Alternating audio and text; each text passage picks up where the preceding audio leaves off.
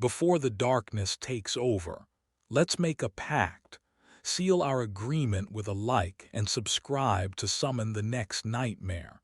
I have silenced the world for you. No interruptions after minute 15. Just you, the rain, and the story. In return, leave a sign of life. Tell me where you are watching from and what time it is in your world. Lock the door, and let's begin.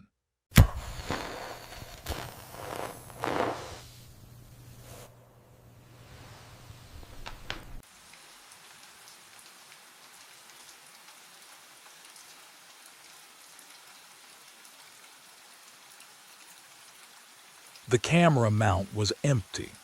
I stood there in the ravine, flashlight beam shaking across the stripped bolts where camera 14 should have been. 90-minute hike through black forest for nothing. My breath fogged in the October cold, pine needles slick under my boots. Then I saw the note, zip-tied to the tree. White paper, my own blocky handwriting. I recognized it immediately. The words made my stomach drop. Don't go home tonight. I'm you from 6 days ahead. Something's waiting. I went home. I didn't make it. Can you imagine reading that? Your own warning from yourself. My pulse hammered in my ears. This had to be a prank. Some hiker found my camera, thought they'd mess with the forest weirdo. But the handwriting, the specific details, 6 days ahead. I read it again, hands trembling, a branch snapped behind me. Close, maybe 20 feet. I spun, flashlight cutting through the dark. Nothing, just trees, shadows layering on shadows. The forest held its breath around me, and I realized how utterly alone I was. No cell signal, no backup, just me and whatever was out there. Another sound, footsteps, deliberate. Hello, my voice cracked.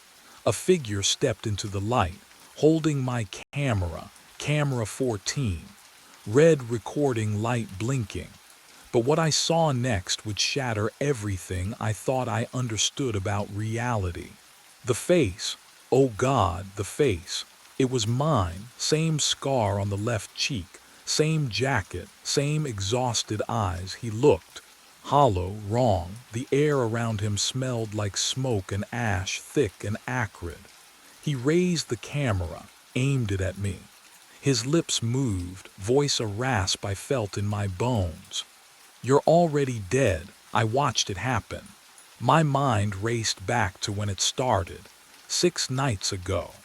The notification chimed at 2:13 in the morning. Camera 14 uploading motion-detected images. I'd rolled over in bed, Vanessa warm beside me, and ignored it. Standard protocol. Wildlife moved at night. By dawn, I'd pulled the files over burnt coffee at my kitchen table. The mug's heat bled into my palms as I opened the first image. A figure, standing at the ravine's edge, 70 yards from the camera. Hiker, I told myself, lost. But the timestamp read 3:17 in the morning. No headlamp, no visible gear. The next night, another upload, same figure, 50 yards now, closer, third night. 30 yards, the resolution sharpened. I could make out a jacket, dark. Familiar cut, fourth night, 20 yards, I zoomed in. My hand trembled against the trackpad. The figure wore my jacket, the navy one with the torn pocket from last season. Same build, same stance. But what I saw on the 5th night changed everything. 15 yards from camera 14, close enough for facial features. I enlarged the image until pixels fractured across my screen. The scar on the left cheek, the exact angle of the jaw, the hollow eyes staring directly at the lens. It was me, same clothing, same everything. down to the boots I'd worn that very day. My breath caught. Cold sweat prickled down my spine. I scrolled to the sixth upload, received just hours before I'd driven out to check the site. The image stopped my heart, not the forest, not the ravine. My living room, door open, someone entering, timestamp 6 days ahead, October 21st, 9:47 at night, the exact time I always came home.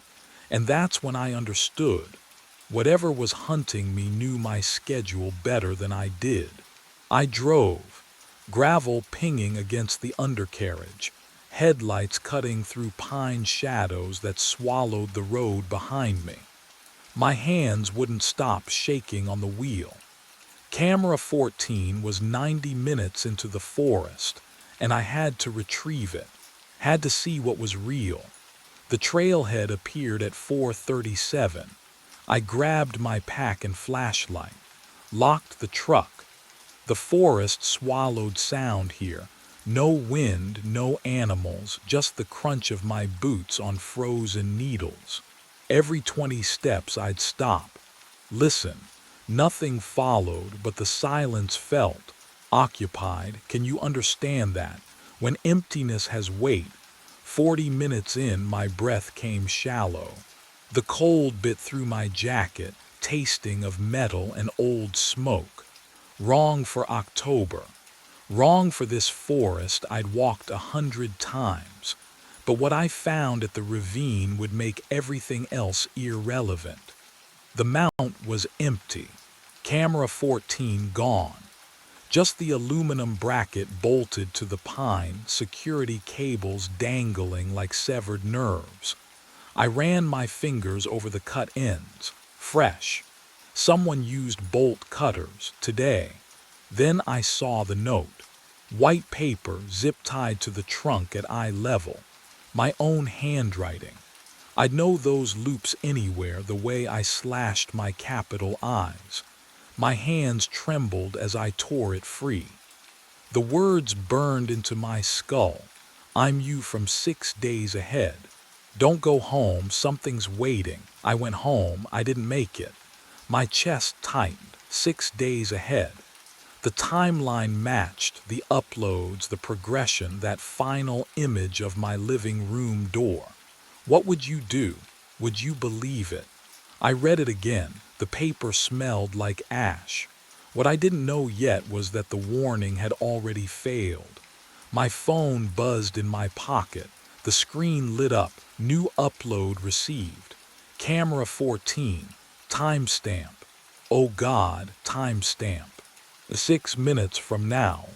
I didn't look up from my phone. That saved me. The air shifted behind me. A rush of movement, and I threw myself sideways as hands. My hands, the same calloused fingers, grabbed for my throat. I hit the ground hard. Pine needles bit into my palms. The figure crashed down on top of me, and the smell hit me like a fist. Smoke. Ash. Wrong, he was me. Exact weight. Exact reach. We grappled in the dirt, silent except for our breathing, identical rhythms fighting against each other.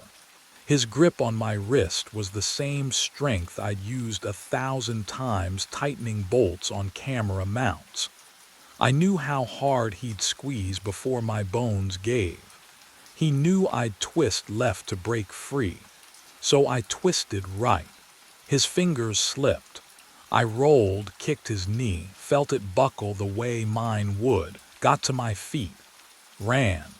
The ravine opened before me, steep and black between the trees. I didn't think, just moved. Branches whipped my face. Roots tried to trip me. Behind me, footsteps.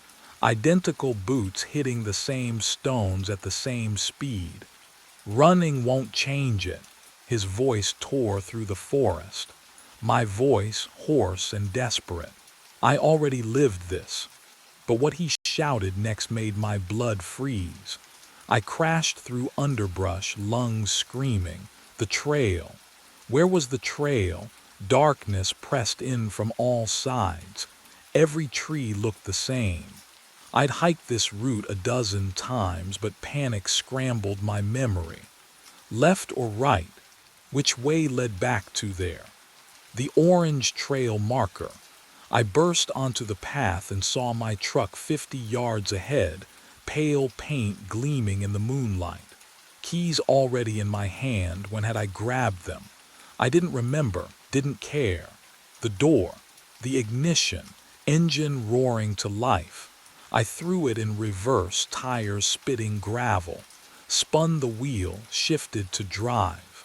The truck lurched forward down the fire road, and only then did I look back. He stood in the middle of the road, motionless. Camera 14 raised to his face, red light blinking, photographing me. What would you do? Would you floor it and never look back? Or would you already know, deep in your bones, that the shutter sound echoing through the pines was the sound of fate closing around you? I drove faster. The figure shrank in my rearview mirror but never moved. Just stood there, watching, recording. My hands shook on the wheel. I could still smell the ash on my clothes where we'd touched. A smell that shouldn't exist yet, a smell from 6 days ahead when something burned. The road twisted through the forest. I took the turns too fast, branches scraping the truck's sides. But no matter how many miles I put between us, I couldn't shake the certainty settling into my chest like ice water. He'd let me go. He'd already known I would run. He'd watched himself do it 6 days ago, and he'd photographed my escape anyway. Because whatever came next required documentation. The camera always captured what mattered. My phone lay on the passenger seat, screen dark. I didn't want to check it. Didn't want to see if camera 14 had uploaded again. Something new, something further ahead in the timeline. But my eyes kept drifting to it, waiting for the notification light to pulse. What would the next photo show? I was 20 minutes from the ranger station when my phone finally buzzed. The screen lit up. One new upload. Camera 14. Timestamp. 72 hours from now. And the preview image that flashed across my screen made me swerve hard enough to nearly leave the road. The ranger station's lights burned yellow through the trees. I yanked the wheel right, tires spitting gravel as I skidded into the empty lot. My hands wouldn't stop shaking. The phone sat in the cup holder, screen dark now, but I'd seen the preview image, just a glimpse before I'd swerved. Enough to know it was getting worse. I stumbled through the door. Hank looked up from his desk, coffee mug halfway to his lips. The station smelled like burnt grounds and pine cleaner, and something else. Something faint, like ash carried on wind that shouldn't be blowing indoors. "Breslin," he set the mug down, "you look like hell." Camera 14. My voice came out raw. There's someone in the forest. He looks exactly like me. He had the camera, he knew. Whoa. Slow down. I'm not crazy. Was I? The uploads, 6 nights of photos. The figure approaching is me, Hank. Same clothes, same scar. And the last photo shows my house 6 days ahead and trail cam malfunction. Hank leaned back in his chair, and it creaked in a way that felt wrong, delayed, like the sound arrived a heartbeat after the movement. Happens all the time. Lens flare creates doubles, or some pranksters messing with you. This isn't a prank. Then what is it? His eyes held no belief, only pity. You've been out there alone too long. Vanessa's been saying, don't. I cut him off. Just don't. But what could I say that wouldn't sound insane? What would you do if your supervisor looked at you like you'd already lost your mind? My phone buzzed. New upload received. I pulled it from my pocket. The screen felt ice cold against my palm, colder than it should have been. Hank was talking, something about mandatory psych evals and taking time off, but his words dissolved into static as I opened the file. The timestamp read 72 hours ahead. The photo showed this room, this exact office, empty. Hank's radio on the desk, microphone cord dangling, papers scattered across the floor, and on the tile beside the filing cabinet, a dark pool that could only be blood. I looked up. Hank was still sitting there, coffee mug raised again, alive and annoyed and completely unaware. The camera knew what was coming. It had already seen it happen, and I was utterly, terrifyingly alone. But the next upload would arrive even sooner than I thought. I dialed Vanessa the moment I hit the gravel road. My phone pressed cold against my ear, hands shaking so badly the truck swerved twice before I steadied the wheel. One ring, two, three. "Come on," I whispered. "Please." Voicemail. Her voice bright and professional. I hung up, tried again. Same result. My chest tightened. She always answered, always. Even during shifts, she'd text back within minutes. I drove past the ranger station turnoff, heading toward our house instead. The headlights carved tunnels through darkness, trees blurring into black walls on either side. What would you do if someone showed you proof that the people you loved were already gone? Would you go home anyway? I parked a quarter-mile out and killed the engine. The walk through the tree line felt endless, every snap of a twig beneath my boots too loud, too exposed. Our house emerged through the pines, a warm glow against the night, lights on in the living room. Kitchen too. Movement flickered past the window, a shadow crossing from left to right. Someone was home. I crouched at the edge of the clearing, pulse hammering in my throat. The television played through the glass, canned laughter from some sitcom Vanessa never watched. Her purse sat on the kitchen counter, keys beside it.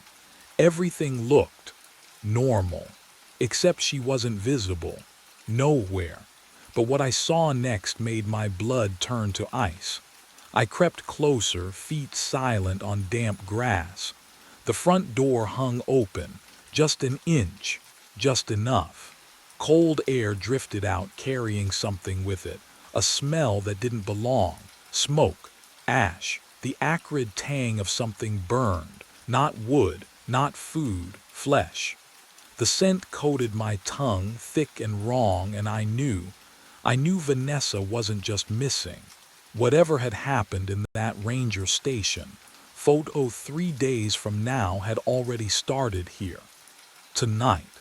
I pushed the door wider, metal grip cold against my palm.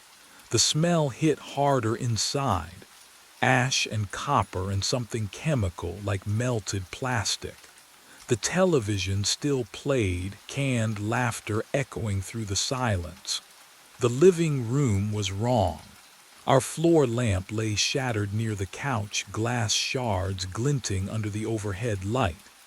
The armchair we'd bought last spring, overturned, one leg snapped clean off. Dark droplets trailed across the hardwood. Blood. Small spatters at first, then larger, leading toward the hallway. "Vanessa!" My voice died in the stale air. I followed the trail. Each step the floorboards creaked beneath me. The sound felt obscene in the quiet. Can you imagine it? Walking through your own home, hunting for your wife's body. The blood led to our bedroom door and stopped. I shoved it open. Empty bed. sheets pulled back like she'd just risen, her phone on the nightstand, screen dark, closet door hanging open.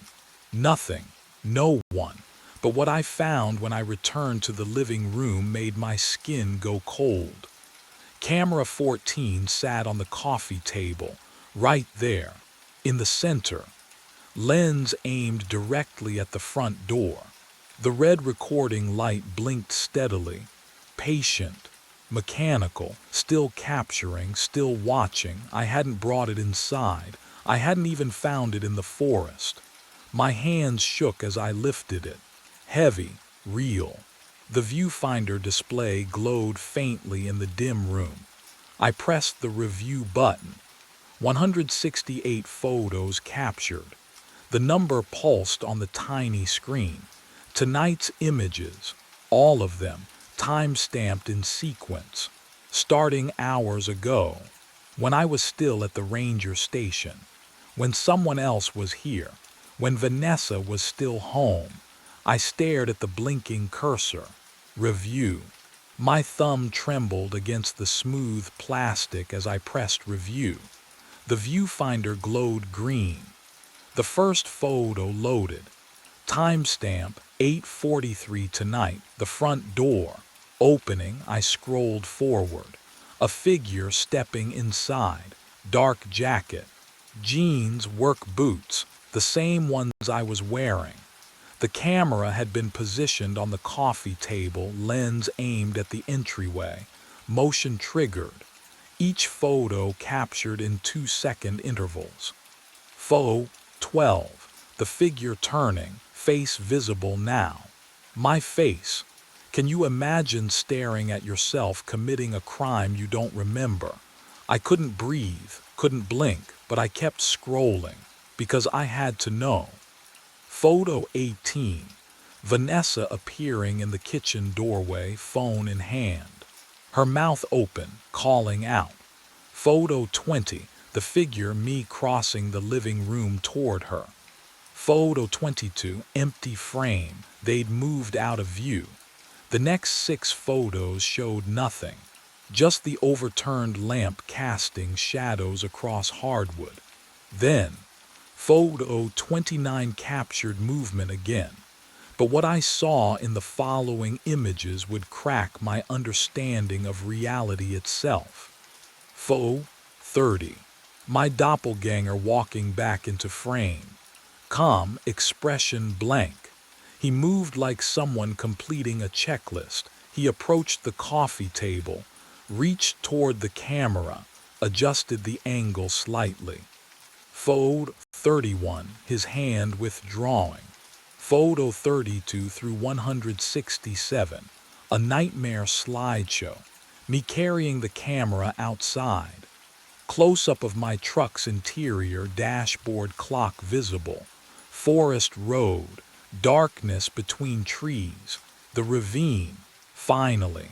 The empty mount where camera 14 had been zip-tied. Where I'd found the note.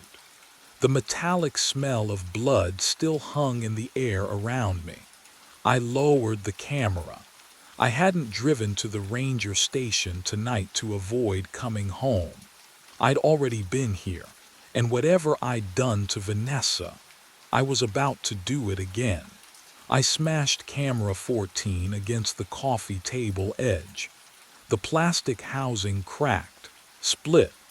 The lens shattered, tiny glass fragments scattering across hardwood.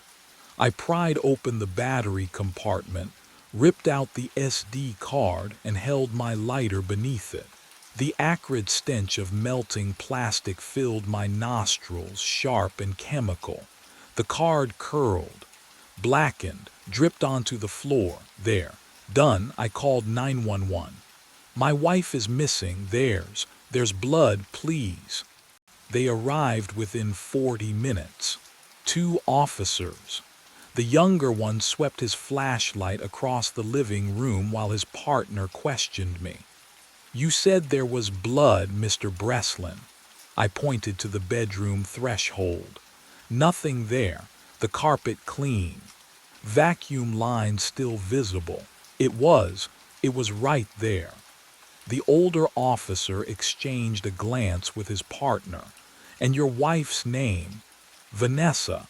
Vanessa Breslin. She's a nurse at St. Mary's. She wouldn't just, sir. He tapped his notepad. Our records show she checked into a hotel in Portland yesterday afternoon. Left a note on your kitchen counter. What note? What would you do if everyone insisted you were wrong about your own life? But what I discovered 3 days later made the missing blood seem trivial. I checked the counter. There it was. Vanessa's handwriting. Needs some space. Don't call. I didn't remember seeing it. Days blurred after that. I'd find myself standing in rooms with no memory of entering. Meals half-eaten. My phone showing calls I didn't recall making. Then I woke in my truck, engine running, headlights cutting through dawn mist. The forest road stretched ahead, familiar and wrong. I looked down. Camera 14 sat intact in the passenger seat, red light blinking, and the SD card, unmelted, unmarked, was slotted firmly inside. I woke with dawn light slicing through the pines, camera 14 heavy in my lap. The ravine stretched below me. Steep, familiar, wrong. My hands were coated in ash. The smell, smoke, and something chemical, burnt plastic, clung to my jacket like a second skin. I had no memory of driving here. 6 days. That's how long the loop had said. 6 days between the photo and the event. I tried to count backward, but the hours had blurred together like wet ink. Meals I didn't remember eating. Conversations I couldn't recall. Vanessa's voice on the phone, distant, pleading, then nothing. The camera's red light blinked, still recording, through the trees, movement. A figure hiking uphill toward the empty mount where camera 14 should have been. Same navy jacket, same deliberate gait, same scar catching the early light. Me, 6 days ago. Can you imagine watching yourself walk toward your own destruction? I wanted to scream, to warn him, to run, but my legs wouldn't obey. The loop had its own gravity now, pulling me forward like current dragging a drowning man deeper. I watched my past self reach the tree. Confusion flickered across his face, my face. He found the note zip-tied to the bark. Read it. His hands trembled, but what happened next wasn't a choice anymore. I stepped from the shadows, camera 14 raised. His head snapped toward me. Recognition. Horror. The exact expression I'd worn 6 days ago. Or was it 6 days from now? Time had lost meaning. I opened my mouth. The words came automatically as if I'd rehearsed them 1,000 times before. You're already dead, I whispered. I watched it happen. His eyes widened. He stumbled backward. Therefore, I lunged forward, not because I wanted to, but because I already had. The loop closed around us both like a fist. I was the doppelganger now. The warning, the inevitable. And somewhere, 6 days ahead, another version of me was waking up, beginning again. The phone rang at 2:38 a.m. I reached for the handset, the plastic cold against my palm, and the fluorescent lights above me hummed their usual lullaby.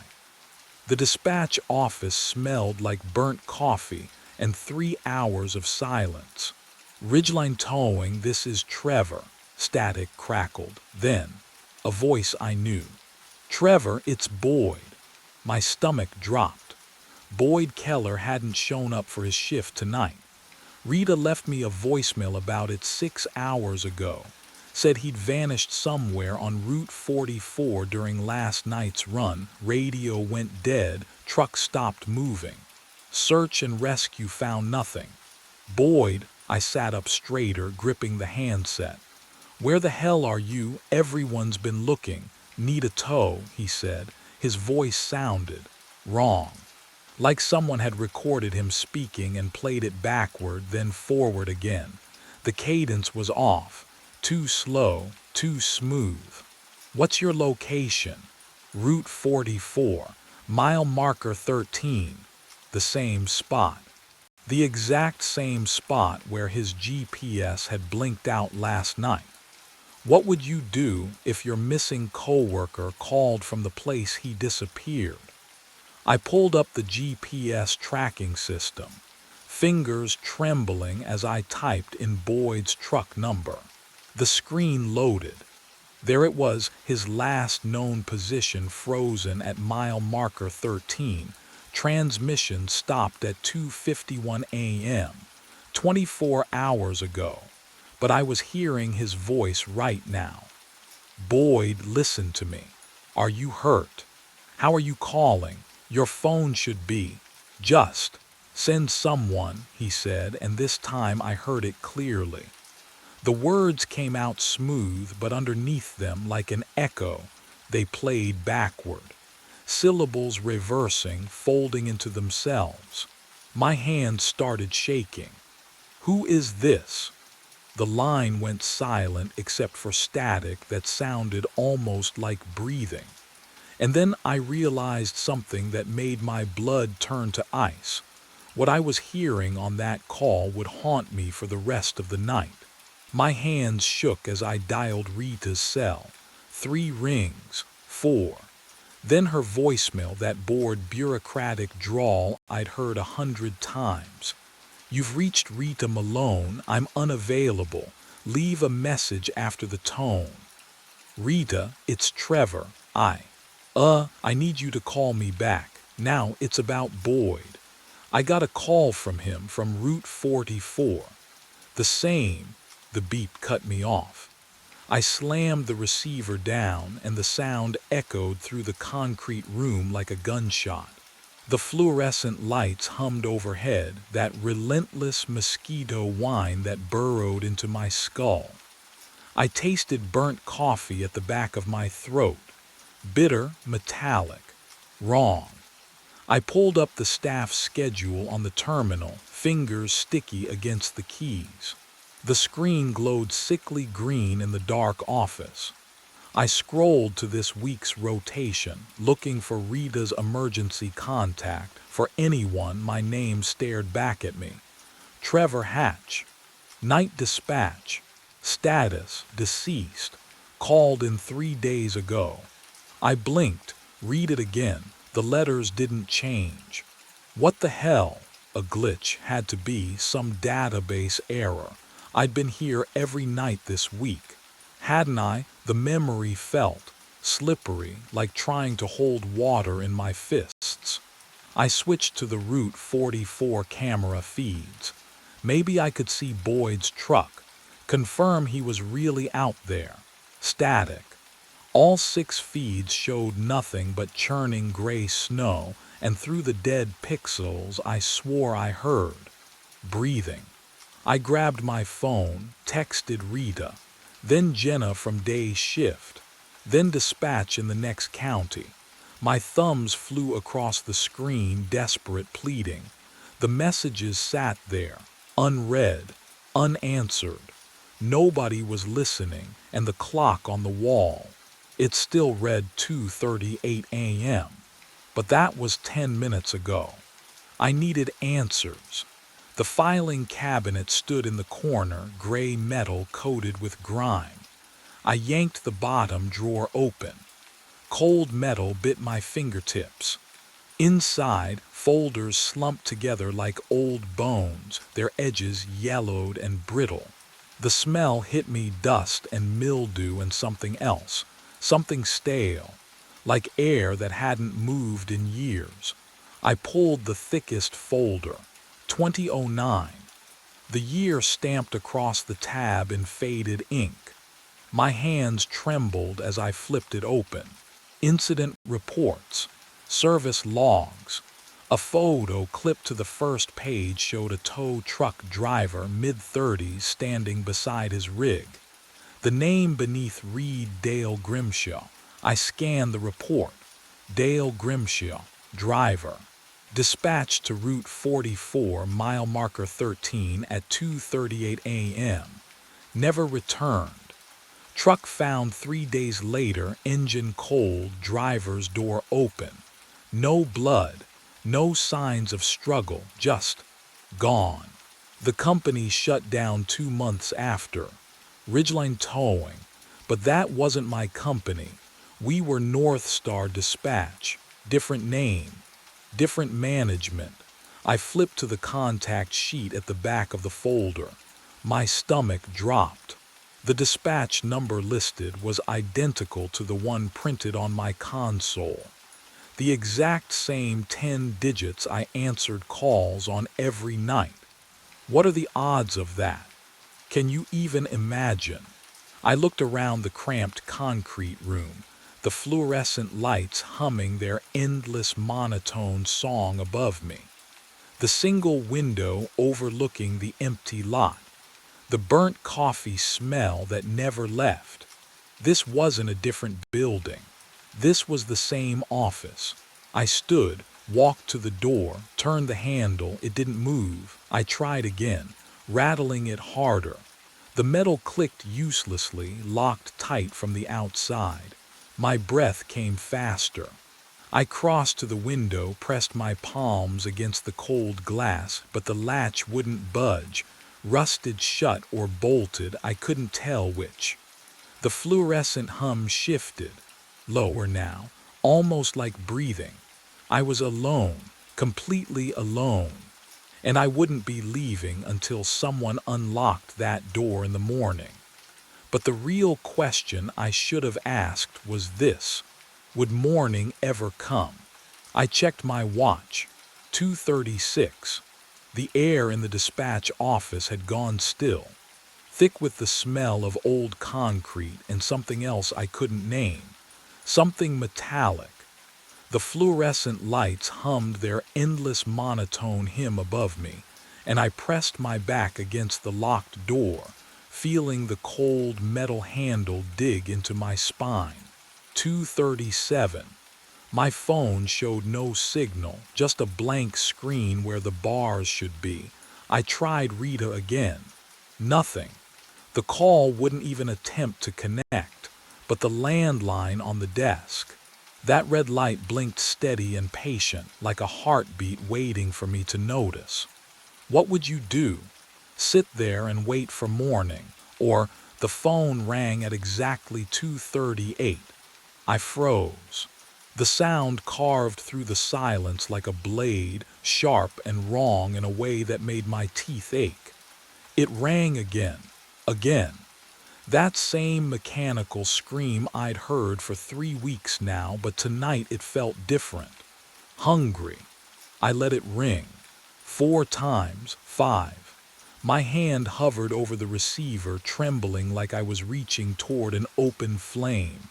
But what choice did I have? I answered, static first, then a voice. Slow, deliberate, stretched thin like old tape played at the wrong speed. I've been waiting, my breath caught. The voice wasn't Boyd's, it was older, tired beyond measure. You sent help, the voice continued, each word separated by too much silence. It never came, Dale Grimshaw. I didn't send anyone, I whispered. I wasn't even. You were always here, Trevor.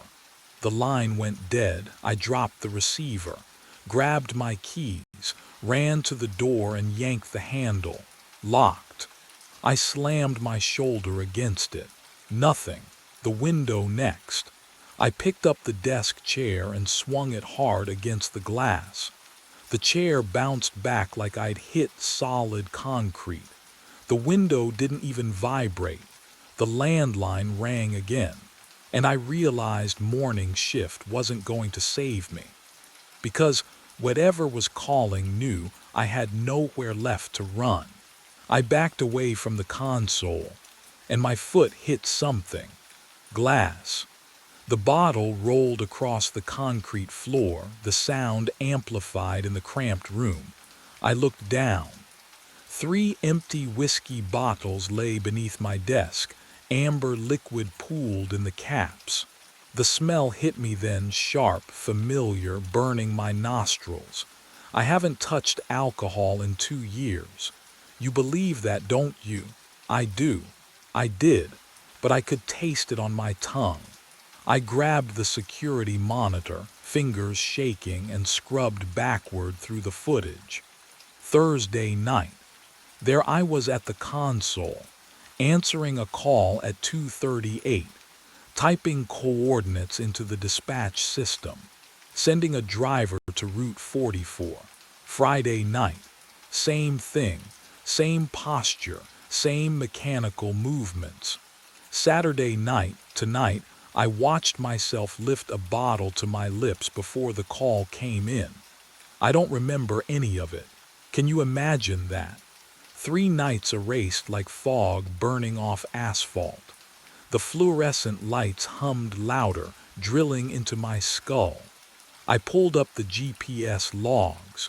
Boyd's truck stopped transmitting at 2:51 a.m. So did Friday's driver. And Thursday's, all at mile marker 13. All at the exact same second, like their batteries died simultaneously. Or something else did. But what I found next made my blood freeze. My phone's GPS history showed I'd driven there too. Last night. My car sitting idle at mile marker 13 for 17 minutes before returning here. I stared at my hands. No cuts. No dirt under my fingernails. Nothing to prove I'd left this room. The landline rang again, and this time I heard something underneath the static. Breathing. Multiple voices inhaling in perfect unison. The breathing stopped. Then they spoke. Trevor.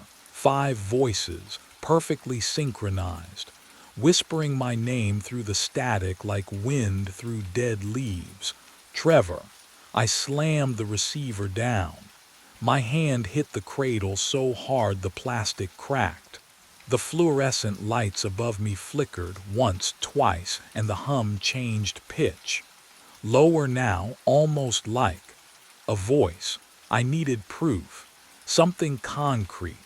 Something that would make sense of the footage, the GPS logs, the 3 nights I couldn't remember.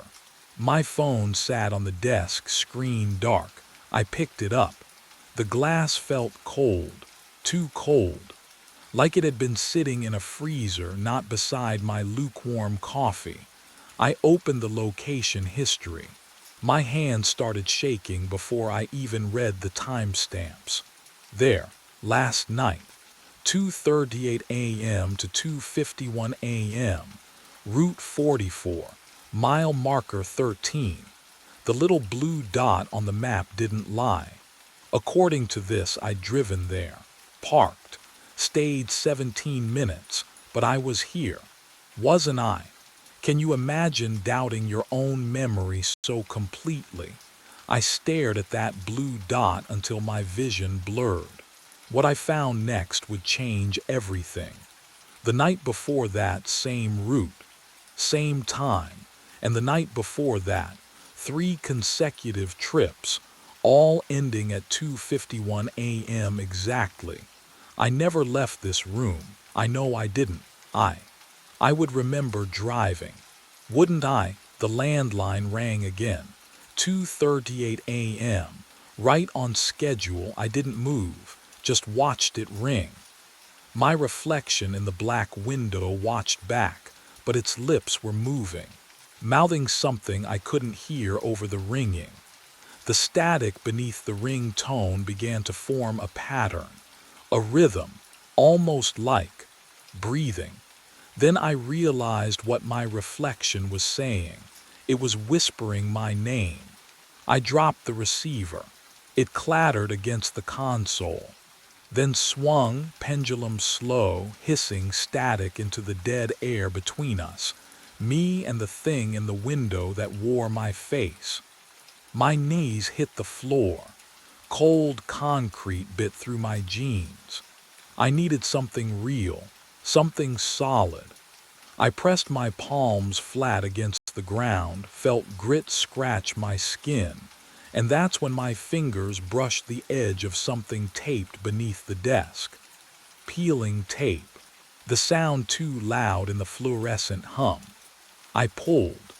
A photograph slid free, corners yellowed, surface glossy under the buzzing lights.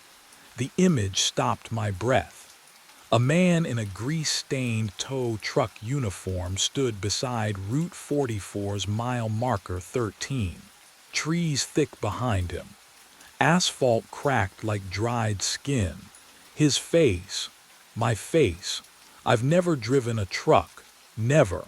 My hands have only known keyboards and coffee mugs and the smooth plastic of this console. But there I was, or someone wearing my face was squinting into camera flash, one hand resting on a truck's dented fender. The timestamp in the corner read October 5th, 2009. Can you imagine finding yourself in a photo from 16 years ago? A photo you don't remember. But that wasn't what made my stomach twist. Scrawled in blue ink across the bottom, in handwriting I didn't recognize. The date was 3 days ago. 3 days ago. The fluorescent lights flickered. Once. Twice. The window glass reflected them back at me, and in that strobing darkness I saw my reflection turn its head, independent of my body, and mouth 2 words I felt rather than heard.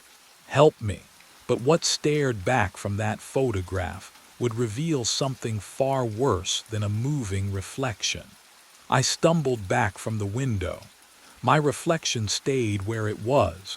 The static from the console changed.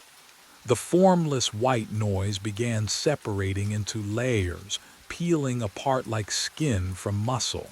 Frequencies I'd heard for 3 weeks suddenly aligned into something coherent, numbers crackling through the hiss. 44.273, 73.189. Coordinates.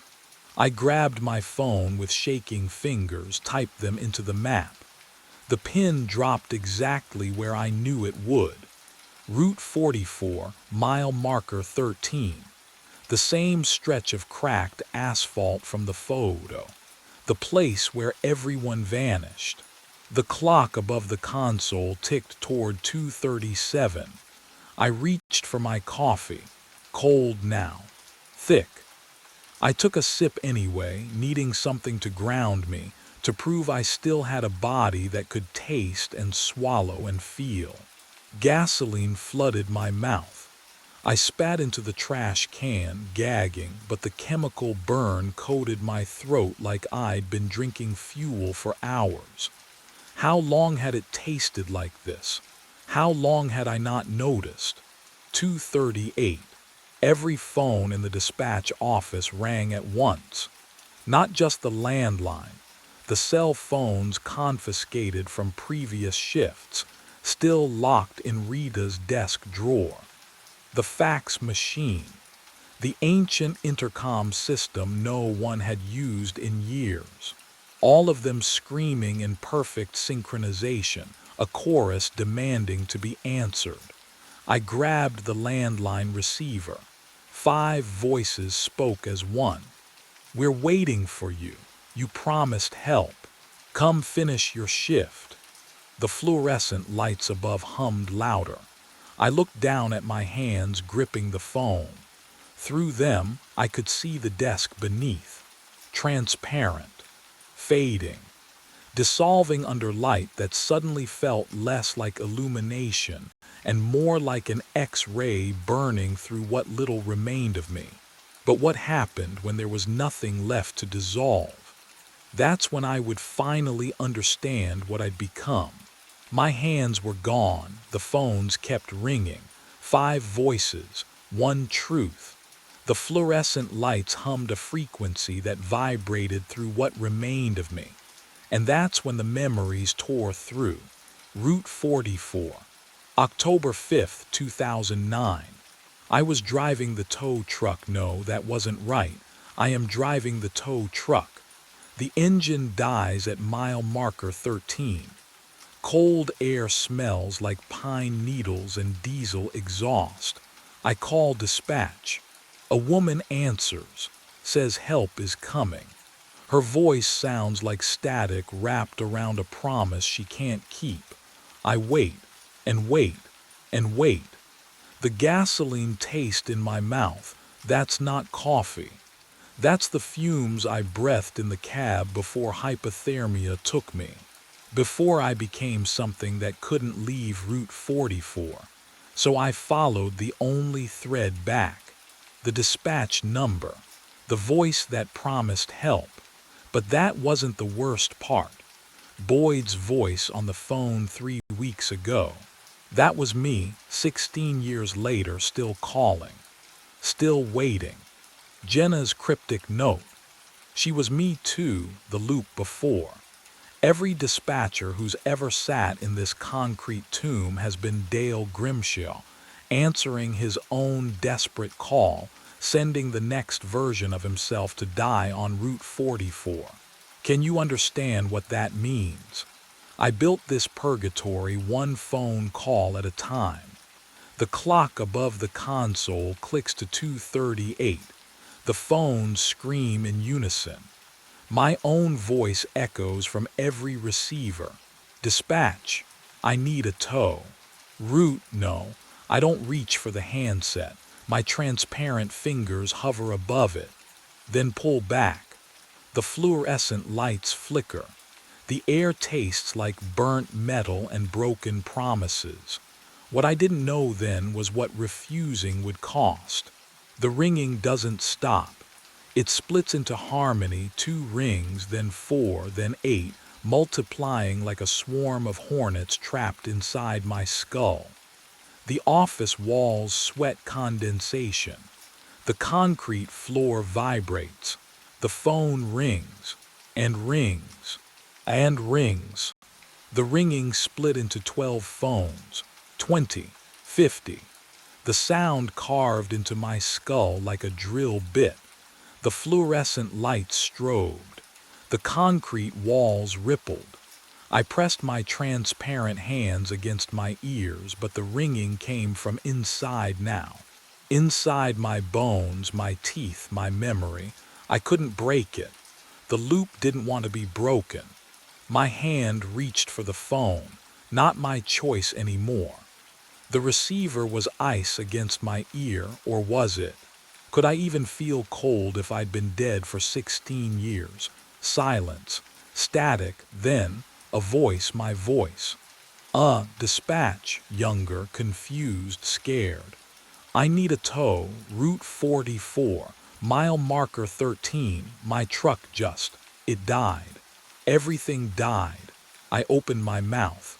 Nothing came out. Hello, is anyone there, please? I've been waiting so long. What would you do? Lie to yourself. Promise help that never comes. Help is coming, I whispered.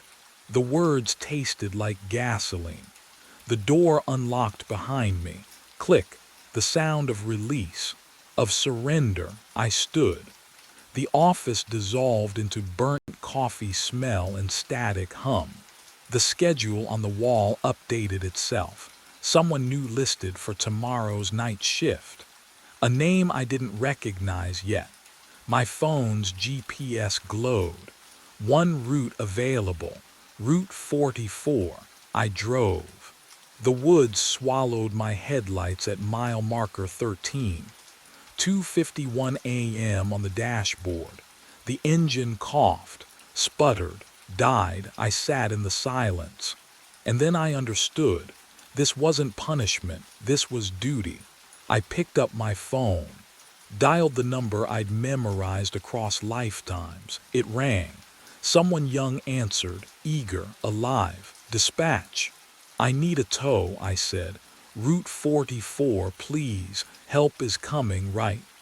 Help is coming, they promised. I waited in the dark. The camera feed shows nothing but concrete and shadow. 2:21 a.m. My coffee's gone cold in the cup, ceramic rough against my palm. The office hums with fluorescent persistence.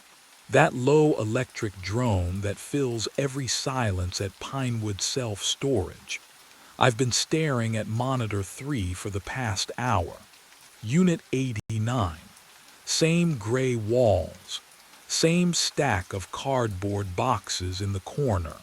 Same empty 10 by 10 space that shouldn't make my chest tight. The motion alarm has triggered every night for a month now, always at 2:22. Sharon says it's faulty wiring, tells me to ignore it, but here I am, watching, waiting. The burnt coffee smell stings my nostrils. I lean closer to the screen. 2:22.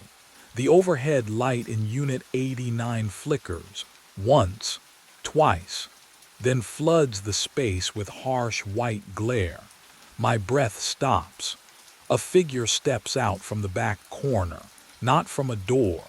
The concrete wall behind him is solid. I can see it clearly on the feed. He just emerges, like he'd been standing there in two-dimensional space, wearing my jacket, the brown canvas one with the torn left pocket. My boots, steel-toed, scuffed at the heel. He's holding my flashlight, the heavy mag light I keep on my belt. I glance down. It's still there, clipped to my hip, cold and real under my fingertips. But what happened next made my stomach drop. The figure walks toward the camera. Slow, deliberate, boots scraping concrete with each step. I can almost hear it through the silent feed. He stops directly beneath the lens, tilts his head up, and stares, not at the camera, at me. His face fills the monitor, every detail sharp, every feature familiar, because I'm looking at myself. My hand fumbles for the phone. It rings once before I realize. Who exactly am I planning to call? I didn't call anyone. Instead, I pulled up the archive. My hands were shaking as I clicked through folders, each labeled by date. The mouse felt slick under my palm, sweat, I realized. The office smelled like stale air and old coffee. I started with last week. Wednesday, 2:22 a.m. The timestamp flickered on screen. And there he was, walking from the back corner, wearing my jacket. Tuesday, same thing. Monday, the week before, every single night. The pattern stretched back, and back, and back. What would you do? Keep watching, or stop before you found something worse? I kept watching. 30 nights of footage, 30 identical appearances at 2:22 a.m. exactly.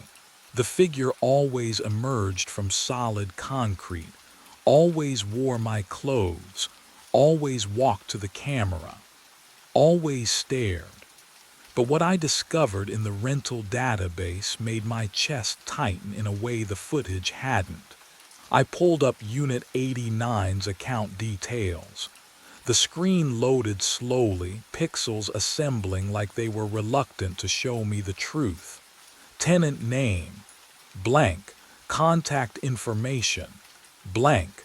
Emergency contact, blank. Autopay active. I clicked the payment history.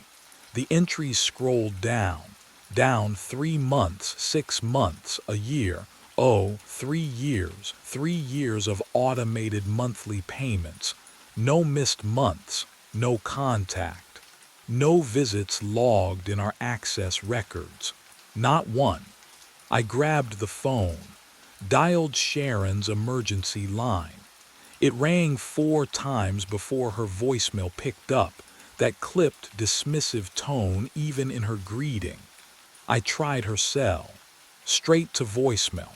I tried the regional office number. The line was dead. I went to the filing cabinet, pulled the drawer marked lease agreements. My fingers walked through the tabs. Unit 87, Unit 88, Unit 90. No Unit 89. The folder didn't exist. Sharon had told me she'd check the records, but there were no records to check. There never had been. And that's when I understood someone had erased every trace of whoever rented that unit. Or something was making sure I could never find out who they were. I stood outside Unit 89 at 2:18 a.m., master key cold against my palm. The erased records meant someone wanted this tenant invisible. Therefore, I had to see what they were hiding. The lock clicked open. The door swung inward on silent hinges. I stepped inside and the smell hit me first, cardboard and concrete dust, but underneath something else. Stale air that hadn't circulated in years. My flashlight beam swept across the space. Cardboard boxes lined both side walls, stacked 3 high, their surfaces filmed with dust thick enough to write in. 10 by 10.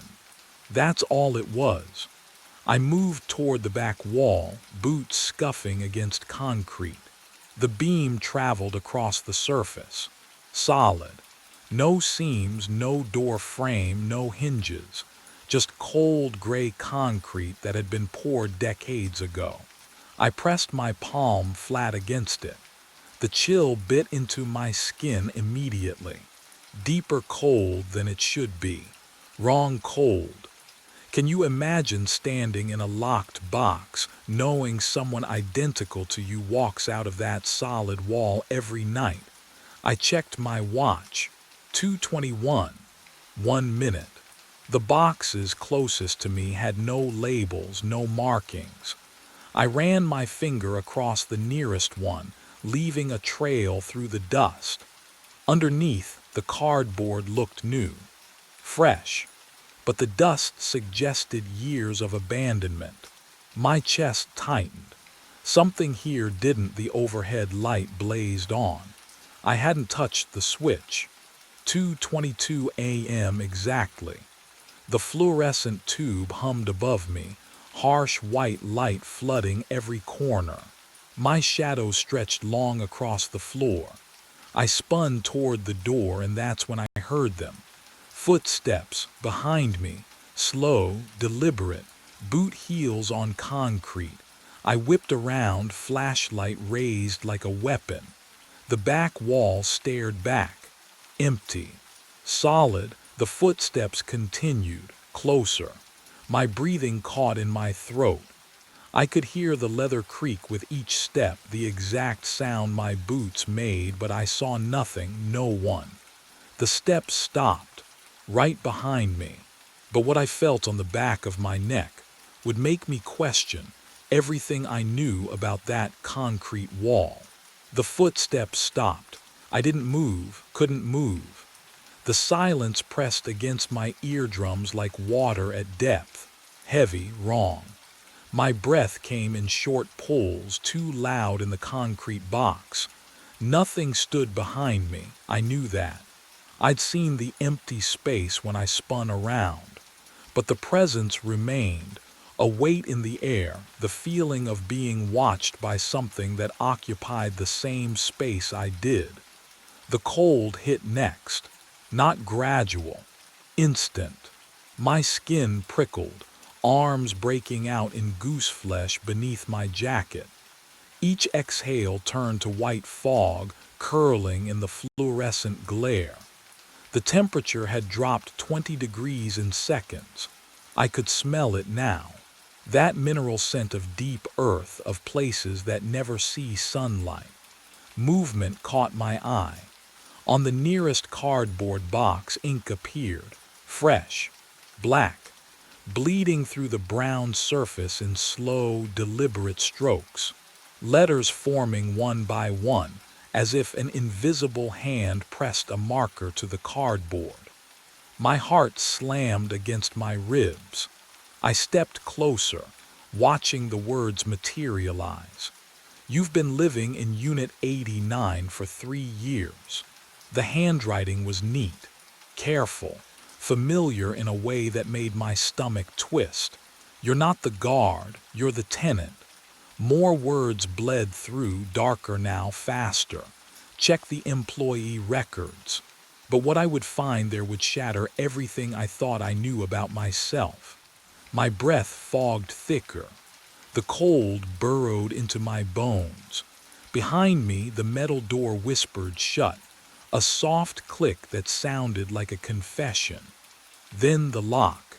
One clean metallic snap. I turned. The door was sealed, and something in the corner began to move. I didn't wait for whatever moved in that corner. I slammed into the door, shoulder first. The metal shrieked against the frame, but the lock held. My breath came in short bursts, fogging the air in front of me, fog that hung there too long, refusing to dissipate. I hit it again, again. The sound echoed through the concrete box, and beneath it I heard something else. Footsteps shuffling closer behind me. The lock gave. I stumbled into the hallway, fluorescent lights buzzing overhead. A half-second delay between the sound and the flicker, like the building itself was out of sync. My boots pounded against the concrete floor as I ran. Every corner I turned looked identical. Every hallway empty. Can you imagine that kind of silence? The kind that presses against your eardrums like water. But what I found in the office would make the silence seem merciful. The filing cabinet sat against the back wall, same as always. My hands shook as I yanked open the employee drawer. Cross, Ethan. The folder was thin. I flipped it open on the desk under the flickering monitor light. Hire date, October 5th, 3 years ago. The same date stamped on Unit 89's rental agreement. My stomach dropped. I turned the page, and there it was.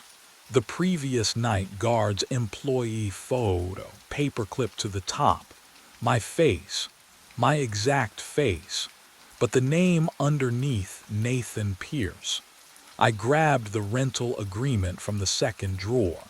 The signature at the bottom was unmistakable. Those loops, that slant, my handwriting, I'd signed it 3 years ago. The monitor behind me flickered. All 12 camera feeds blinked to black simultaneously. Then one by one they came back on. And that's when I saw what was waiting in the other units. The monitors flickered back to life, and Unit 34's alarm screamed. The sound tore through the silence, high and piercing, the kind that makes your teeth ache. I spun toward the wall of screens, fingers already reaching for the feed controls, and froze. On camera 34, a figure stood motionless in the center of the frame, wearing my jacket, my boots. Standing the way I stand when I'm thinking, weight shifted to the left, hands loose at my sides. The overhead light carved shadows across a face I'd seen in the mirror every morning for as long as I could remember. My face. The alarm from Unit 57 joined the chorus before I could breathe. Then Unit 112. The shrill electronic wail layered into something that felt like screaming, like the building itself was trying to warn me. I punched up the feeds with shaking hands. Unit 57, another me, this one closer to the camera, staring directly at the lens with eyes that didn't blink. Unit 112, standing in profile, perfectly still like a photograph come to life. Can you imagine seeing yourself like that? Not in a mirror, not in a reflection, but standing separate, breathing in spaces you've never been, watching you through glass and wire. What I saw next changed everything.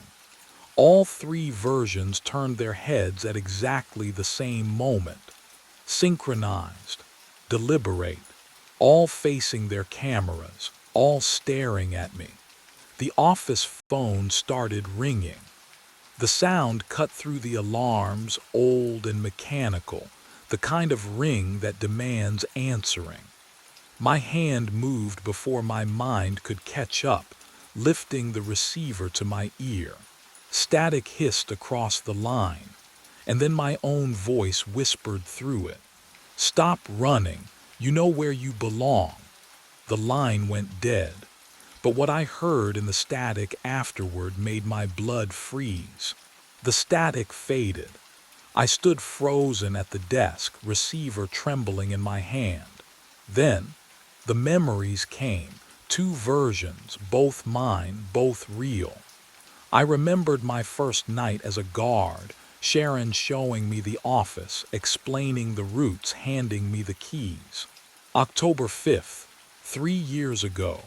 But I also remembered arriving as a tenant that same night, unloading cardboard boxes from my truck, stacking them in Unit 89, the overhead light humming, never leaving.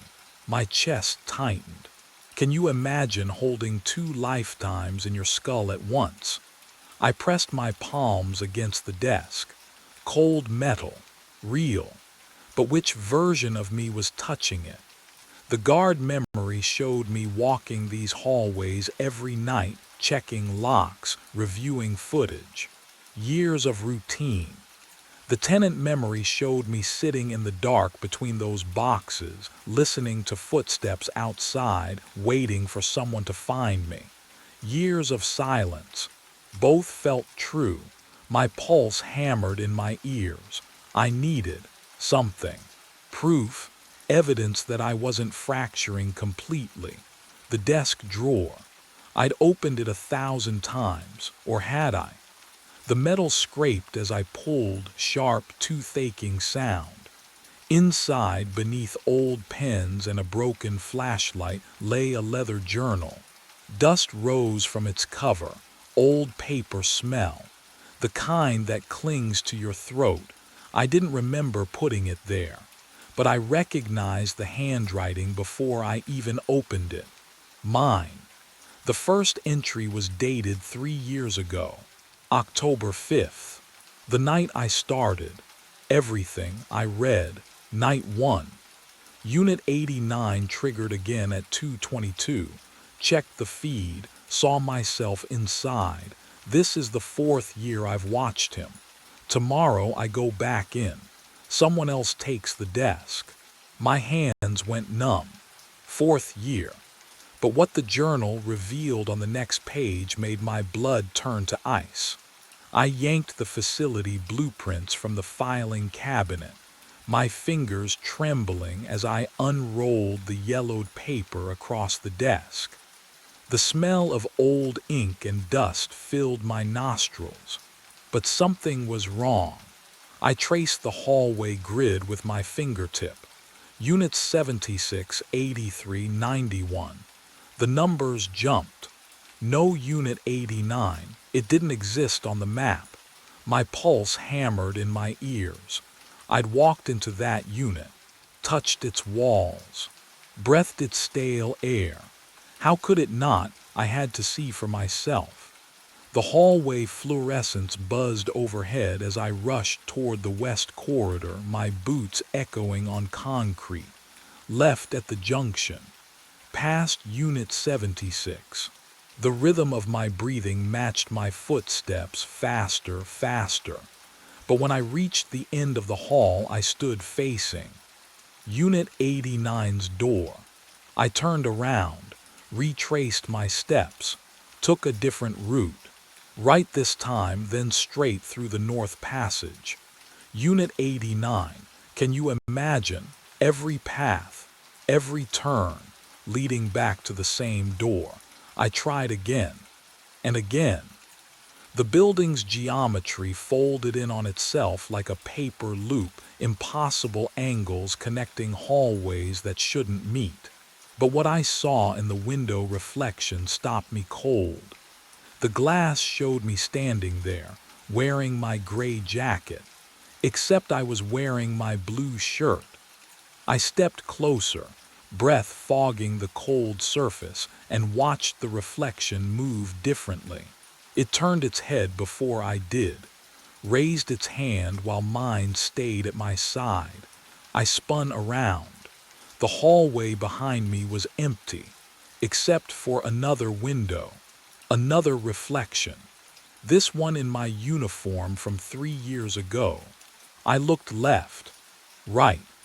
Every window, every glass surface showed a different version of me, standing in positions I wasn't standing in, wearing clothes I'd forgotten I owned. And that's when I understood the building wasn't looping. I was existing in all the loops simultaneously. I ran. Gravel sprayed beneath my boots as I tore across the parking lot toward my truck, keys already in my hand, trembling fingers. The door handle was cold, so cold it burned, but I yanked it open and threw myself inside. Engine, turn the key. Go. The headlights carved 2 tunnels through the darkness, illuminating the woods at the lot's edge. I slammed the accelerator. The truck lurched forward, tires spitting stones against the undercarriage in a metallic hail. The tree line rushed toward me and stayed exactly where it was. I pressed harder. The speedometer climbed, 20, 30, 40. But the woods remained frozen in the same position, like a photograph held just out of reach. My heart hammered against my ribs as I glanced at the GPS mounted on the dash. 0.0 miles per hour. The coordinates hadn't changed. What would you do if the world stopped moving around you but you kept going? I spun the wheel. The truck fishtailed, pivoted. I aimed back toward the access road, but the gravel stretched endlessly in every direction now, a gray ocean that rippled and reformed. 5 parking spaces. That's all there should be. Instead, the lot had become something vast and impossible, swallowing distance itself. But what I hadn't realized yet was that distance wasn't the problem. The clock on the dash blinked. 1:59 a.m., 210, 221, 222. The truck vanished. I was sitting at my desk, the office. The monitor wall glowed in front of me, security feeds flickering across 12 screens. My coffee sat exactly where I'd left it, still warm, the steam curling upward in lazy spirals that smelled like burnt grounds and rust. On screen 4, Unit 89, I stared. A figure sat at a metal desk inside the unit facing a monitor. He wore my jacket, my posture. His hand hovered over a coffee cup. He was watching me. What happened next made my blood freeze. We both turned. Simultaneously. The exact same motion. The exact same angle. 2 bodies moving as one across the distance between us.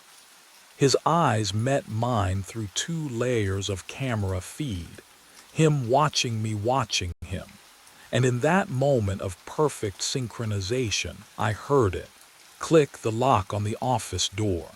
The lock on Unit 89's door, both turning. At exactly 2:22 a.m., the lights went out, complete, total, the kind of darkness that pressed against my eyes like cold water. I heard breathing. Close, too close. We never leave Unit 89. My voice, not an echo, not a recording, my voice. Speaking from the space beside me. We just take turns. The air temperature dropped so fast my lungs burned. I felt the words more than heard them, vibrating through the desk surface under my palms. Tonight you go back inside. I wanted to run. My legs wouldn't move, couldn't move, because somewhere deep in the fog of my fractured memory I knew I'd already said these exact words before. The monitor flickered back to life, a pale blue glow casting the only light in the office. My hands looked gray in its wash. Dead hands. On the screen, Unit 89's door stood open, and I watched myself walk toward it. Not the me sitting frozen at this desk, but another me, wearing my jacket, my boots, moving with my gait. He stepped over the threshold without hesitation, without looking back. The door closed behind him with a soft metallic click that echoed through the speakers. The lock turned, but what happened next made my blood turn to ice. Because on a different monitor, the one showing the security office, I saw the chair I was sitting in. Empty, just an empty chair slowly rotating as if someone had just stood up. Then I heard footsteps behind me, my own footsteps, walking away. The office door opened, closed. I sat at the desk. My hand reached for the cold coffee cup. The monitors glowed steady. Unit 89 showed a figure standing motionless inside, staring at the camera. At 2:22 a.m. tomorrow night, the alarm would trigger again, and I would watch myself walk into Unit 89. Because we never leave. We just take turns guarding each other. Someone slid into the booth across from me. I didn't look up, not right away. I was staring at the clock above the counter, 4:42 a.m., watching the second hand drag through mud. 5 minutes left. 5 minutes until 4:47 when the article said I would die. The article that appeared on my laptop 3 nights ago. The one with metadata showing it was created 3 weeks in the future. I heard him breathing first. Slow. Steady, the fluorescent lights buzzed overhead, that electrical hum that never stops in diners like this. My cold coffee sat untouched, a ring of condensation spreading across the formica table. The air smelled like burnt coffee and bleach. His hands came to rest on the table, fingers splayed, pale. No, not pale, gray. And cold. I could feel the temperature drop from across the booth like someone had opened a freezer door. What would you do? If you knew the exact moment of your death, would you show up anyway? I did. I came back to the Nidal Diner for 3 nights straight, reading that impossible document over and over. Heart attack. 4:47 a.m. Booth 7. I memorized every word, searching for a way out, but what I found instead, what the article didn't mention, was who I'd be sitting with when it happened. The stranger shifted. Vinyl creaked under his weight. I kept my eyes on my laptop screen, watching my reflection in the black glass, and his reflection behind it. Hollow eyes, skin the color of old newspapers, a face that shouldn't exist.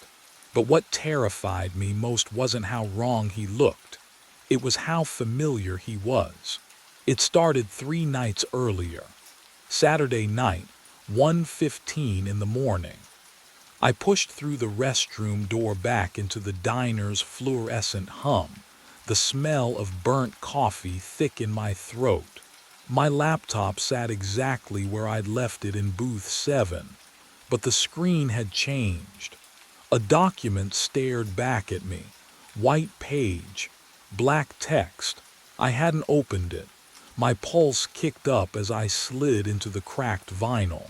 The cold seeped through my jeans, colder than it should have been. I scanned the diner. Empty booths stretched toward the counter. No one. Just Laura wiping down tables near the kitchen, her back to me. I looked down at the screen. The headline made my stomach drop. Local man dies of heart attack at Nidal Diner. I blinked. Read it again. The article continued in clinical detail. Tuesday morning, 4:47 a.m., booth 7. Victim identified as David Marsh. Age 34. My name. My hands shook as I scrolled. The writing was clean, journalistic. It described my clothing, the gray hoodie I was wearing right now.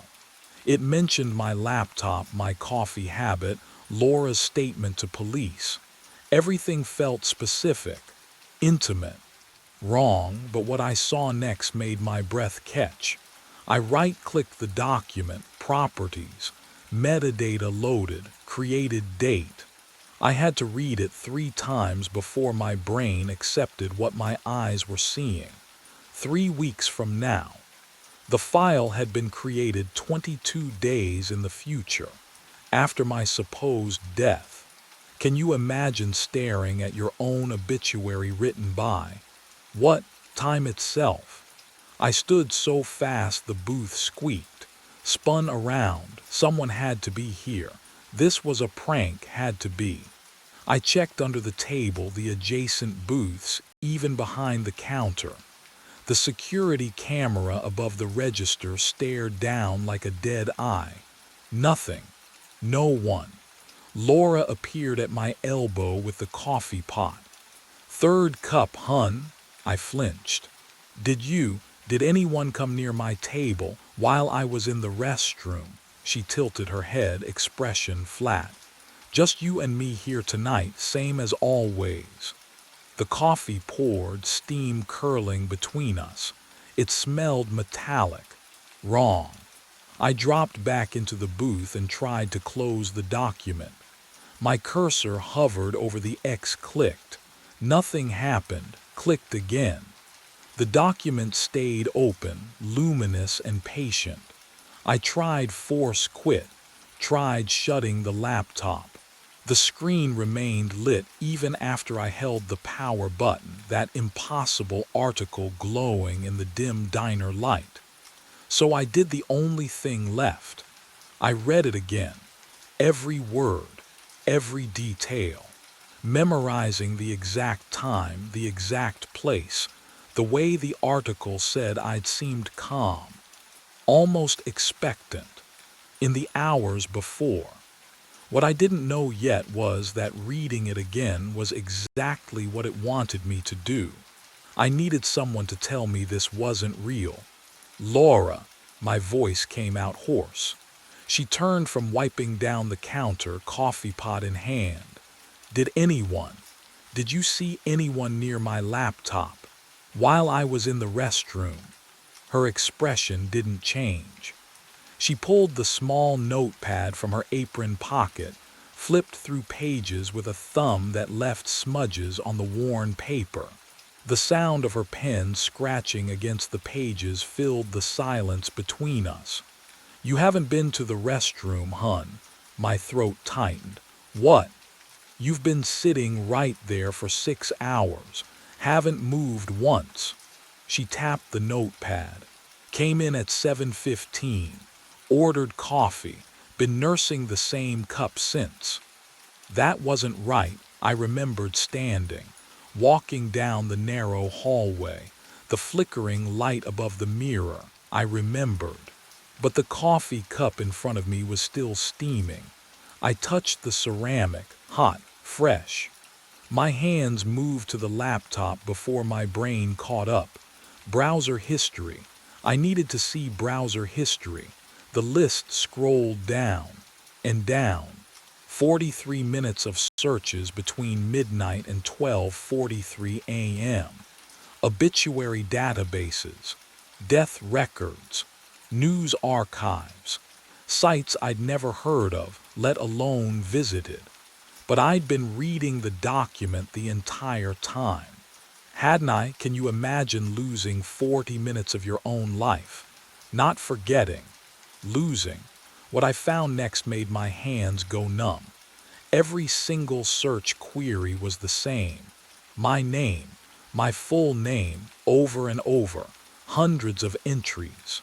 As if I'd been desperately searching for something that hadn't happened yet, or searching for proof I was still alive. The wall clock hummed. Laura poured coffee somewhere behind me. My reflection stared back from the dark laptop screen between browser windows. And behind my reflection was that another face. I stayed home Saturday. Sunday night, I came back anyway. The fluorescent lights hummed the same tired song. Booth 7 still smelled like old vinyl and burnt coffee, and when I slid across the cracked red seat, the leather wheezed beneath me like something dying. My laptop screen glowed pale against the window's darkness. The document was there again, and this time, it had changed. I leaned closer, pulse hammering in my temples. New paragraphs beneath the original death notice. Police suspect foul play in early morning fatality. Surveillance footage recovered from the diner shows the victim arguing with himself minutes before the incident. Authorities have not released further details. Arguing with himself. My eyes flicked upward to the security camera mounted above the counter, its red light blinking steadily. 1, 2, 3 beats of my heart. The lens stared back like a dead eye watching me drown. The coffee cup appeared beside my elbow without warning. 2:30, Laura said, her voice flat as always. She poured exactly to the white line inside the rim, same as every night, same as she always would. The steam curled between us, carrying that familiar bitter smell. "Thanks," I whispered. She walked away. I was alone again. But what I was about to search for would make me wish I'd stayed that way. I opened a new browser tab, my fingers cold against the keys. The cursor blinked, waiting. Can you imagine that moment? When you're about to type your own name into a search engine, knowing something impossible is hunting you through time itself. I typed it anyway, David Marsh. Enter. The results loaded, and the first link. Oh God. The first link was my obituary, posted 3 hours ago. Written in the past tense, but I was still breathing. The fluorescent lights hummed above me, a high-pitched whine that burrowed into my skull. I closed the obituary tab, but the nausea stayed. My hand trembled against the trackpad. The diner smelled wrong tonight, burnt coffee and something metallic, like copper pennies pressed against my tongue. Movement flickered in my peripheral vision. The television mounted behind the counter. I'd never paid attention to it before, but now the blue-gray glow caught my eye. Laura stood beneath it, wiping down the coffee station with mechanical precision, oblivious. The screen showed security footage. Black and white, grainy. Booth 7. I could see myself clearly, hunched over my laptop, fingers frozen above the keyboard, and across from me, oh God, across from me sat someone else. A figure, leaning forward, talking. My blood went cold. I spun around in my seat, vinyl squeaking beneath me. The booth across from me was empty, just cracked red leather and shadows. Nothing. No one. I turned back to the screen, pulse hammering in my ears like fists against a door. On the feed, my lips were moving, answering, having a conversation with. The figure's posture was familiar in a way that made my stomach drop. The tilt of the head, the set of the shoulders. But what I saw next would crack my understanding of reality wide open. The figure shifted, leaning back slightly, and for just a moment, one terrible, crystalline moment, it turned its face toward the camera. My face, hollow eyes, skin like ash, but unmistakably me. Can you imagine seeing yourself from the outside talking to someone who isn't there? Watching your own mouth form words you can't hear. I couldn't breathe, couldn't move. On screen, the other me smiled. Not at the me on the television, but directly at the camera, directly at me. And that's when I realized he'd been waiting for me to notice.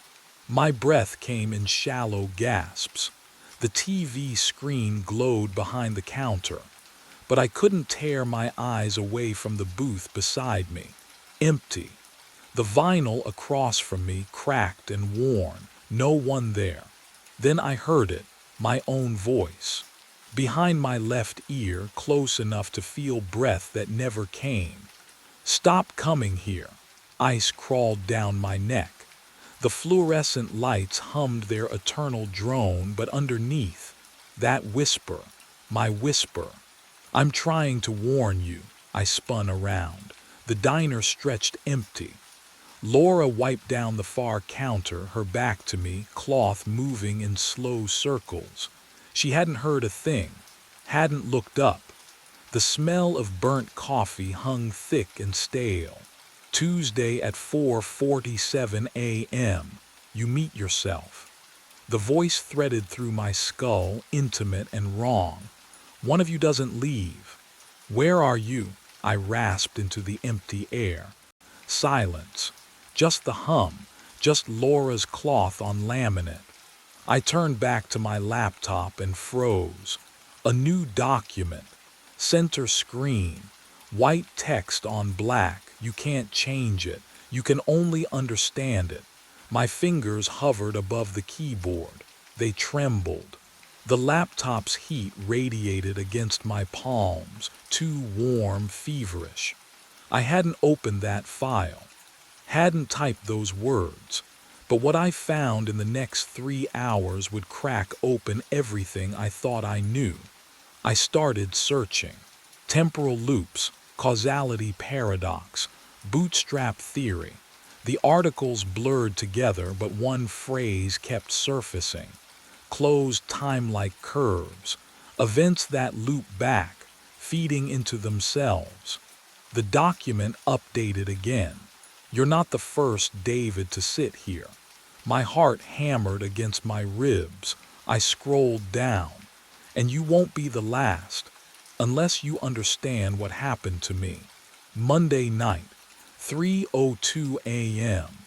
I stared at the clock above the counter, watching the second hand tick forward with mechanical precision. My laptop sat closed in front of me. I couldn't look at it. Not yet.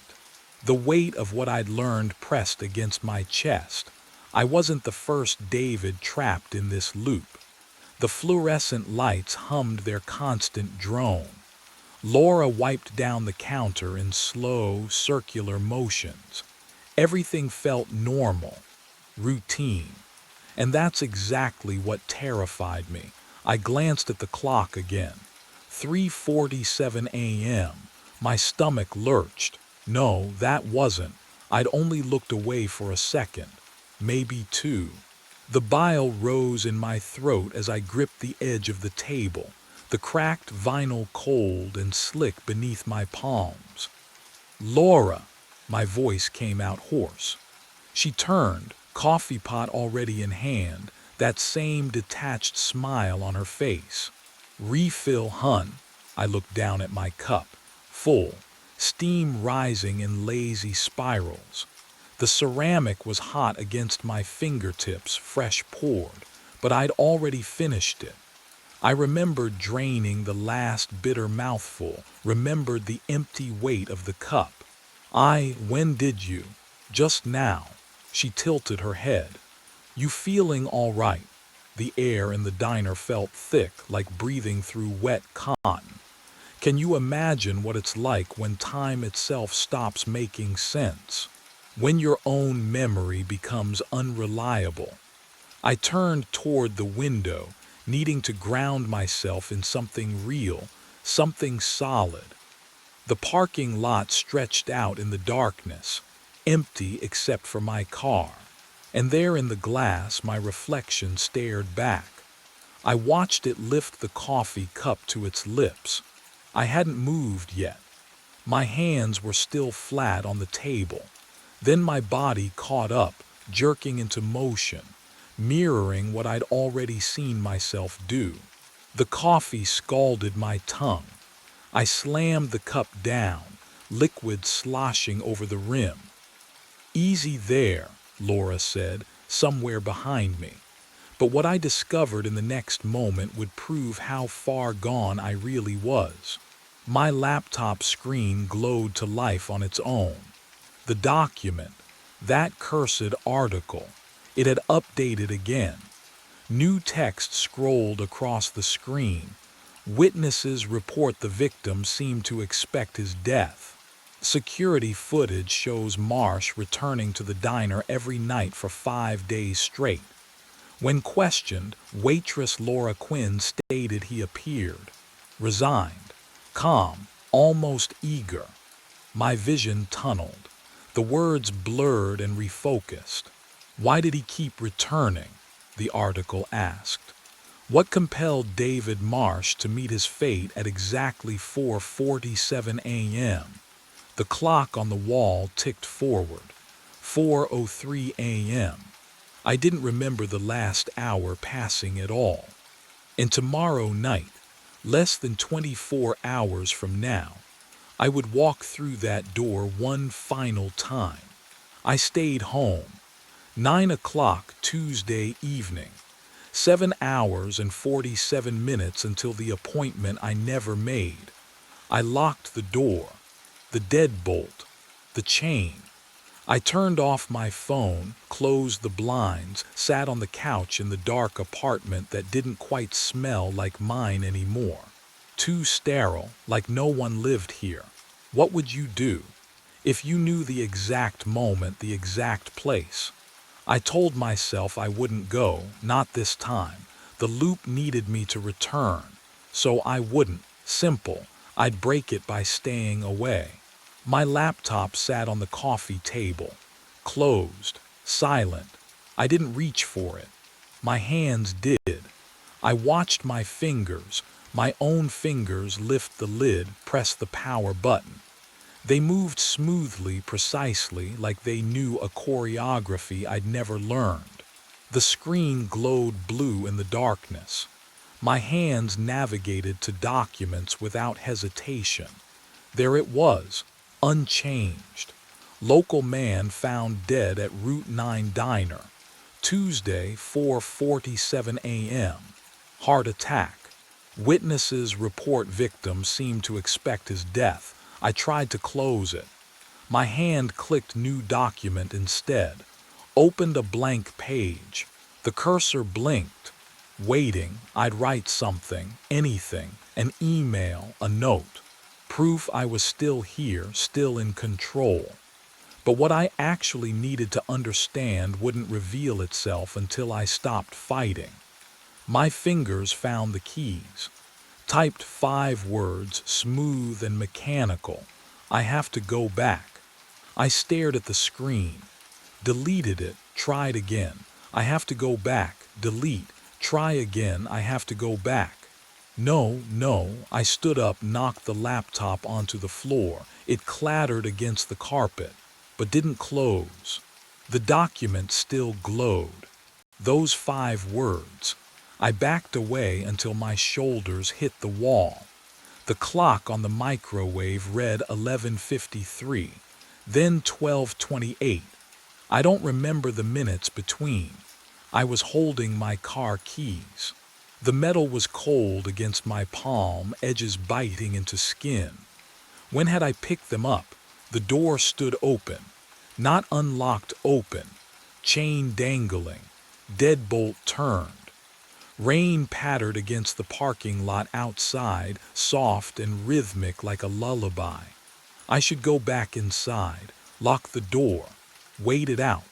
Instead, I walked to my car. My legs carried me smoothly, inevitably. I wanted to scream, but my jaw wouldn't open. I was a passenger in my own body, and maybe I had been for days. The engine started, my hands on the wheel, 10 and 2 exactly right. Windshield wipers swept rain away in steady intervals. The road was empty. Route 9 stretched ahead, slick and black.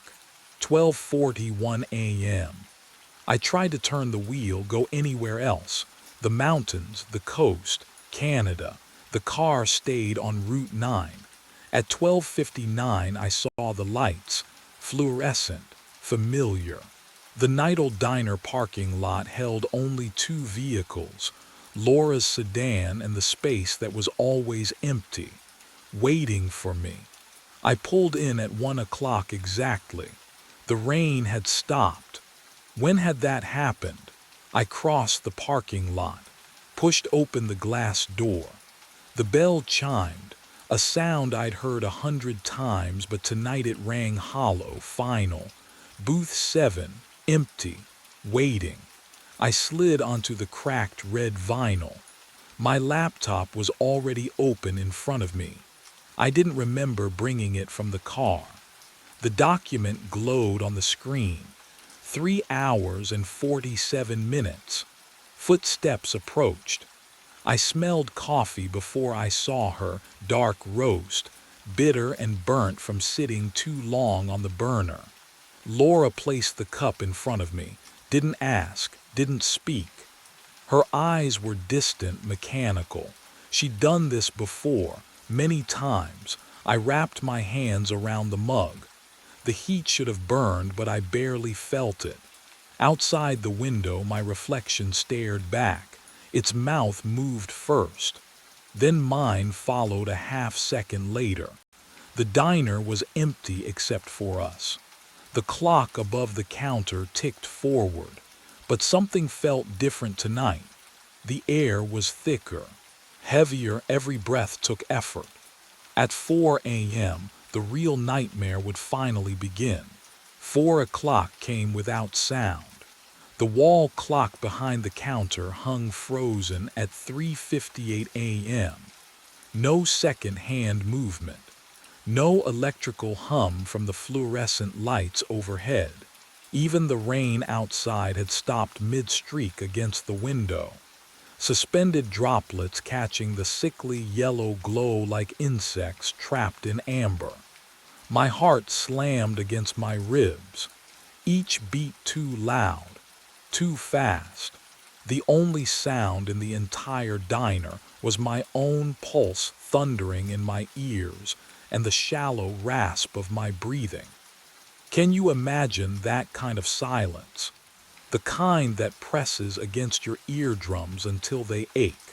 Laura stood motionless behind the counter, coffee pot in hand, eyes focused on nothing, not blinking. I watched her for 30 seconds, counted each one, and she didn't breathe. The steam from the pot had stopped rising. Time hadn't stopped. It was waiting. The coffee in my cup had gone cold. Not lukewarm, ice cold. I touched the ceramic with trembling fingers and felt the chill seep into my bones. When I pulled my hand back, condensation beaded on the outside of the mug like it had been sitting in a freezer. The smell hit me then. Burnt coffee and something underneath it. Something metallic and wrong, like copper pennies left in the rain. I checked my laptop. The document was still there. Heart attack. 4:47 a.m., 7 minutes away. No, 47 minutes. I glanced at my watch, 4 a.m. exactly. But when I looked up at the wall clock again, it read 4 a.m., not 3:58 anymore. The silence stretched and stretched. My breathing echoed too loud in the frozen space. And I realized with creeping horror that I was utterly alone, even with Laura standing 10 feet away. even with my own reflection staring back from the window. But what happened at 4:23 a.m. would prove I'd never been alone at all. The minutes crawled. I tried to move from the booth, tested my legs, my arms. Everything worked. I could stand, walk to the door, but I didn't. Some part of me understood that leaving wasn't an option anymore. The loop had me. At 4:15 a.m., according to my watch, the temperature dropped again. My breath misted in front of my face. Frost began creeping across the window beside me, delicate patterns spreading like veins. At 4:23 a.m., Laura blinked. Just once. Then she turned her head toward me with mechanical precision and smiled. Her lips didn't move right, like she'd forgotten how the expression worked. She set down the coffee pot and walked into the kitchen. The door swung shut behind her with a soft squeak that sounded deafening in the silence. I was alone now, truly alone. The clock ticked forward, 4:24 a.m. The second hand moved, once, twice, then stopped again. My laptop screen flickered. New text appeared beneath the article, typing itself one letter at a time. He's coming. I didn't ask who, I already knew. At 4:42 a.m. exactly, I heard footsteps. Not from the entrance, from the hallway leading to the restroom. Slow, deliberate. The sound of dress shoes on linoleum. The same shoes I was wearing. They stopped just behind me. The vinyl booth across from me creaked as weight settled into it. I couldn't look up. My eyes stayed locked on the coffee mug, on my own white-knuckled hands gripping the table edge. Every instinct screamed at me to run, but my body wouldn't obey. David, my name in my own voice, but wrong, flatter, emptier, like a recording played through a broken speaker. I forced my eyes up. The face looking back at me was mine. Same jawline, same crooked nose I broke in college, same scar above the left eyebrow, but the eyes were hollow. Not figuratively, literally hollow. Sunken deep into gray skin that looked waxy and cold. The texture of something that had been dead for days. His lips were bloodless. When he smiled, I saw my own teeth, but they looked too white against the corpse gray of his gums. "You kept the appointment," he said. His hand reached across the table. I watched my own fingers, long and thin, pianist's fingers my ex-wife used to call them, extend toward me. The nails were clean, no wedding ring, just like mine. But when his fingertips brushed the back of my hand, they were ice cold. Not cold like the coffee, cold like a body pulled from a freezer. "Now I can explain what happened 3 weeks ago," the other David said, his hollow eyes never blinking. "When I sat where you're sitting," he leaned forward, the smell of copper pennies intensified. Underneath it I caught something else, formaldehyde and rot. "You want to know how you die?" he whispered. "You already have. This is just the moment you realize it."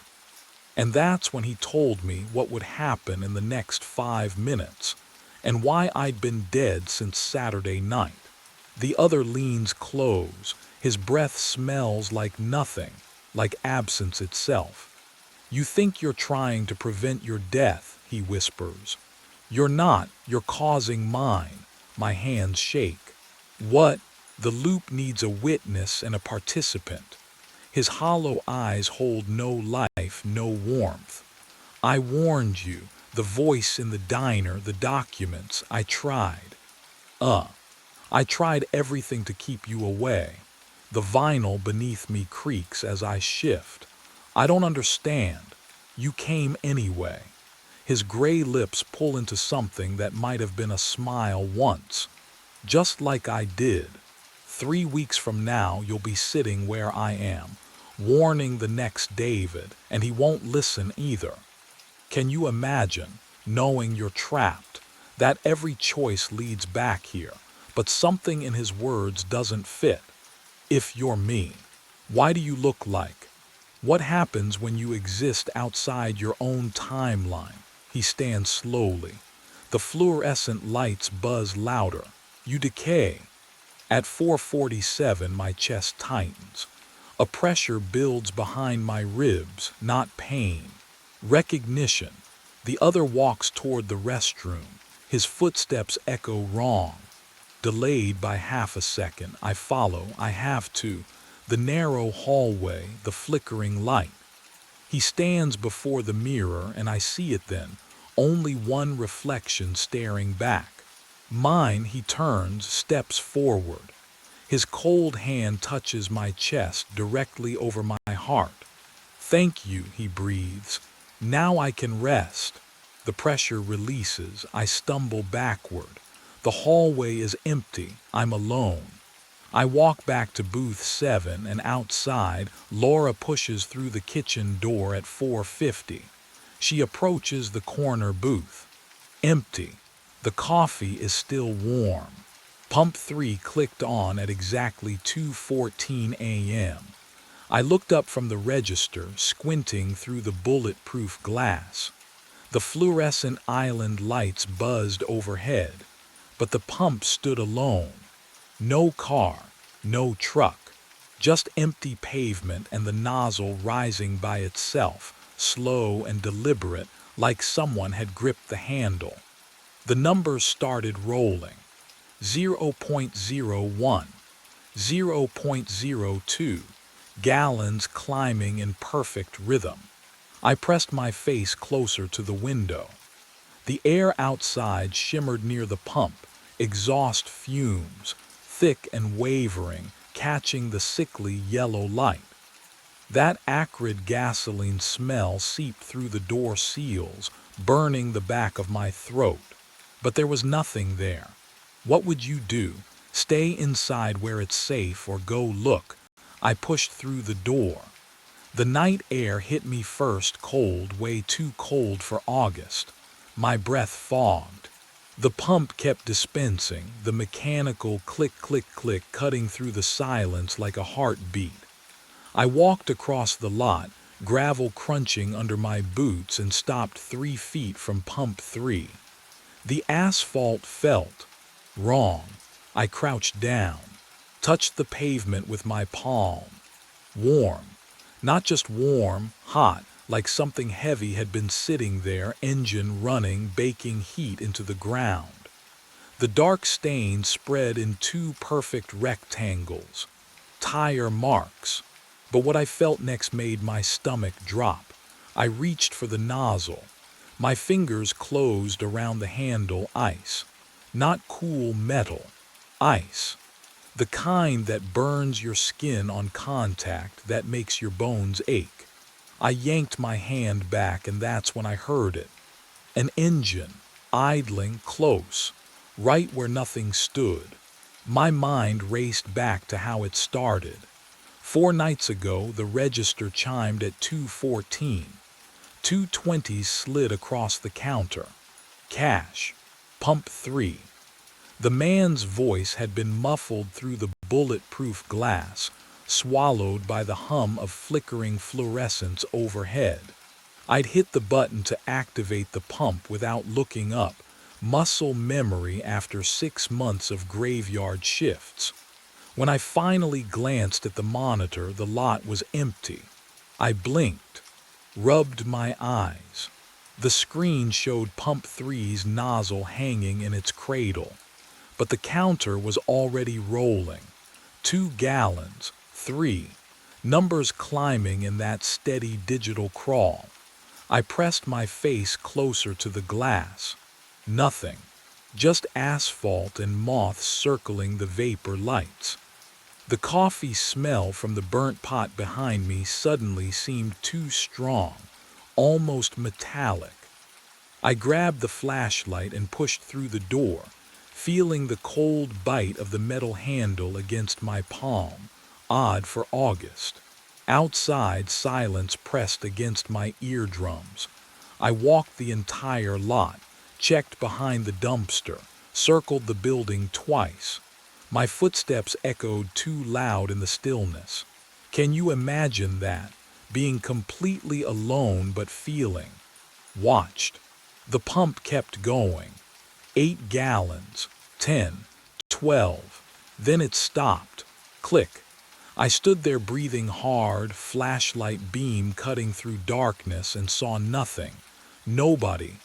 The nozzle hung perfectly still in its cradle like it had never moved. But the register showed 12 gallons dispensed. 8 minutes exactly. I logged it as a system glitch. What else could I do? I went back inside, locked the door, and told myself equipment fails sometimes. Old stations, old wiring. What I didn't know yet was that it would happen again the next night, and the night after that, always at 2:14, always pump 3. 3 nights, same time, same pump.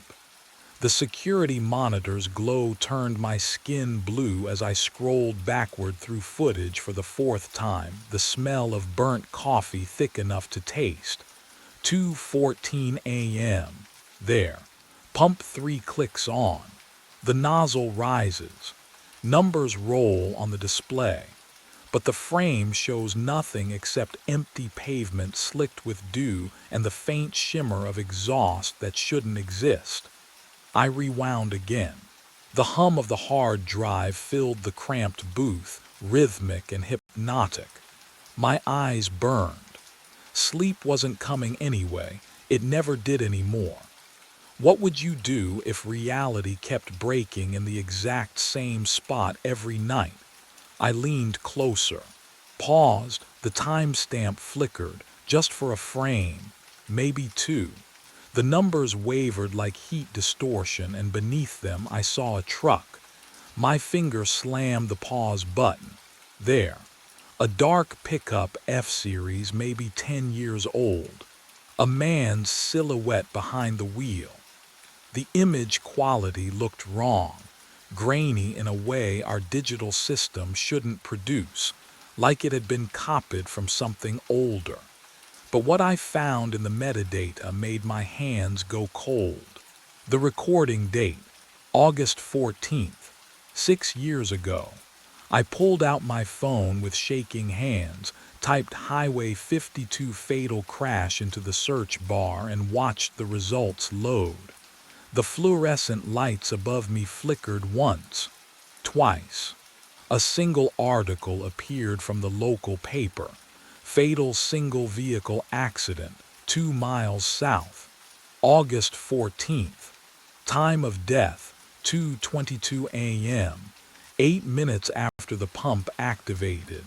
8 minutes that stretched between whatever was happening outside and the moment a man named Roy Tennant died on impact at Dead Man's Bend.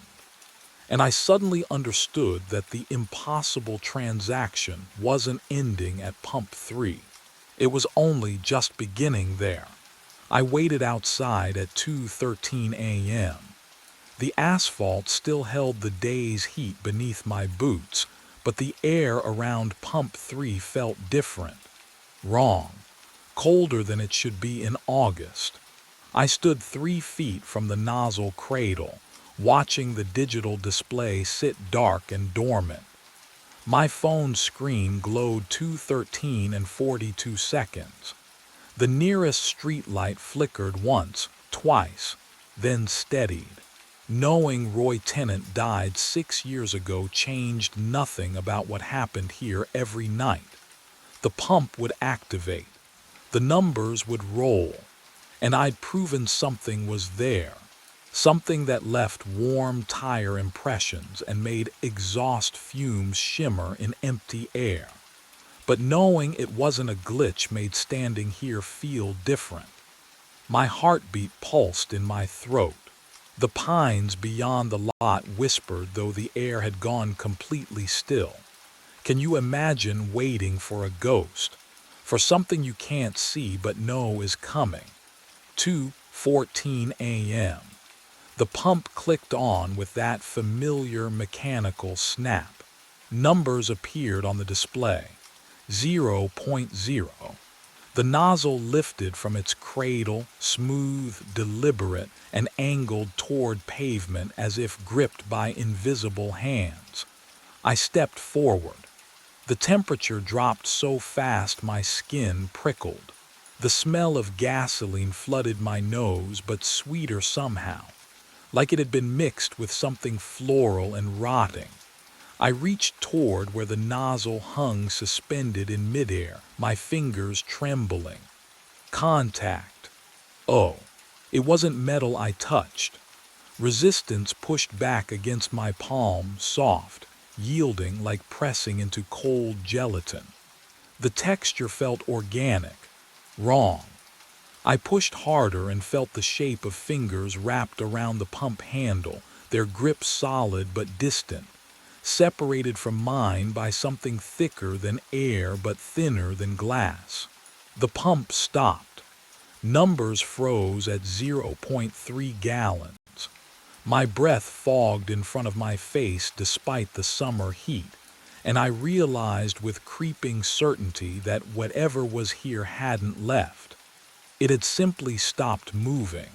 The silence pressed against my eardrums. The pines had gone completely quiet. Even the distant hum of the refrigeration unit inside the station had ceased. And that's when I felt it. The unmistakable weight of being watched. The scorch marks appeared overnight. I stepped outside at sunset to check the lot, and there they were. Black streaks radiating from pump 3 like something had burned from the inside out. The asphalt hadn't melted. It had charred. The pattern was wrong, too deliberate. 5 lines, each about a foot long, arranged like fingers clawing outward. The smell hit me when I crouched down. Burnt rubber, yes, but underneath something sharper, metallic. Like ozone after lightning strikes too close. I touched the nearest mark. Cold. Can you imagine finding that? Proof that whatever I'd felt the night before had left something behind. But that wasn't the worst of it. I went back inside and tried to focus on inventory. Tried to pretend the marks were tire skids or oil stains. The fluorescent lights buzzed overhead, their rhythm slightly off. I kept glancing at the clock. 2:09, 2:10, 2:11. At 2:14 exactly, the register drawer opened.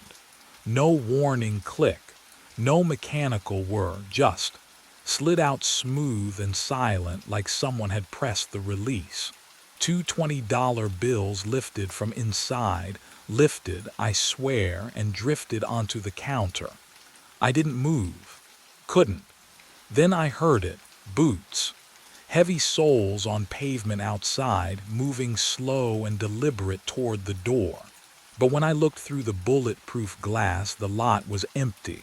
The sound kept coming. Closer, heel, toe, the security monitor flickered. What I saw next made my blood freeze.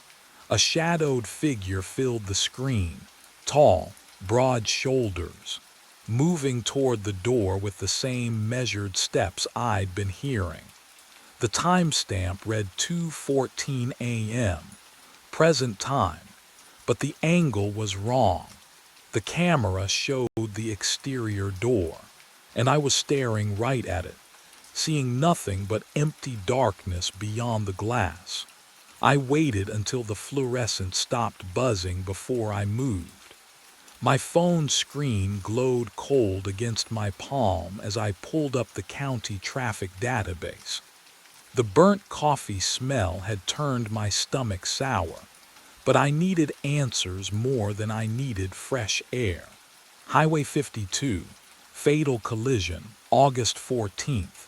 6 years back, The search loaded slow, pixel by pixel, and there it was, Roy Tennant, age 41, truck driver out of Millbrook.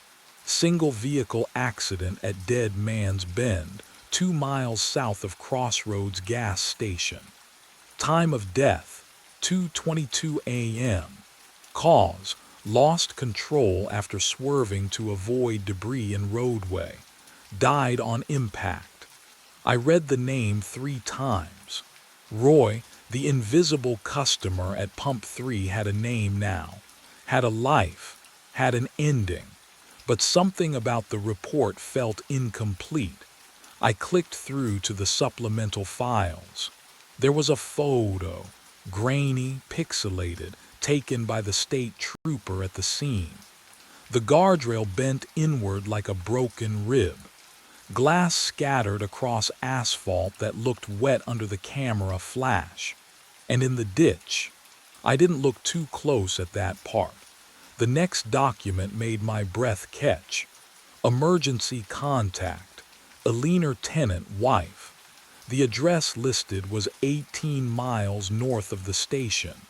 18 miles past where Roy had stopped for gas, which meant he was heading home, heading to her.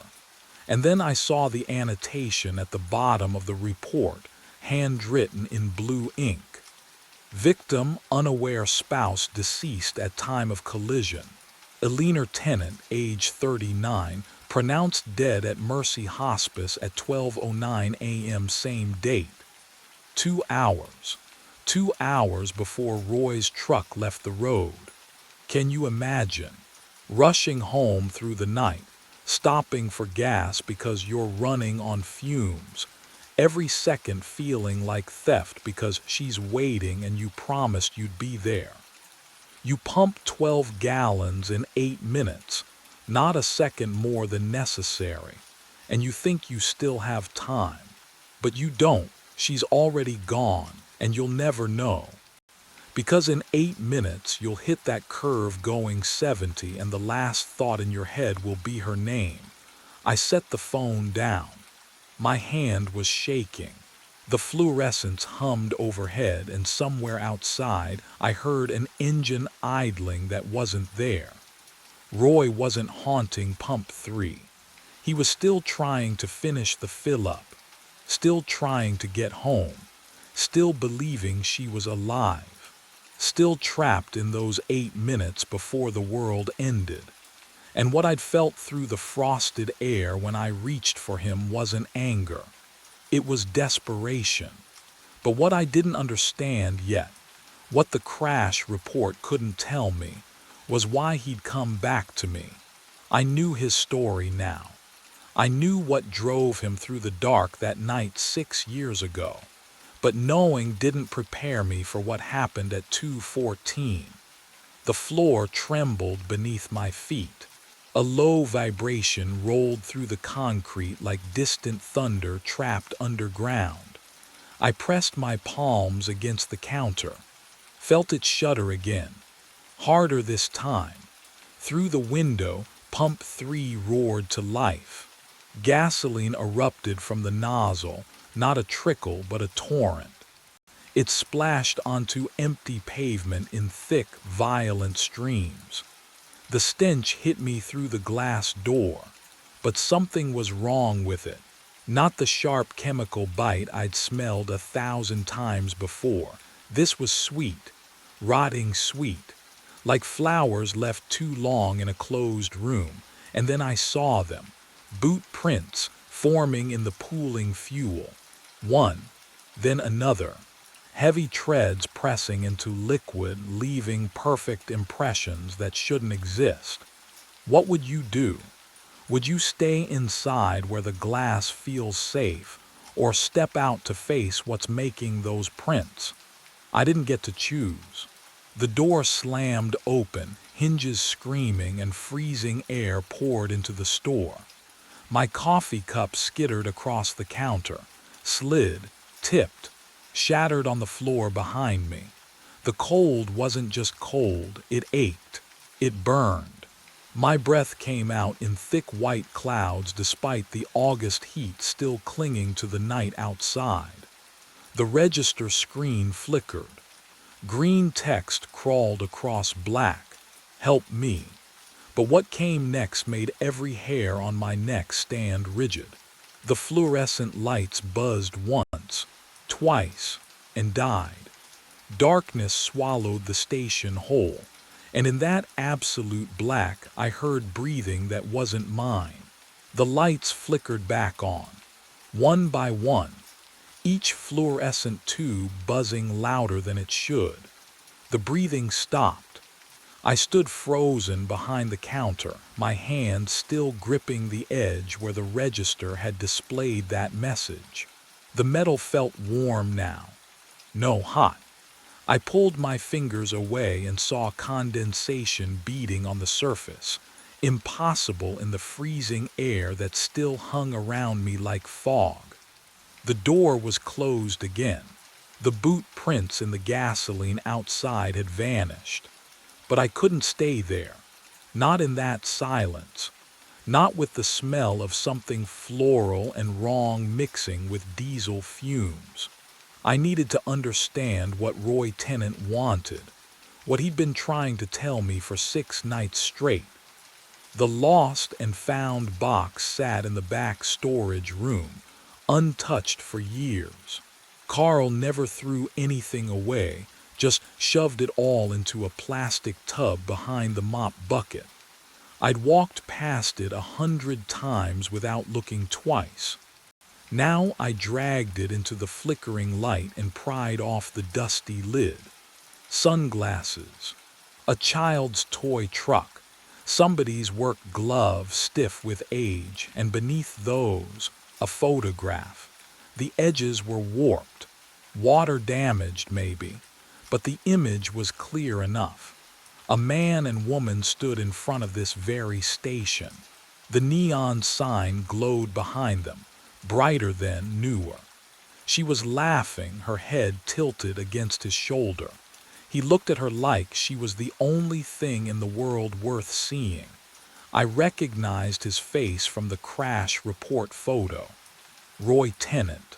Younger, alive. The back of the photo had a date scrawled in blue ink, August 10th. 6 years ago, 4 days before he died. What you're holding. Can you imagine keeping that moment in your pocket while everything fell apart? But the real discovery came when I turned the photo over again and noticed something in the background. Roy's truck, parked at pump 3, and in the truck bed, barely visible, a cardboard box. I squinted. The photo was small, grainy, but I could make out text on the side, Mercy General Pharmacy. My stomach dropped. I pulled up the crash report on my phone again, scrolling past the details I'd memorized. Cause of accident, swerving to avoid debris. Time of death, 2:22 a.m. And then, a note I'd skimmed before. Personal effects recovered from vehicle, clothing, wallet, medication bottles expired. Medication bottles. He wasn't just coming home. He was bringing something to her. Something she needed. And he'd stopped here, at 2:14 a.m., 8 minutes before the crash, to fill up so he wouldn't have to stop again. So he could get to her faster. I pressed my palms against my eyes. The fluorescence hummed overhead. My breath came shallow. Roy didn't know she was already gone. He died thinking he still had time. And now he was trapped in those 8 minutes, forever filling the tank. Forever thinking he could still save her. I lowered my hands. And that's when I saw it. The security monitor flickering again. The timestamp read 2:14 a.m., but the date was wrong. 6 years in the future. And the figure on the screen standing at pump 3 wasn't Roy. It was me. I spent 3 hours writing the note. My hand cramped around the pen as I tried to explain what I'd learned. That Alina died at midnight, that Roy never made it home, that 6 years had dissolved into 8 minutes on repeat. The words looked absurd under the fluorescent lights, but I folded the paper anyway and tucked it into my jacket pocket beside the photograph. The clock above the register ticked toward 2 in the morning. I grabbed the photo and stepped outside. The air pressed against my skin, thick and waiting. Pump 3 stood silent under the flickering neon, its shadow stretching toward the tree line. I positioned myself beside it, boots scraping on asphalt still stained darker than the rest of the lot. 2:13. My breath clouded despite the summer humidity. The temperature had dropped 10 degrees in the last minute. I could feel the cold seeping through my shirt, raising goosebumps along my arms. 2:14. The pump clicked on. Can you imagine standing beside something you can't see but know is there? The nozzle lifted by itself, angling toward empty space. Numbers began rolling on the display. I heard the fuel flowing through invisible chambers, smelled gasoline sharp and chemical in the night air. My hands shook as I unfolded the note and placed it on the ground. Then I lifted the photograph, Roy and Alina smiling outside this very station, and reached toward where a hood should be. The photo touched something solid. The air turned glacial. My fingers went numb against the invisible metal. I let go, and the photograph stayed suspended 3 feet off the ground, resting on nothing. The gasoline smell vanished. Roses flooded my senses instead, funeral roses, cloying and sweet. The kind that lined caskets, the kind that marked endings. The nozzle dropped with a metallic clang, and then I saw him. Roy Tennant stood before me, translucent as smoke, shoulders shaking with sobs. His hands covered his face. His mouth moved without sound. For 8 seconds we existed in the same moment, the living and the dead, separated by 6 years and 2 miles of dark highway. Then he looked up at me. His eyes locked onto mine, and something inside them recognized me, not as a stranger, as something else entirely. The recognition in his stare made my blood freeze, because I understood what he saw when he looked at my face. What I didn't understand was why. I went back inside and waited for the next night. The fluorescent lights hummed their usual tune. Coffee burned in the pot. I couldn't taste it anymore. Couldn't taste much of anything after what I'd seen at Pump 3. Roy's face stayed with me, that recognition in his eyes, like he'd known me. At 2:13 a.m. I walked outside. The summer air pressed humid against my skin, but I was shivering anyway. Pump 3 stood silent under the flickering neon. No cold spots, no invisible engines, just empty asphalt and the distant whisper of wind through the pines. 2:14 came and went. The pump stayed dark. I stood there for 20 minutes, waiting for numbers to roll or nozzles to lift. Nothing. Just the ordinary night pressing in from all sides.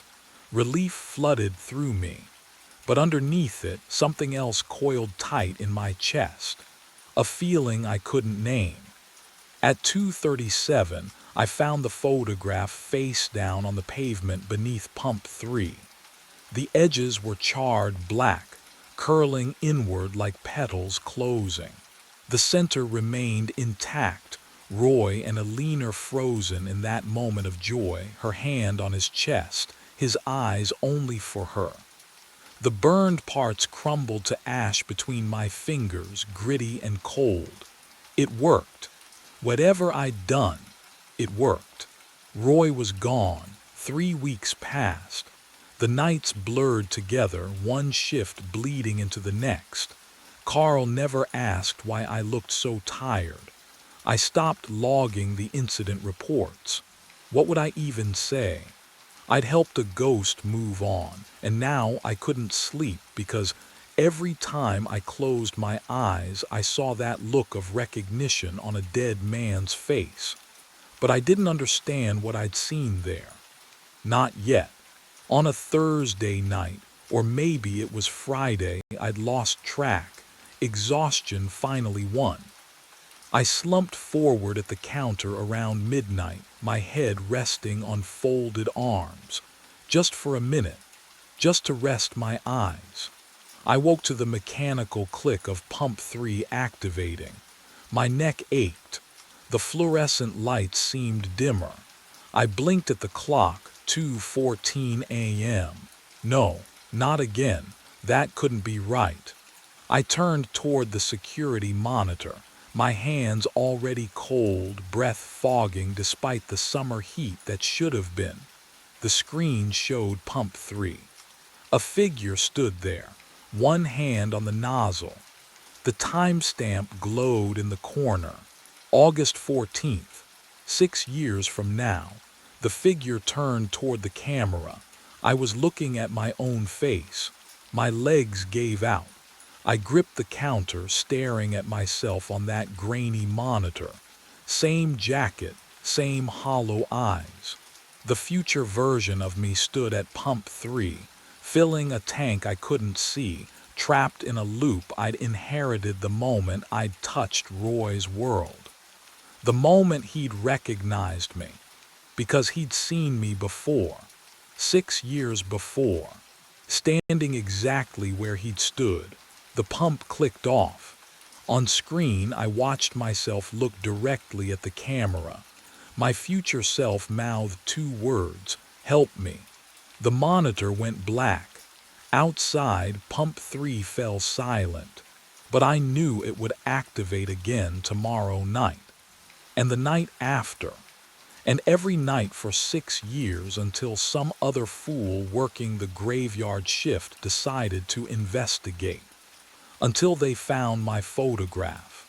Until they set me free and took my place. The loop didn't end. It just found someone new. And I'd walked right into it. My name was carved into the bone.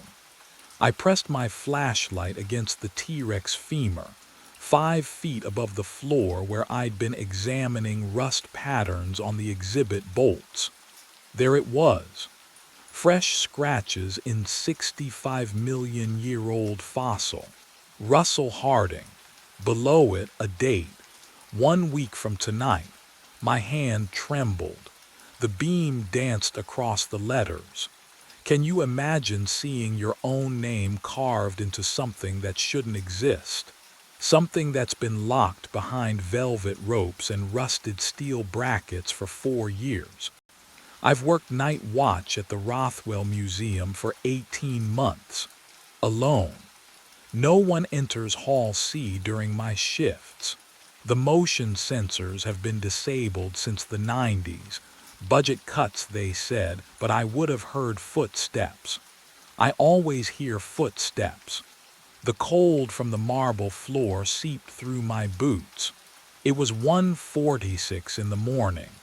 I knew because I check my watch obsessively at night. It's the only way I stay grounded in the silence. The vaulted ceiling swallowed the sound of my breathing. Even the hum of the ventilation system felt wrong tonight, delayed, like it was coming from somewhere far away. I stepped back. The skeleton loomed above me, 15 feet of ancient bone reassembled into a predator's stance. But something was different. The skull. It was facing the west exit now, jaws parted slightly, empty eye sockets aimed directly at the double doors that led to freedom. It hadn't been facing that direction yesterday. I'd walked past this exhibit every night for 6 nights straight, ever since I noticed something, a feeling, the kind of dread that lives in your gut and whispers that you're being watched. But what I discovered during those nights, what I was only beginning to understand, made my name on that bone feel like a promise or a threat. The air smelled wrong. Dust, yes. Old wood and mineral oil they use on the display cases. But underneath, decay, fresh decay, organic and wet like something that had been dead for days, not millennia. My flashlight flickered. Once, twice. I smacked it against my palm. The beam steadied, but the batteries were dying. I had spares in the security office, 3 floors down, through corridors that suddenly felt impossibly far away. I should have left then, should have run, but I couldn't stop staring at my name, at the date. Who did this? How? The fluorescent emergency lights along the baseboards cast long shadows up the skeleton's vertebrae. I watched those shadows.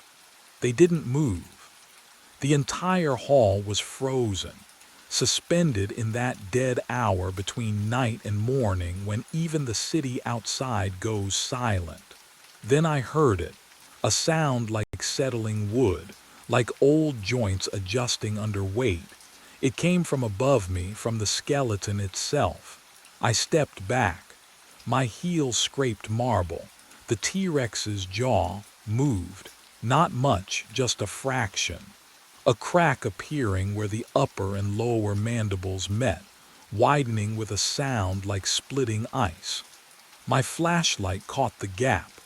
Darkness inside, deeper than it should be. And from that darkness, a smell rolled out, cold air, stale and underground, carrying the faint copper tang of something I didn't want to name. The beam flickered again, died, returned. The jaw had opened wider. I could see inside now, past the teeth, into the ribcage beyond. There was something in there, not bone, not shadow, something that moved with breath, something that knew I was watching. And then from deep within that impossible space, I heard a voice. My voice, whispering my name. 2 weeks earlier, I noticed the skeleton had moved. I'd walked past the T-Rex in Hall C every night for 3 months. Same route, same checklist. My footsteps echoed off marble the way they always did, sharp reports in the cold silence. The building held onto winter like a grudge even in April, but that night, something felt off. I stopped at the exhibit entrance, swept my flashlight across the platform. The skeleton wasn't centered anymore. I blinked, rubbed my eyes, checked again. The damn thing had rotated. Not much, maybe 15 degrees clockwise. The skull that used to face the north wall now angled toward the hallway, toward the west exit. My pulse kicked up. I pulled chalk from my belt and marked the base. 4 precise lines where the display bolts met the floor. If this was a prank, I'd have proof tomorrow.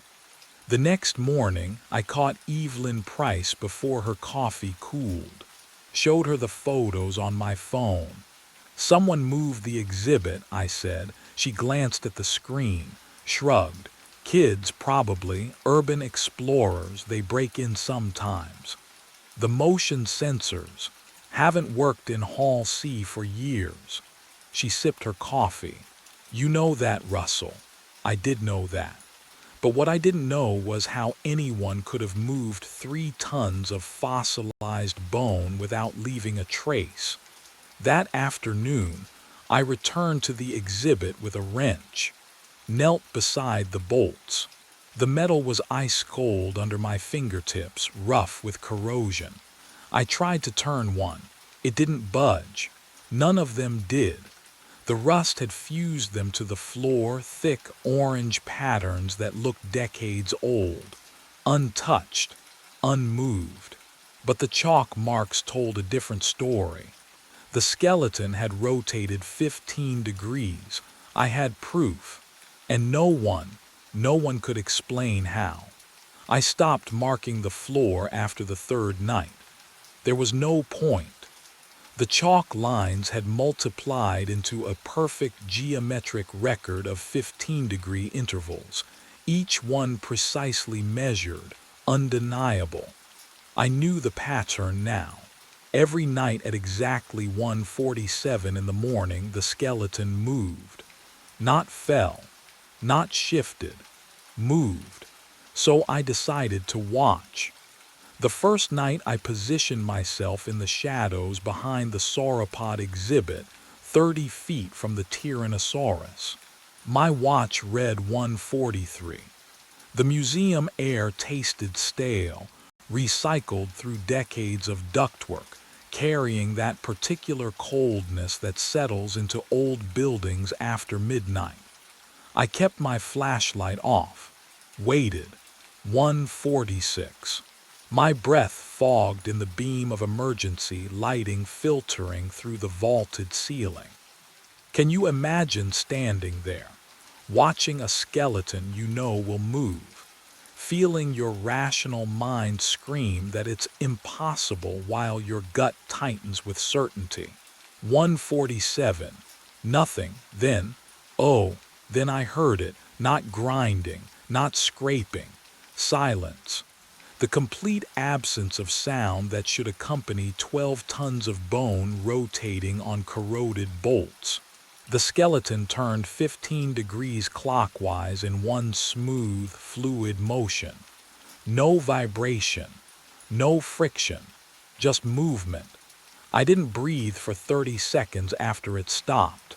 The second night, I brought the old handheld camera from the supply closet. The kind with the flip-out screen and grainy night vision. I set it on a tripod, aimed it at the exhibit base, and let it record from 1:30 until 2:15. When I reviewed the footage in the security office, my hands shook so badly I nearly dropped the camera. But what I saw on that screen would change everything. The playback showed exactly what I'd witnessed. Smooth rotation, no mechanism, no explanation. Just bone pivoting on fused steel as if the laws of physics had quietly excused themselves. And in the silence of that impossible movement, the camera had captured something else. A faint rhythmic pulse, like a heartbeat, buried beneath the white noise. The footage played on loop in my mind as I returned to Hall C the next afternoon. That pulse beneath the static. I needed to look closer at the exhibit itself, not just watch it move. The platform stood 3 feet high, reinforced steel bolted into the marble floor. I crouched beside it, running my flashlight along the base. Dust coated everything, thick, undisturbed years of accumulation. The bolts were orange with rust, fused solid just as Evelyn had said. But there, near the back corner, something gleamed. A metal plaque, small, maybe 6 inches across. It sat flush against the platform's edge, half hidden by shadow. I leaned in, angling the light. The engraving was precise, professional, assembled 1987 from 3 excavation sites. Hell Creek Formation, Montana. Lance Formation, Wyoming. Unidentified remains from Philadelphia County mistakenly cataloged as fossilized material. I read it twice, 3 times. Unidentified remains, human remains. My throat tightened. The air in Hall C suddenly felt thicker, harder to breathe. I pulled out my phone and snapped photos of the plaque, then stood and walked quickly to the archive room in the basement. The filing cabinets were a mess, decades of documentation crammed into rusted drawers that screamed when I yanked them open. I searched for exhibit records, installation notes, anything from 1987. Nothing. No mention of the plaque. No mention of mixed remains. The official documentation listed only the Hell Creek and Lance formations. 2 sites, not 3. But what I'd found down there wasn't the strangest part. I returned to Hall C an hour later, kneeling again beside the platform. The plaque was still there, gleaming faintly in my flashlight beam. I reached out, hesitated, then pressed my palm flat against the metal. It was warm, not room temperature, warm, like something alive had been touching it moments before. The skeleton loomed above me, silent and still, but I could swear I felt it watching, waiting for 1:47 a.m. And I realized I had no idea what would happen when it finished turning. I positioned myself in the far corner of Hall C at 1:39 a.m. 8 minutes until the skeleton moved again. The marble floor beneath my boots felt glacier cold, even through rubber soles. My breath misted in the air. Thin white clouds that shouldn't exist in a climate-controlled building. The T-Rex loomed 15 feet away, silent, waiting. I'd seen it rotate on camera, but watching through a screen was different than standing here. Can you imagine the difference? Pixels versus bone, distance versus proximity, safety versus... Whatever this was, my heart hammered against my ribs. 1:43, 4 minutes. The hall's heating vents rattled somewhere above, but the sound was wrong, delayed, like an echo arriving before the source. That uncanny wrongness crawled up my spine. 1:46, 60 seconds. I held my breath. The skeleton stood motionless, ancient bone fused to corroded steel. Nothing suggested movement was even possible, and yet, 1:47 a.m. The T-Rex rotated, smooth, impossible, 15 degrees clockwise with the whisper of grinding stone. No mechanism, no explanation, just bone pivoting on rust. Then it stopped. Silence pressed against my eardrums, and from deep inside the ribcage, a voice, my voice. I've been trapped here since 1987. The words echoed through hollow bone, distorted but unmistakable. Every night I turned toward freedom, my legs locked, my throat closed. Don't be here when I face the exit. The voice fell silent. The skeleton remained still. What would you do? Run? Investigate? I stood frozen, trying to process what I'd just heard. My own voice. But I hadn't spoken, my own words. But I'd never said them. But the real question burned deeper than fear. If that was me inside the bones, where was I standing right now? I fled Hall C and went straight to the archives. The basement stairwell was narrower than I remembered. My flashlight beam shook against the concrete walls.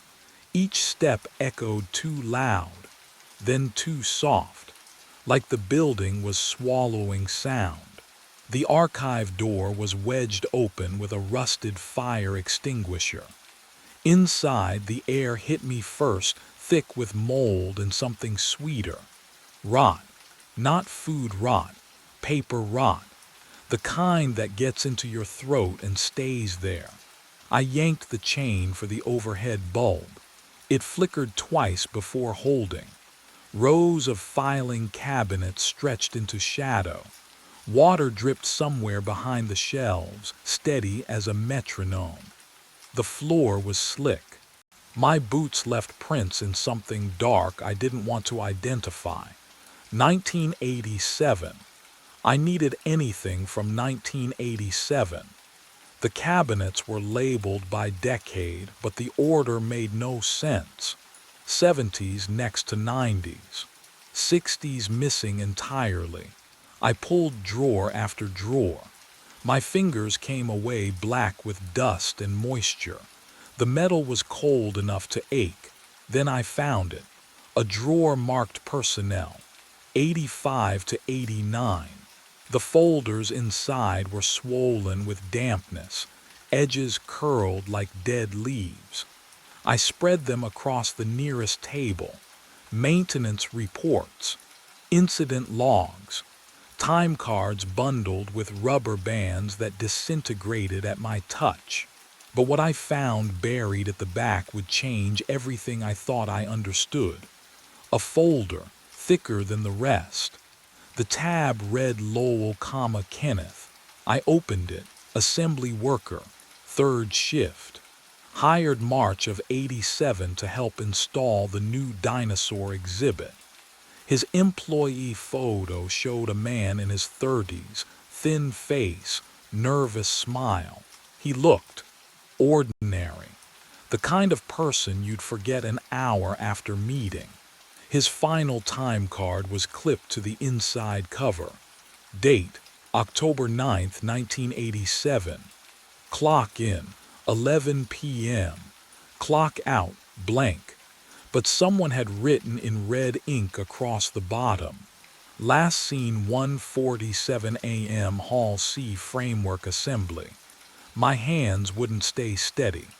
The flashlight rolled off the table and clattered to the wet floor. There was more. An incident report. Single page. Typed. Employee Kenneth Lowell failed to report for shift end. Search conducted. No trace found. Last confirmed location inside T-Rex skeletal framework during vertebrae installation. Police notified. Investigation inconclusive. Case suspended November '87. Body never recovered because he was still there, inside the bones, inside the thing that turned every night at 1:47. I looked back at his photo, at his eyes, and that's when I noticed the handwriting at the bottom of the report. The note someone had scrawled in faded pencil, almost invisible now after decades in the damp. It said, "He's not the first." The archive had more than personnel files. I found the security tapes in a cardboard box behind the water heater. The smell hit me first. Mildew and old plastic. Decades of neglect compressed into one rotting corner. VHS cases labeled in faded marker. March '94, October 2001, September 2009. Each one marked the same month, September or October.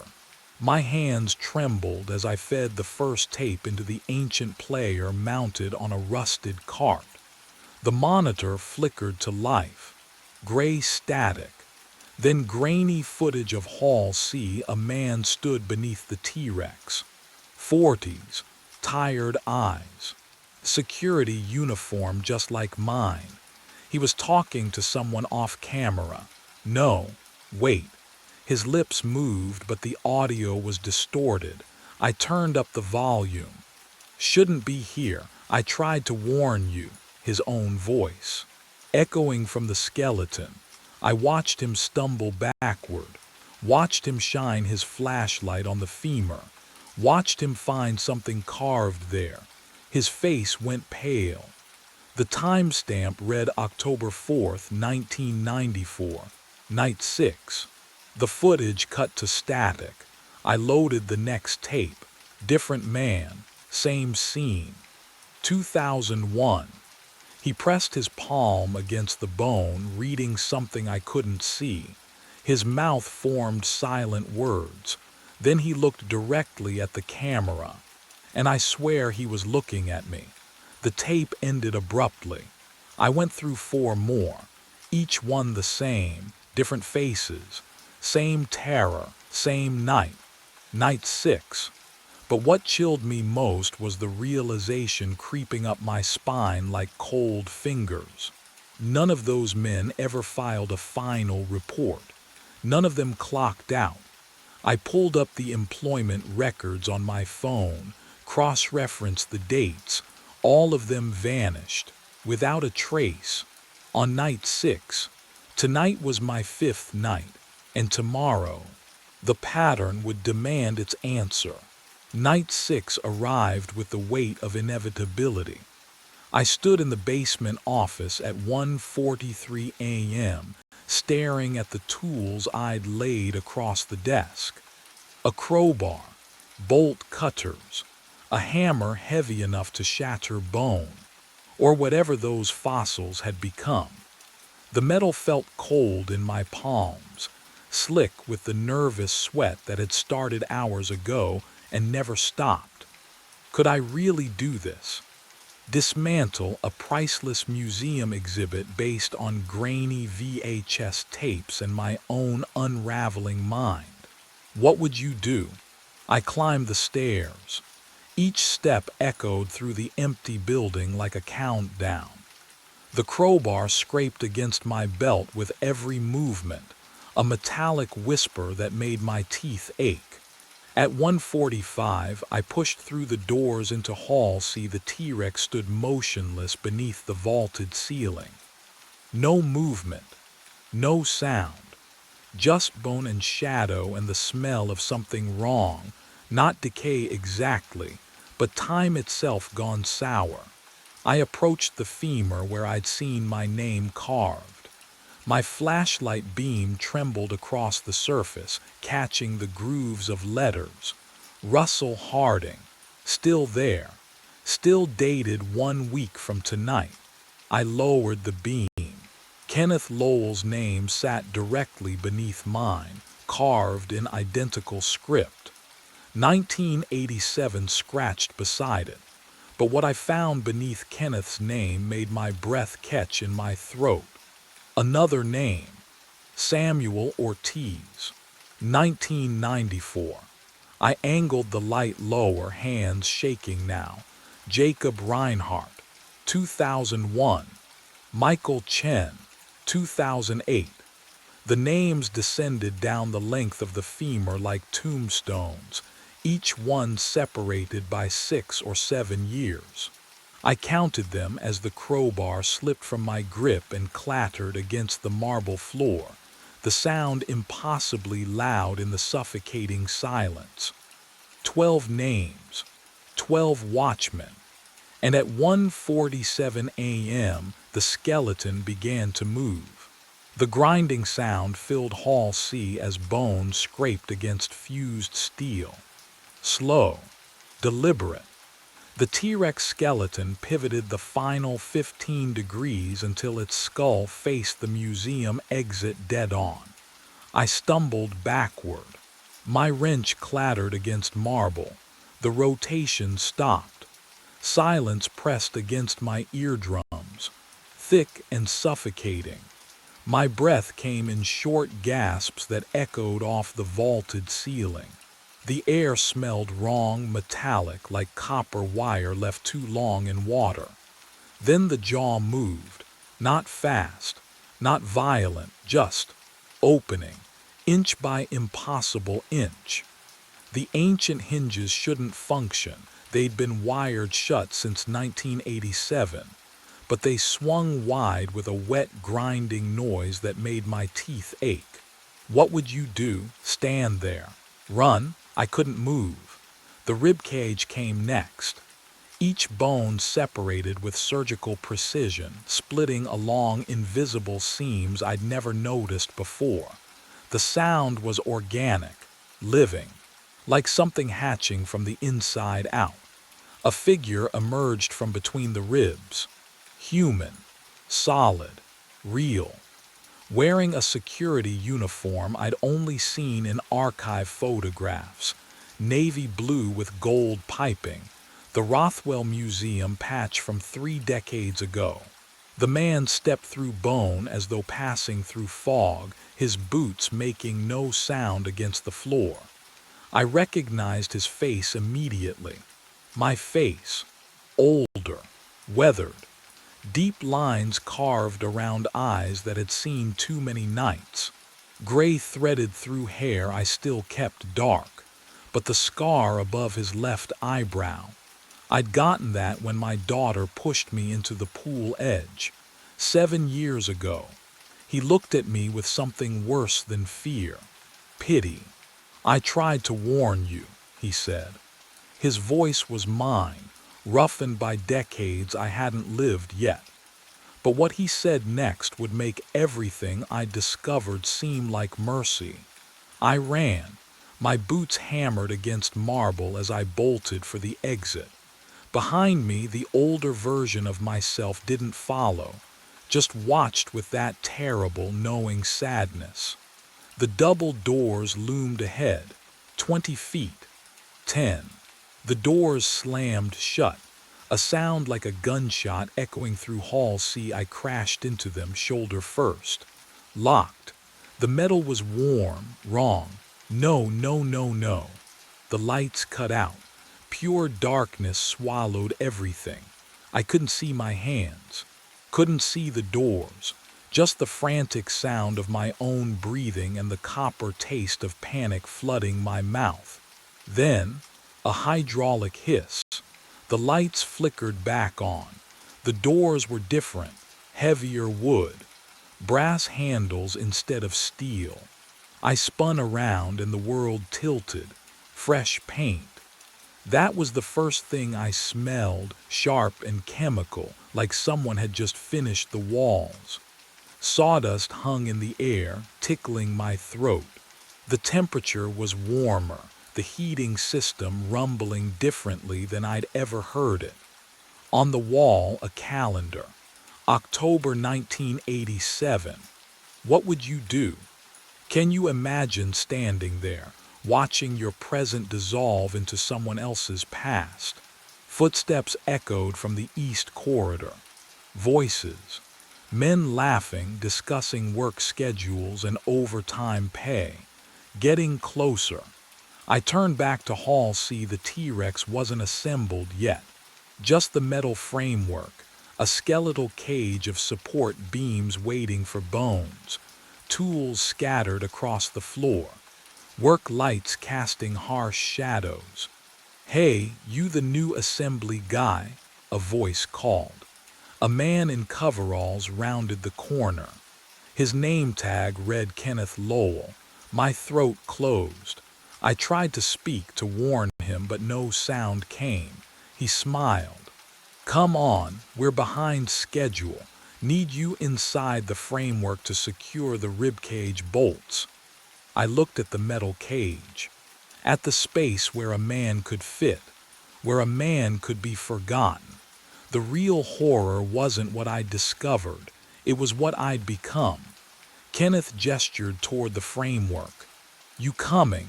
I walked forward, not because I chose to, but because I already had. The metal was cold against my palms as I climbed inside.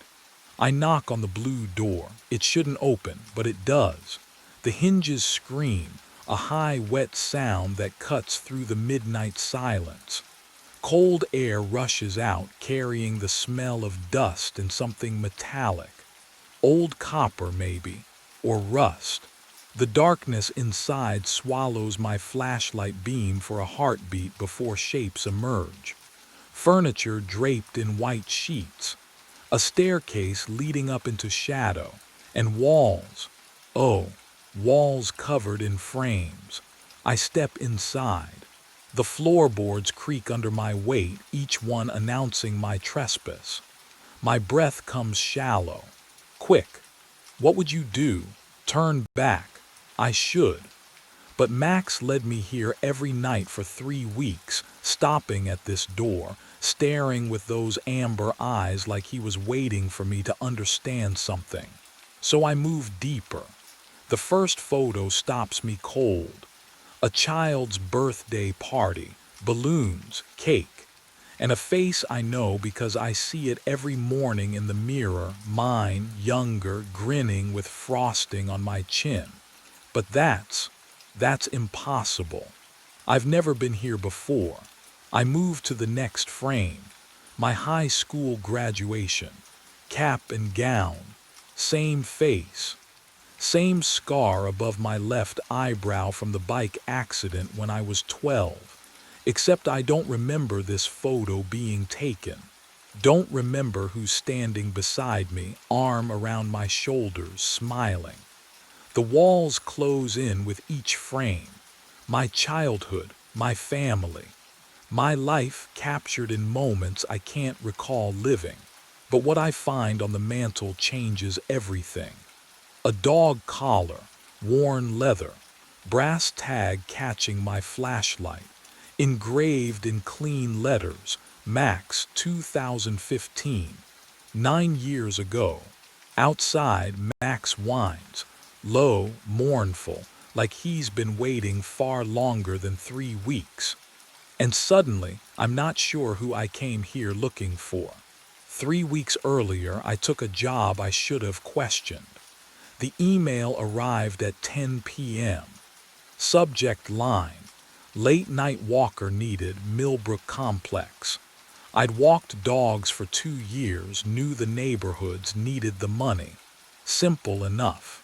The message gave an address, apartment 4 billion, and instructions that felt off, key under mat, note inside. Max knows the route, just follow him. No phone number, no client name, I should have deleted it. But rent was due, and dogs don't judge you for preferring silence. The Millbrook complex squatted at the edge of town, brick and peeling paint, the kind of building that looked tired even in daylight. At night, under flickering street lamps, it felt like something waiting. I climbed to the 4th floor.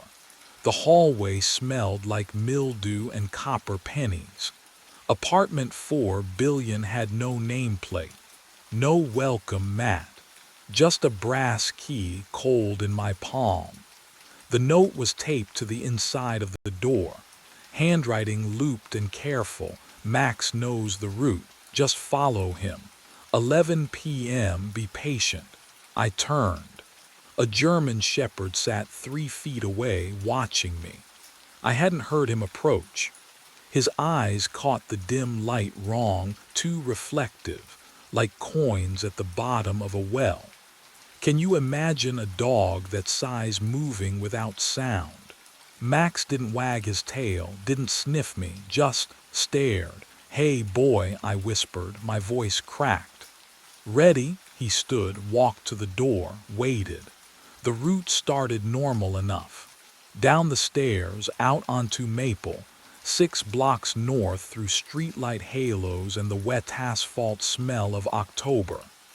Max's nails clicked on pavement, steady, rhythmic like a metronome. He didn't pull at the leash, didn't pause to mark territory or sniff trash, just walked, purposeful, like he'd done this 1,000 times. We turned left at Ashwood Street. That's when the air changed.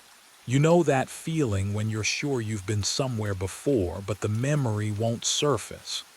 That thickness in your chest, like your body remembers what your mind doesn't. The houses here leaned closer, their windows dark and watchful. Max slowed. His ears flattened. Then he stopped, in front of a house with a blue door. The paint was faded, weathered to the color of a bruise, boarded windows, no lights. Max sat on the cracked sidewalk and stared at that door like it owed him something. 5 minutes passed, maybe more. I checked my phone, 11:43. The dog didn't move, didn't whine, just stared. Max, I tugged the leash gently. Come on, boy, nothing. The street was too quiet, no cars, no wind. Just the weight of that blue door pressing against my vision, filling my peripheral sight until I couldn't look away. My fingers went numb around the leash. The house smelled wrong, smoke and wet dog and something sweet underneath, like rotting fruit. Finally Max stood, turned, walked us home. I should have been relieved, but what I didn't know yet was that we'd do it again. The next night, and the night after, same time, same route. Same 5 minutes in front of that blue door, while Max sat vigil for something I couldn't see. And every single time, the house would smell a little more familiar. I went back during the day, couldn't help it. After 5 nights of watching Max sit at that blue door like it was the only thing that mattered, I needed to see it in sunlight. Maybe it would look normal. Maybe I'd realize I'd been letting the late hour twist things into something they weren't. But the house looked worse in daylight. The windows were boarded with plywood that had gone gray and warped. No mailbox. No numbers on the door. Just the faded blue paint peeling in long, dry strips. The porch sagged in the middle, and the lawn had gone to weeds so tall they brushed my knees as I walked up. I knocked on a neighbor's door first. An older woman cracked it open, silver chain still latched. "Do you know who lives here?" I pointed at the blue door house. Her eyes flicked past me, then back to my face. Something changed in her expression. "No one. How long has it been empty?" She started closing the door. "I don't know, long time." "Wait, do you know anything about?" The door shut. The deadbolt clicked. I tried 2 more houses. One didn't answer. The other, a man in his 40s, looked at me like I'd asked him to dig up his own grave. He shook his head before I even finished the question and stepped back inside. What were they so afraid of? The blue door wasn't locked. That should have stopped me. It didn't. Inside, the air was thick and still, like it hadn't moved in years. Dust hung in the shafts of light that leaked through gaps in the boarded windows. The furniture was still there, couch, coffee table, a bookshelf against the far wall, all of it covered in a fine layer of gray. But it was arranged like someone still lived here, like they'd just stepped out. On the kitchen wall hung a calendar. I walked closer, my shoes leaving prints in the dust on the floor. March 2015. I touched the paper. It crumbled slightly under my fingers. 9 years. The smell hit me then. Faint but unmistakable, wet dog. That earthy, warm scent of damp fur. And underneath it, something metallic, copper. The kind of smell that coats the back of your throat. I turned, scanning the room. No dog, no source. And then I heard it. Max's whine, high and soft and desperate. But Max wasn't here. I'd left him at the apartment. This was memory, wasn't it? Some trick of my mind pulling his sound from the nights we'd stood outside. The whine came again. Closer. I spun toward the hallway. The sound had come from deeper in the house, from the room at the end of the hall where the door stood halfway open. And that's when I realized I could see my breath. I drove home with my hands shaking on the wheel. The cold I'd felt inside that house still clung to my skin, even though the afternoon sun blazed through the windshield. My mind circled back to one simple fact. Someone had hired me to walk Max. Someone had left a key. Someone had paid up front for 3 months. Someone had to explain this. Back in my apartment, I pulled out my phone and scrolled to the contact labeled Client 4B. The number sat there like it always had. Normal, real. I pressed call, 3 tones. Then a recorded voice, flat and automated. "The number you have reached is not in service." I tried again. Same result. I stared at the screen. and felt something shift in my chest. When had I last spoken to this client? I couldn't remember. Not once in 3 weeks had they called to check in. Not once had I needed to report anything. The dog just knew the route. I grabbed my jacket and headed to the Millbrook complex. The building manager's office smelled like burnt coffee and cheap air freshener, a cloying vanilla that stuck to the back of my throat. Mrs. Kowalski looked up from her crossword puzzle with the expression of someone interrupted mid-nap. "Help you?" "Yeah, I need to ask about one of your tenants. Apartment 4B, her pen paused. 4B. Right. I've been doing dog walking services for them, but I can't seem to reach them, and There's no one in 4B, she said it simply. Matter of fact, I blinked. What? 4B's been vacant since late 2014. We had a tenant skip out on rent, left it a mess, still looking for the right renter. She returned to her crossword. You sure you got the right unit? My pulse hammered in my ears. I have a key. She glanced up, frowning now. You have a key to 4B. I pulled it from my pocket. The metal was warm from my grip, solid and real. She stared at it, then at me, then reached for her desk drawer and pulled out a key ring. Flipped through labeled tags. Held one up. This is the master for 4B, only copy I got. Her eyes narrowed. Where'd you get that? Under the mat, I whispered. There was a note. It said Max knows the route. Mrs. Kowalski's face went carefully blank. She set down her pen. I think you should leave.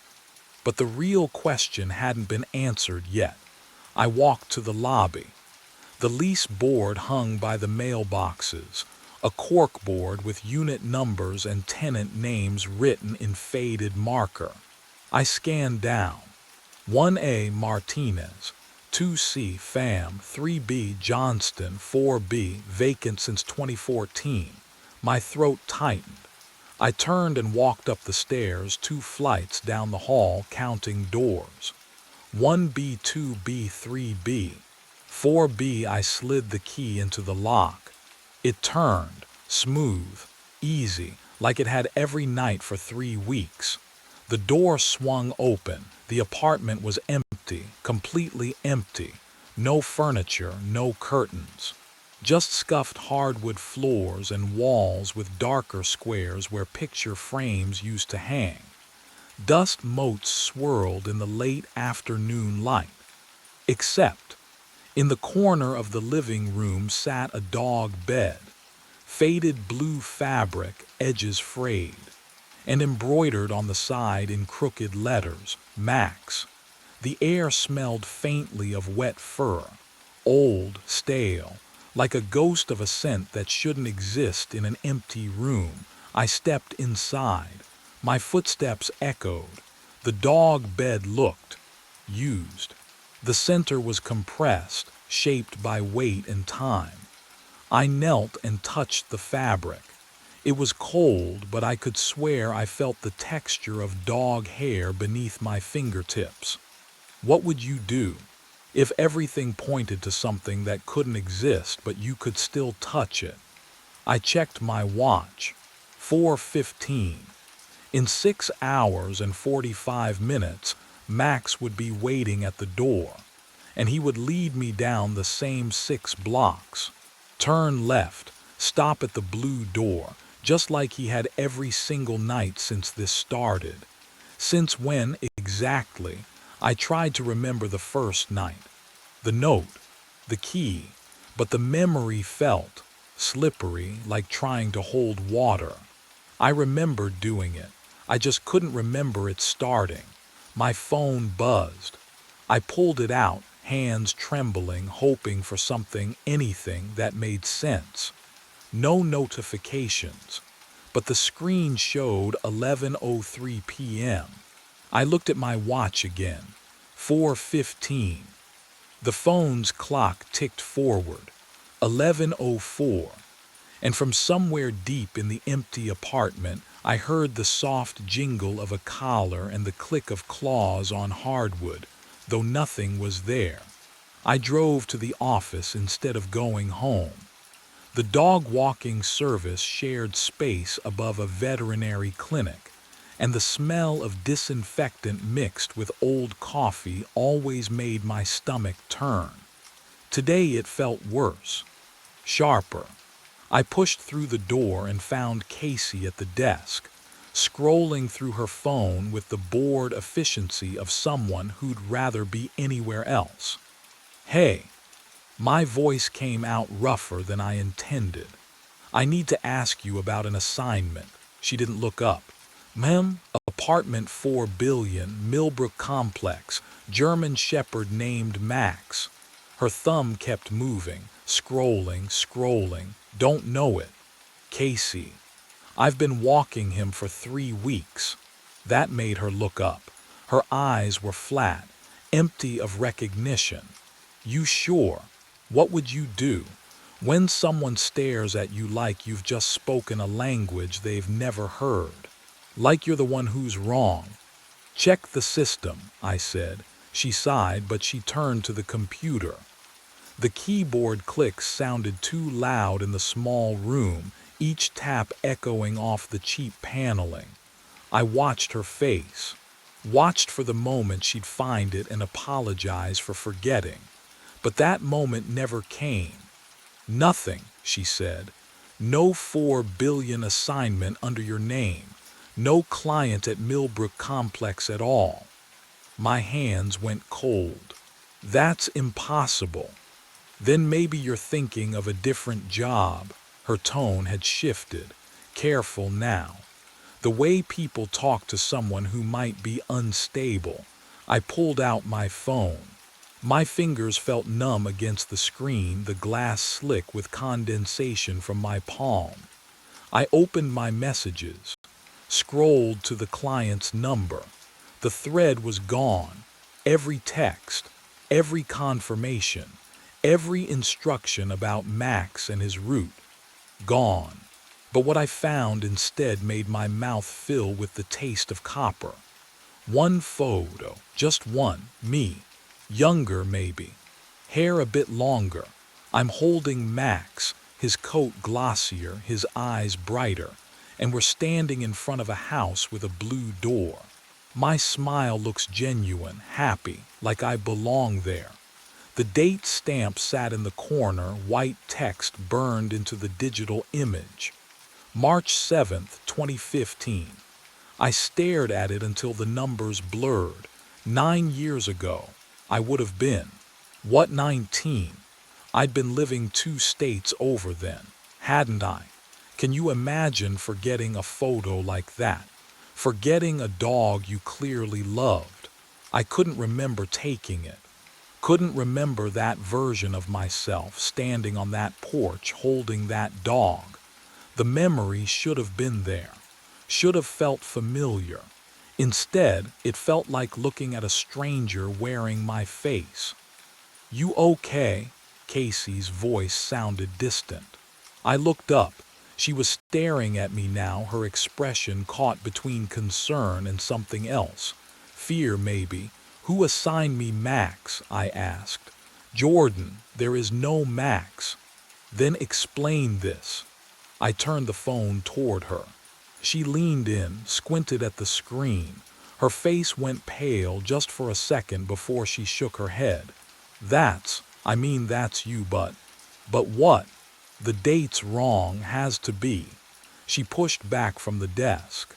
"Photo metadata glitches all the time."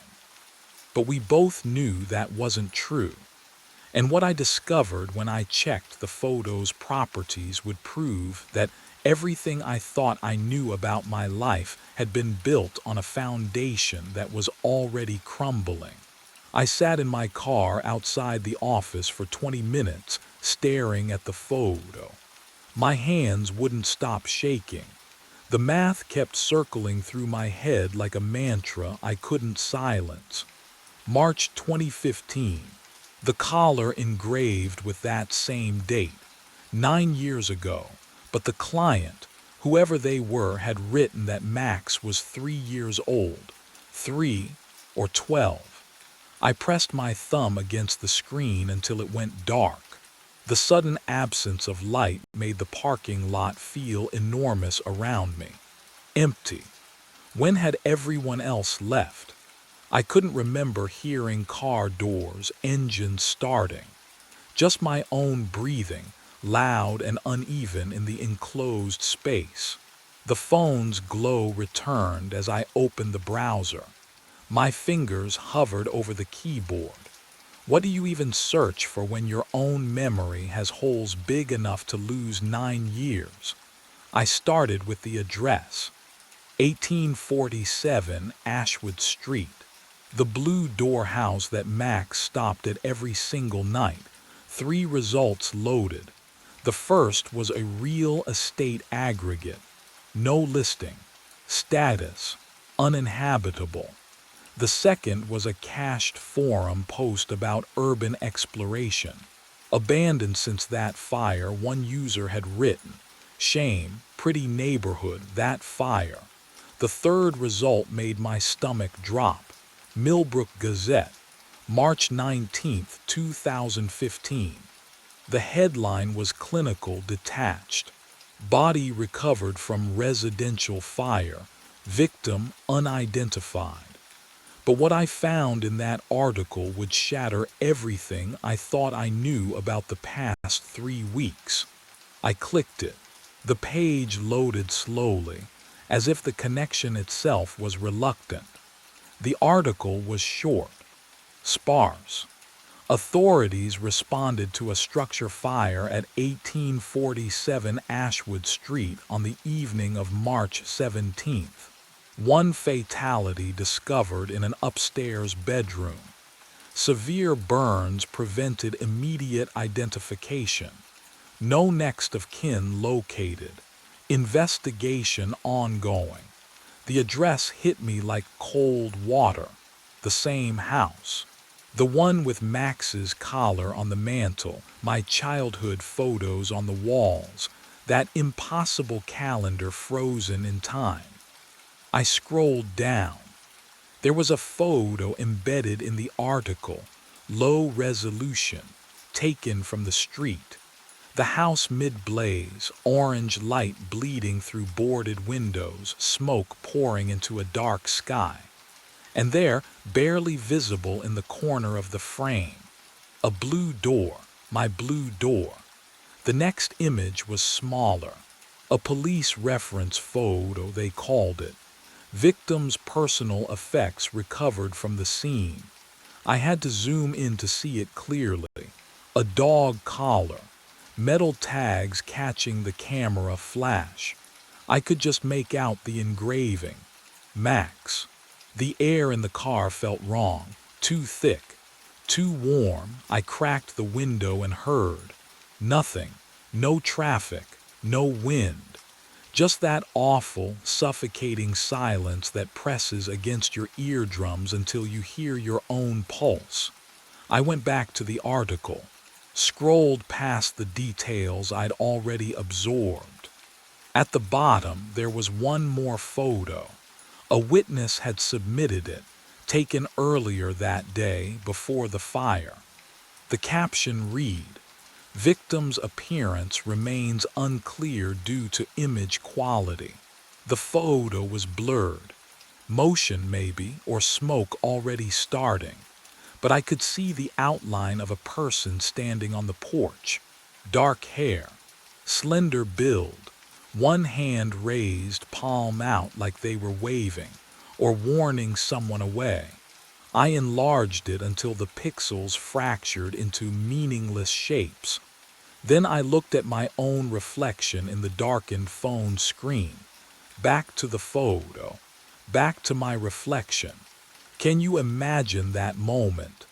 When your face stares back at you from 2 places at once, one living, one dead. The figure in the photo had the same jawline, same height, same way of standing with weight shifted slightly to the left. I dropped the phone. It clattered against the passenger seat, screen still glowing, that blurred figure still waving from 9 years ago. My breath came in short, shallow gasps. The car felt smaller, tighter, like the walls were creeping inward. No, no, this wasn't possible. But the collar said 2015. The photo on my phone said March 7th, 2015. The article said March 17th. 10 days apart. 10 days. And then someone burned. I grabbed my phone again, hands slick with sweat. I needed to see the house. Now, needed to prove this was a coincidence, a mistake, someone who just looked like me. The screen flickered. Just for a second. When it stabilized, the article had changed. No, not changed. I was seeing something I'd missed before. At the very end, a single line in smaller text. Neighbors reported seeing a dog at the property for weeks after the incident. German Shepherd. No collar, attempts to capture unsuccessful. Max. Max had been there after the fire, after someone died, after I. What died? Disappeared. The temperature in the car dropped so suddenly I could see my breath. And underneath the scent of old coffee and pine air freshener, something else crept in. Faint but unmistakable. Copper. And wet dog. I looked up at the rear-view mirror. For just a moment, less than a heartbeat, I swore I saw someone sitting in the back seat. Same dark hair. Same face. But burned. What I didn't know yet was that when I turned around to look, the truth waiting in that empty seat would follow me home. I didn't look at the rear-view mirror again. Not once. Not the entire drive home. The key to apartment 4 billion sat in my pocket like a cold stone. I'd carried it for weeks now. Following Max, returning it under the mat, pretending everything made sense. What would you do if every shred of evidence pointed to your own death? Would you keep pretending? Keep walking? I parked outside the Millbrook complex and sat there. Engine ticking, hands shaking. The building manager said 4 billion was vacant. No tenant since 2014, but the key worked. The dog bed was real. Max was real. I got out. The hallway on the 4th floor smelled wrong, not like rot or mildew, but like absence itself. Like air that hadn't moved in years. The brass key scraped against the lock, too loud in the silence. The door opened. Empty. Not just unfurnished. Empty in a way that felt deliberate. No dust patterns where furniture once stood. No marks on the walls. Just bare floorboards and a dog bed in the center of the room, Max's name stitched in faded blue thread. And beside it, a framed photo lying face up. But what I saw in that frame would unravel everything I thought I knew. I knelt down. My knees cracked against the wood. The photo showed me, younger, maybe 5 years ago, kneeling on a porch. Max sat beside me, tongue out happy. Behind us, the blue door. And beyond that, through the window, smoke. Gray tendrils curling against glass. March 7th, 2015. The date was written on the back in my handwriting. I lifted the frame. The glass caught the dim hallway light, and my reflection stared back. Not me. Not exactly. The eyes were hollow, burned edges around the sockets.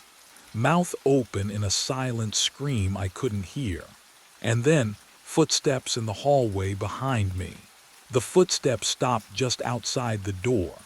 I froze. Photo frame still gripped in both hands, glass pressing cold against my palms. The burned reflection stared back at me from its surface. Mouth twisted in that silent scream I couldn't hear but somehow felt vibrating in my chest. Then the voice came, low, familiar, like hearing a recording of yourself played back through water. Max has been walking himself for 9 years, trying to bring me home. The air in the hallway smelled wrong. Not musty or stale like an abandoned building should smell, but clean, antiseptic, like a hospital corridor at 3 in the morning. I died in that house. My breath caught. The frame slipped an inch in my sweating grip. You're me. You just don't remember yet. I spun toward the doorway, empty. The hallway stretched in both directions, fluorescent lights buzzing overhead, flickering in a rhythm that felt deliberate. Doors lined the walls, all closed, all silent. The building made no sound at all, no distant television, no running water, no footsteps retreating. What would you do? Would you run? Would you convince yourself you'd imagined it? I couldn't move, because Max was there, sitting perfectly still in the doorway, exactly where he'd been when I entered. His amber eyes locked on mine with an intensity I'd mistaken for loyalty these past weeks. His tail lay flat against the floor, unmoving. Dogs wag when they see their owners. Dogs shift their weight, pant, tilt their heads. Max did none of those things. He just watched, like he was waiting for me to understand something I should have known all along. But what I didn't know yet was that understanding wouldn't save me. I stepped toward him, legs shaking. Max. His ears didn't twitch at his name. He didn't blink. And when I got close enough to see my own reflection in those amber eyes, I saw the truth staring back. Not my face, but the burned one from the photograph. Hollow, ancient, waiting. The frame fell from my hands and shattered on the floor, and that's when Max finally moved, standing slowly, turning toward the hallway, looking back once as if to say, "Follow." I followed Max toward the hallway window. The glass was cold. I could feel it from 3 feet away. That unnatural chill that makes your skin prickle. My breath didn't fog it. I stepped closer. The reflection wasn't mine. Oh, it wore my face. Same cheekbones, same jawline, but the skin was melted wax pulled tight over bone. Burns crawled up the neck like vines. The eyes, older, so much older. The mouth moved without sound, forming 2 words over and over. Come home. Have you ever run from yourself? From the thing you know you are but refuse to see? I ran. My feet hit the stairs. The apartment door slammed behind me. Cold air bit my lungs as I burst onto the street. I didn't think, didn't need to. My body knew the route. 6 blocks straight. Streetlights flickered overhead. My footsteps echoed off empty storefronts, alone, always alone. But I could hear something else beneath them. Pause steady, relentless, turn left. The blue door loomed ahead, paint peeling like dead skin. I don't remember deciding to go inside, but my hand was already on the knob. It opened. The house smelled like wet ash and copper. Photos lined the walls just as before, but now they were moving, not like film, like time-lapse decay. In the first frame, I was 5, holding a birthday cake. As I watched, the candles melted. My face grew. 10 years old. 15, 20. The smile faded, the eyes hollowed. But what I saw in the last frame made my throat close. Max sat on the mantel beside his collar, perfectly still. Not a dog anymore. Never a dog, just waiting. His amber eyes locked onto mine. And in them, I saw every night of the past 9 years folding in on themselves like origami, collapsing into this single moment. And I realized the route had never been about walking him home at all. The glass didn't shatter, it parted like water, like smoke. The reflection stepped through and the smell hit me first, ash and copper and something older. Charred meat left too long in summer heat. My stomach twisted, but I couldn't look away. Because it was me, my face, my height. My posture, the slight forward lean from years of walking dogs in the cold. But the skin, oh God, the skin was wrong, melted in places, stretched too tight over the left cheekbone. The eyes were mine, though, same green, same exhaustion.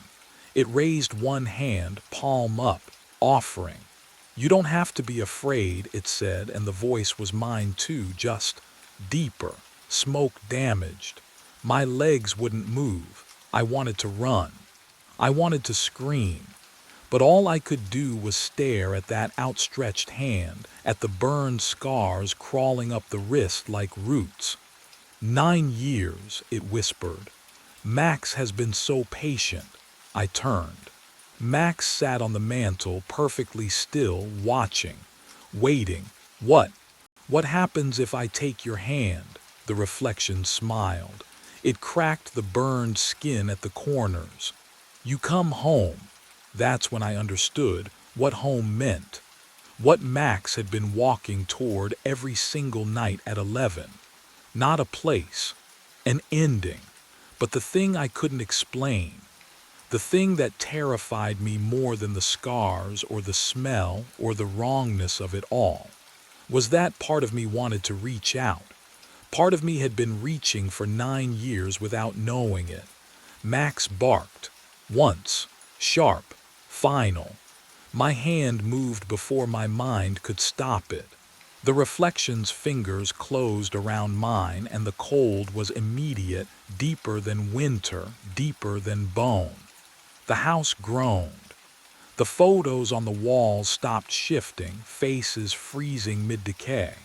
The smell of smoke thickened. I tasted it, felt it coat my throat, and then I'm in the van, engine running. Dashboard clock reads 10:58.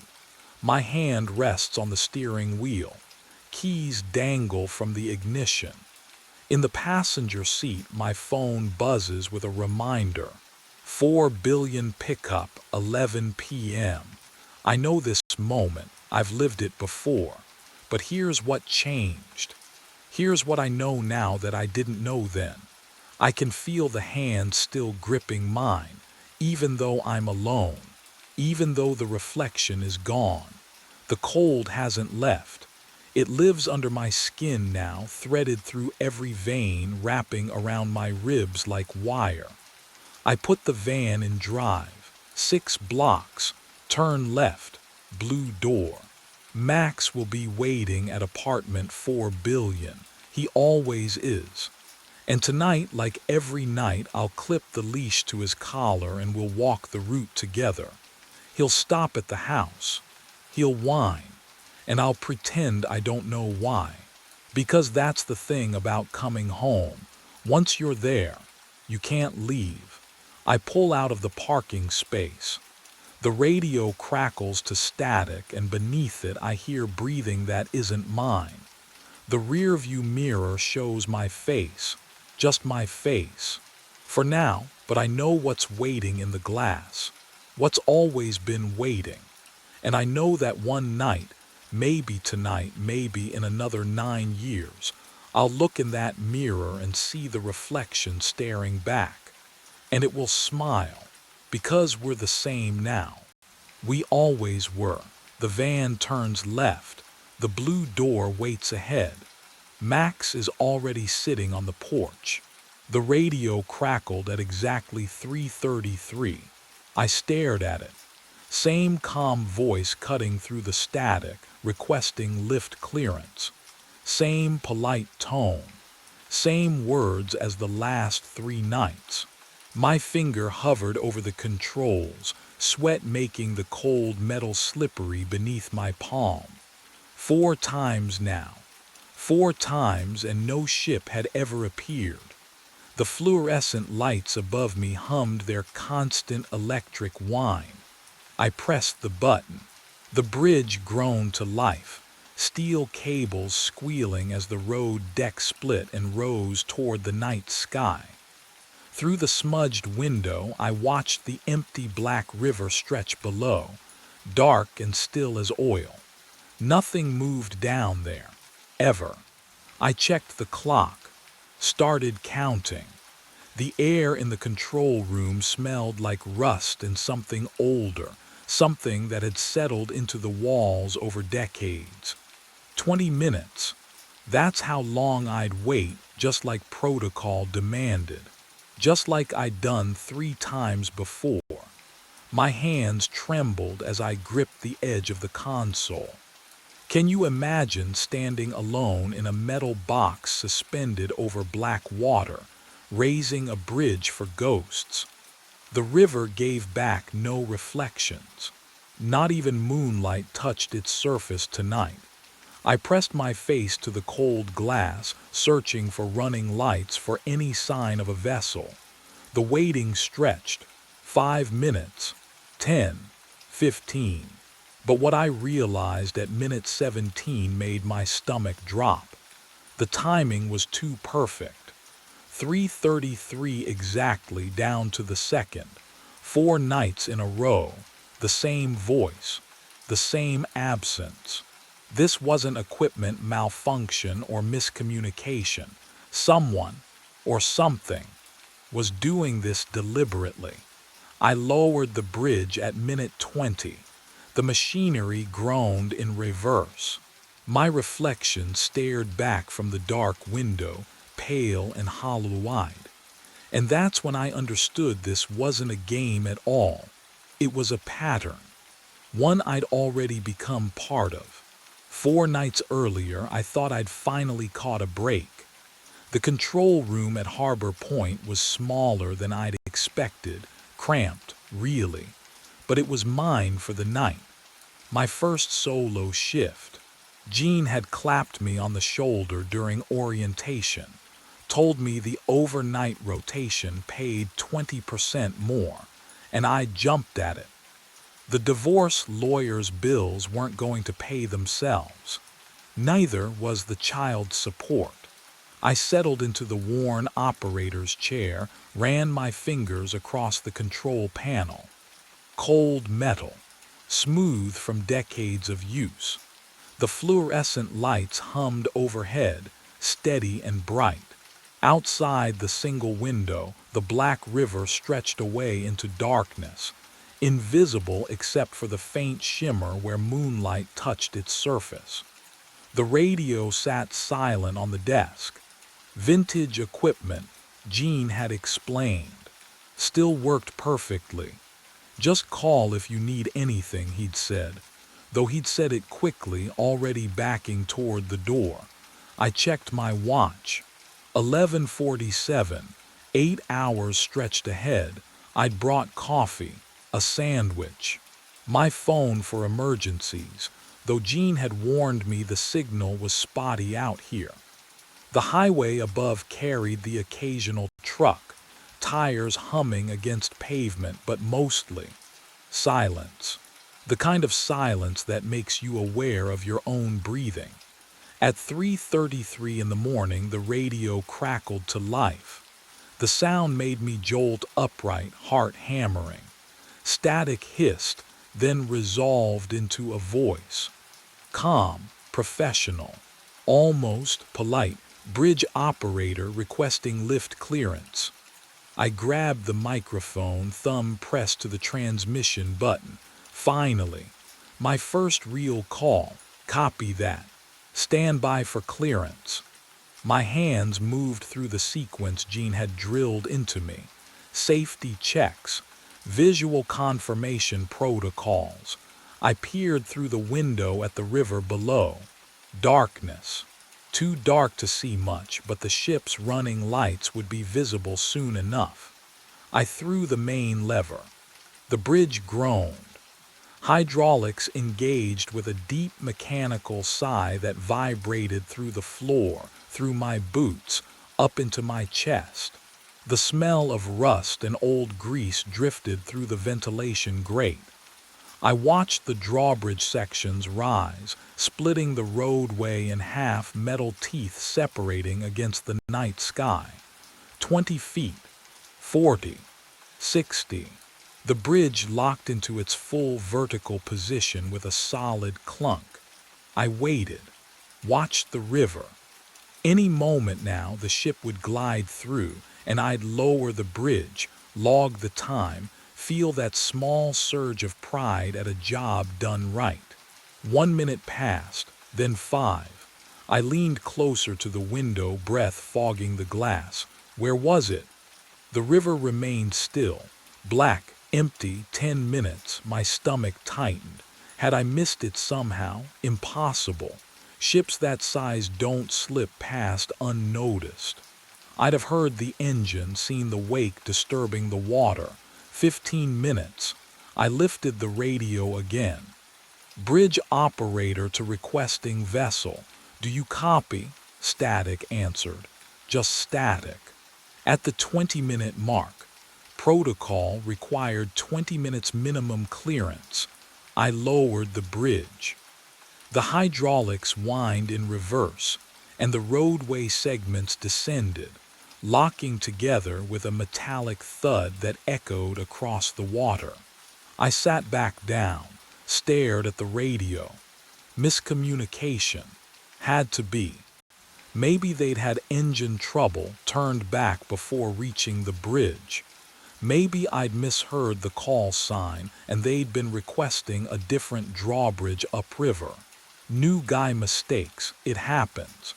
I pulled out the logbook, yellowed pages, columns for date, time, vessel information, and carefully wrote 3:33 a.m. Lift request received. Bridge raised. No vessel passage observed. Possible communication error. My handwriting looked steady, professional, but my hands were shaking. I tried to dismiss it, told myself it was nothing. First night jitters, the isolation getting to me. 8 hours alone in a metal box suspended over dark water. It would make anyone jumpy. Can you imagine? Your first night on any job, the weight of doing it right pressing down on you. I drank my coffee, ate half the sandwich. The fluorescent lights hummed their endless note. At 4:15, I noticed something I hadn't seen before. There were scratches on the radio casing, deep ones, like someone had clawed at the metal with their fingernails. And beneath the microphone, barely visible in the harsh light, dark stains had seeped into the plastic grip. Stains that looked rust brown. Stains that looked like dried blood. But what I saw next in that logbook would make my hands shake, for an entirely different reason. The entry that made my blood go cold was simple. Operator James Wilcox. Raised bridge at 3:33 a.m. No vessel logged. The date was 4 years ago. The handwriting stopped mid-sentence. By the third night, I knew the call would come again. I sat in the cramped control room, fluorescent lights humming overhead like trapped insects. My phone showed no signal. It never did out here. The highway above was silent. No cars had passed in hours. The isolation pressed against the walls, thick as fog, and I wondered if you've ever felt that. That sensation of being the only person left in the world. At 3:33 a.m., the radio crackled. Bridge operator requesting lift. The same calm voice, the same words. My hand trembled as I reached for the microphone. Copy that, raising bridge now. I engaged the mechanism. Gears groaned. Steel cables sang their rising pitch. Through the single window, I watched the drawbridge sections lift toward the black sky, splitting the road like a broken bone. Then I waited. The river below remained still, dark, empty. But what I heard next made me question everything I thought I understood about this place. I keyed the mic. "No vessel in sight. Please confirm your position." My voice echoed from the speaker. Normal, expected, but beneath it, another echo. My own words, repeating a half-second later, distorted, as if spoken underwater. The sound bubbled up from somewhere deep and cold, carrying the metallic taste of rust on my tongue even though I hadn't moved. I released the mic. The echo continued for 3 heartbeats longer than it should have. Silence flooded back, thick, wrong. I pulled the stack of old logbooks closer, dust coating my fingers like ash. Page after page I found them. Different names, different years, always the same entry, always 3:33 a.m., always no vessel logged. The most recent was 8 years old, and then the names, they just stopped. I found his name on the 3rd logbook down. Ronald Thorne. The handwriting was cramped, meticulous, each letter pressed deep into yellowed paper that smelled of mildew and rust. I traced my finger down the entries, watching the dates march backward through time. 8 years, 9, 10.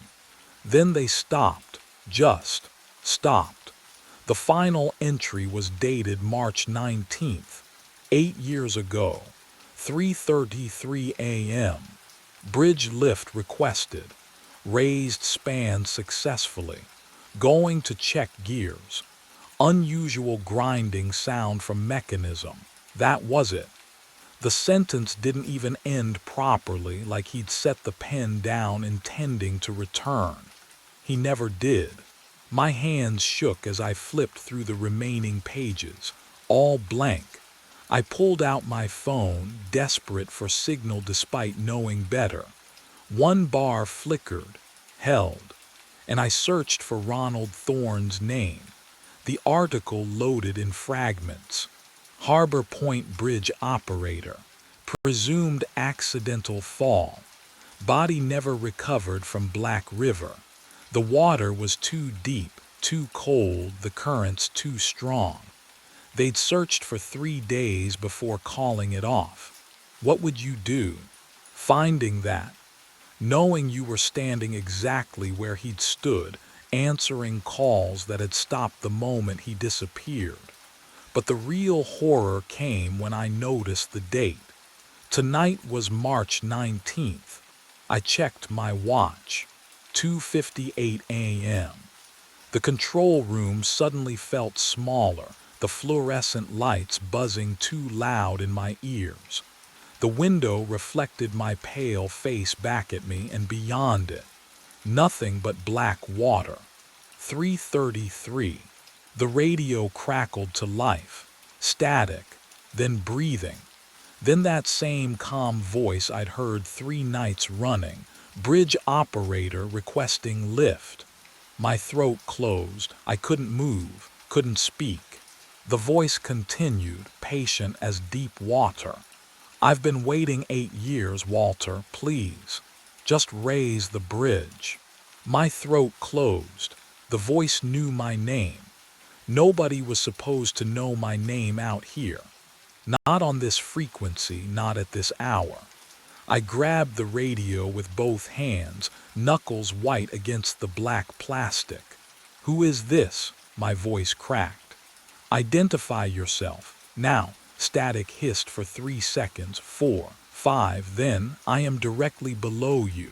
The words came slow, deliberate, each syllable dripping like water from rusted metal. "I have been waiting 8 years." The radio went cold, dead air, not even static anymore, just silence, thick and wrong, like the space between heartbeats when you think they might not start again. I grabbed my flashlight. My hands wouldn't stop shaking, but I forced myself to move, to look down through the grated floor beneath my boots. The beam cut through darkness, swept across black water 50 feet below. No reflection came back. The light just stopped, swallowed whole by that river, as if the water was drinking it down, hungry for something brighter than itself. I moved the beam left, then right. Nothing. No ripples, no movement. Can you imagine standing above water that refuses to move? The radio crackled back to life. I was the operator before you. My stomach dropped. Ronald Thorne. The name from the logbook, the man who vanished 8 years ago on this exact date, the body they never found. I raised the bridge at 3:33, the voice continued, and I could hear something new in it now, something underneath the calm. Desperation. I went to check the gears. The catwalk was slippery, the rail gave way. I backed against the control panel. The metal felt ice cold even through my uniform shirt. I fell, Walter. A pause. Long enough for me to taste copper on my tongue, to smell the industrial oil and rust in something else. Something like river mud, thick and ancient. I'm still falling. But what he said next would make me understand why no one ever lasted more than a week on this shift. The radio hissed and Thorne's voice continued, slower now, each word dragging like a body through water. I raised the bridge. Nobody called. The static crackled between his sentences. I walked to check the gears. Thought I heard grinding metal. The catwalk was slippery. Always is, cold out there. I pressed my palm against the control room window, felt condensation seep through my fingers. The rail gave way, Thorne whispered. I reached for it, but my hand went through empty air. I fell. Walter, I fell. The transmission stretched, distorted. I'm still falling. Can you imagine that? Falling forever, watching the water rush up but never arriving. I couldn't breathe. The fluorescent lights buzzed overhead, too bright, too loud. I had to see the catwalk, had to know if the door groaned as I pushed into the night air. Wind bit through my uniform, carrying the sharp smell of rust and river rot. The catwalk stretched ahead, a narrow spine of grated metal suspended over black water. My boots clanged against the floor, each step echoing into the void below. Halfway across, I stopped. The safety rail. Oh God, the rail, it hung at an angle nearly severed. Fresh cuts gleamed in the moonlight, bright silver against decades of corrosion. I knelt, touched the metal with shaking fingers. The edges were sharp, clean, recent. Metal shavings glittered on the grating like crushed glass. Someone had cut this, not 8 years ago, not rust or time or accident, recently. But what I found beneath those shavings would make everything worse. I brushed them aside, and carved into the steel were 3 words: "You are next." Behind me, footsteps rang out against metal, slow, deliberate, coming closer. I wasn't alone on the catwalk anymore. I turned. The footsteps stopped, 10 feet away, maybe less. A figure stood in the catwalk's center, silhouetted against the faint glow of the control room behind him.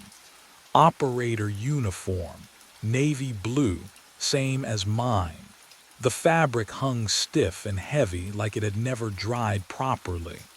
He took another step. The grating groaned beneath his weight. "Who are you?" My voice cracked.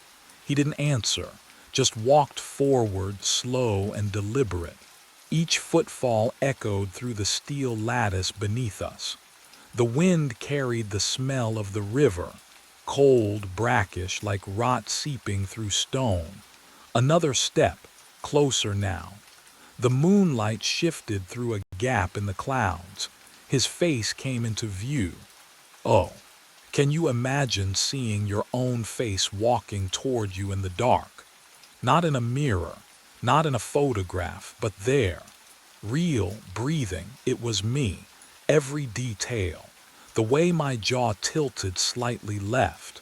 The scar above my right eyebrow from when I was 12.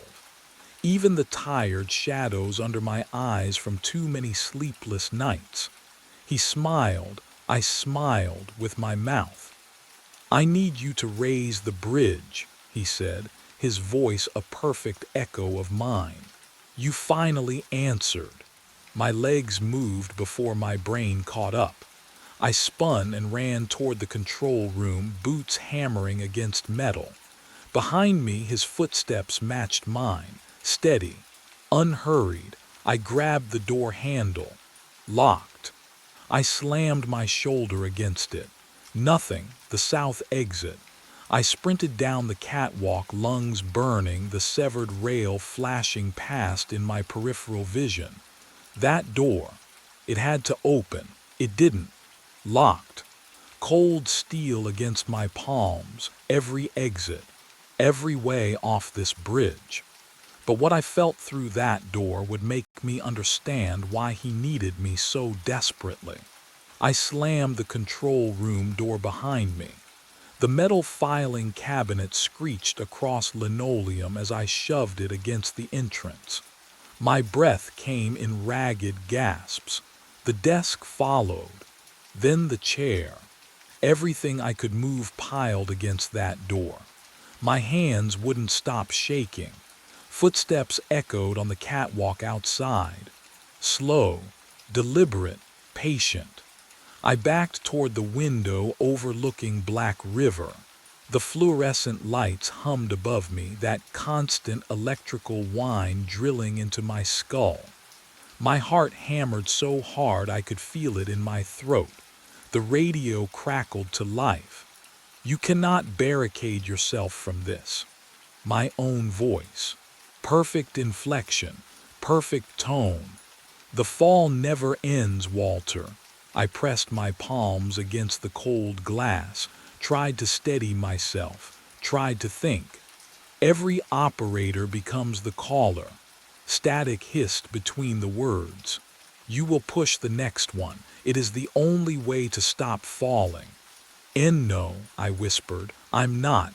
I'm not falling. I'm right here. Are you? The question hung in the air like fog. Something felt wrong, had felt wrong for longer than I wanted to admit. But what hadn't I noticed yet? I turned toward my reflection in the darkened window. Same tired eyes, same hollow cheeks, same uniform. Wait. I looked down at my chest. The fabric clung to my skin. Heavy, cold, I touched my sleeve. And my fingers came away wet, soaking wet. The smell hit me then, thick and mineral, the rotten egg stench of river water mixed with rust and decay. My entire uniform dripped onto the floor. Puddles formed around my boots. How long had I been standing in cold water without feeling it? The door splintered. Wood cracked like bones breaking. The barricade desk chair, everything I'd shoved against it collapsed inward. Metal scraped. Hinges shrieked. I stumbled backward, my boots squelching in the puddle of river water soaking through my uniform. The doppelganger stepped through. My face, my eyes, my mouth forming words I couldn't hear over the roar of blood in my ears. I turned, ran. The only direction left was out, onto the catwalk. Cold wind hit me the moment I crossed the threshold.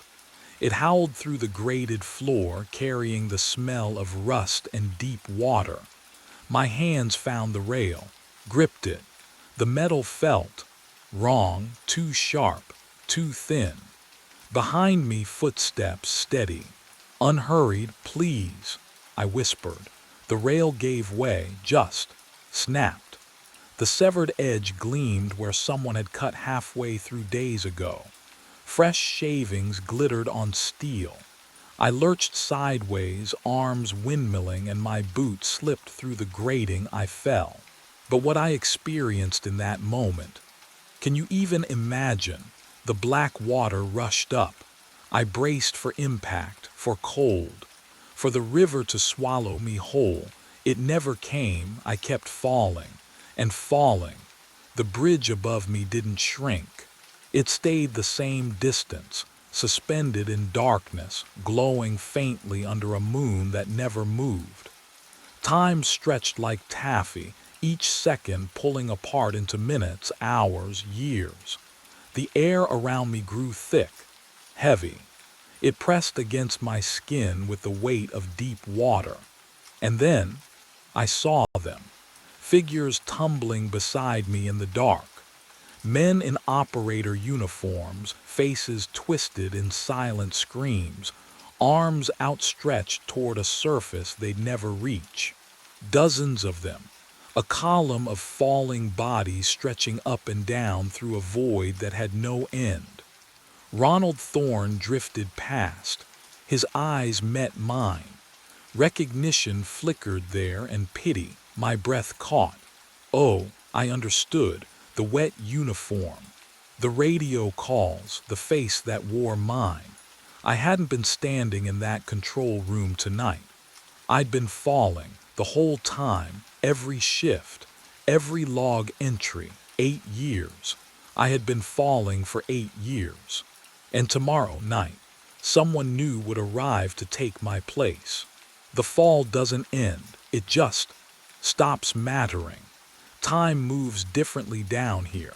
Days compress into heartbeats. Years dissolve like fog. I can't feel my legs anymore, but I can feel the radio in my hand, cold metal pressing into my palm, heavy with purpose. Tonight, a new operator arrives. I know his face before I see it. Young, 26 maybe, needs the money. Divorce papers still fresh. He moves through the control room like I did, touching the same switches, reading the same yellowed logbooks. He doesn't know yet. Can you imagine that innocence? That brief, beautiful moment before understanding. At exactly 3:33 in the morning, I lift the radio to my mouth. The words come automatically. Bridge operator. Requesting lift. My voice sounds calm, professional. No hint of the abyss beneath each syllable. I watch through the grated floor as he hesitates, just for a second, then reaches for the lever. The drawbridge groans. Steel screams against steel. The smell of rust and river water rises through the darkness.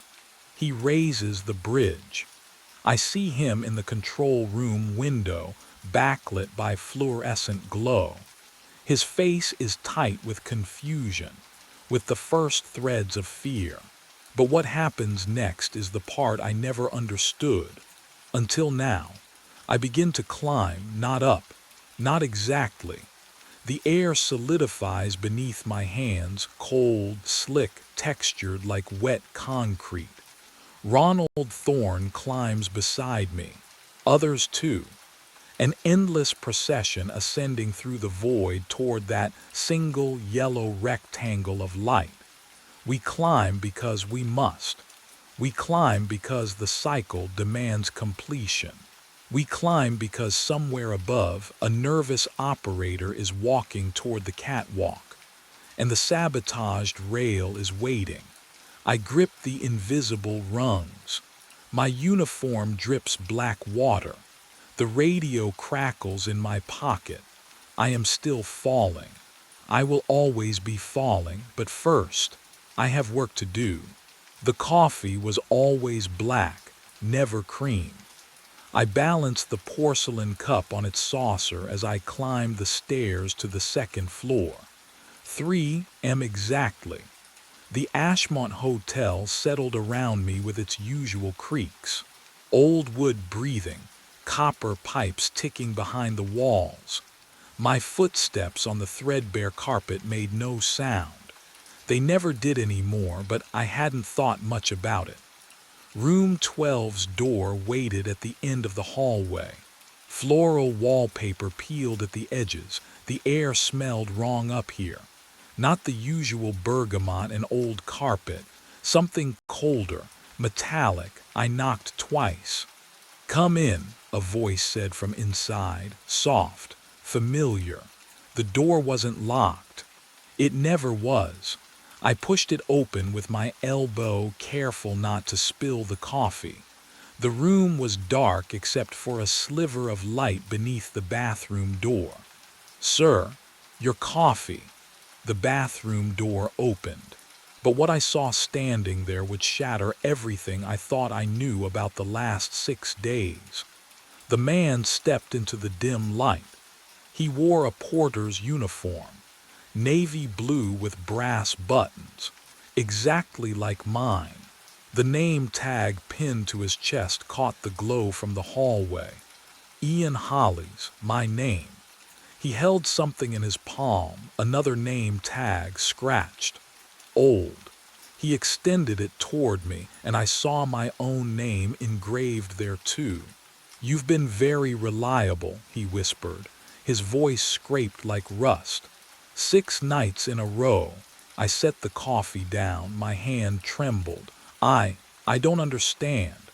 He reached into his pocket, pulled out a brass room key, held it up so I could see the engraving. "Ian Holly's, room 12. Your shift ended 6 days ago." His tired eyes met mine. "You died in the stairwell. The air left my lungs. You've been delivering coffee to yourself." And that's when I remembered the taste of blood in my mouth, and the sound of my skull cracking against the railing. My mind raced back, 6 nights earlier, before I understood what I'd become. The shift started like all the others. I clocked in at 11 p.m., the brass time card slot cold against my knuckles. The Ashmont Hotel lobby stretched empty before me, marble counter gleaming under dim Art Deco fixtures, the smell of old carpet and bergamot hanging thick in the air. Providence slept outside those tall windows. Inside I was alone. That's how I preferred it. No day staff asking how I was. No concerned managers like Claire leaving voicemails I wouldn't return. Just me and the routine. Reliable Ian Holly's. Never took a sick day. Never complained about the exhaustion that had settled into my bones like frost. At 3 a.m. exactly, the phone rang. The sound cut through the silence, sharp and insistent. I lifted the receiver. "Front desk." A voice, barely a whisper. "Room 12. Black coffee, no cream, no sugar." "Right away, sir." I should have noticed something then.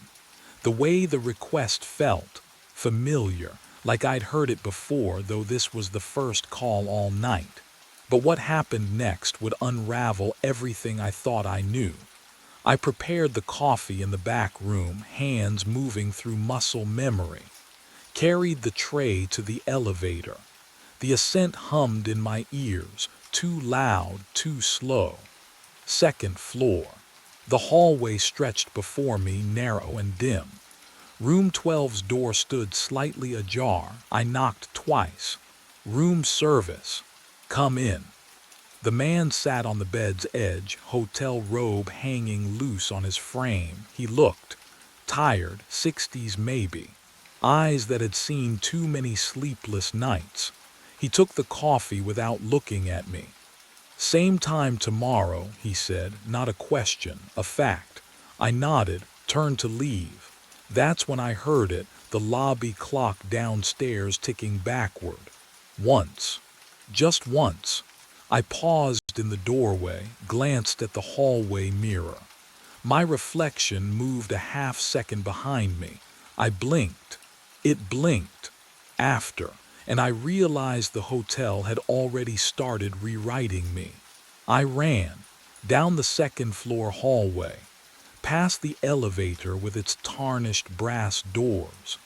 My shoes struck the carpet in rhythm with my heartbeat, fast, too fast. The stairwell door loomed ahead and I shoved through it without thinking. Cold air hit my face. The smell of mildew and something metallic filled my lungs. The service stairs spiraled upward and down. Dim yellow bulb overhead. I gripped the railing and looked up toward the third floor landing. That's when I saw it. A body, slumped against the wall, porter uniform. Dark stains spreading across the chest. Head tilted at a wrong angle. One arm bent beneath, fingers curled. The blood had soaked into the fabric, dried in patches that looked almost black in the weak light. I climbed the stairs. Each step felt like wading through water. My legs refused to move properly, but I forced them. Up, up. The copper smell grew stronger. The face was mine. What would you do? Would you touch it? Make sure it was real? I knelt beside myself. The skin was cold when I pressed 2 fingers to the neck. Waxy. No pulse. Of course, no pulse. The eyes were half open, staring at nothing. A thin line of dried blood traced from the temple down to the jaw. But what I discovered next would unravel everything I thought I understood.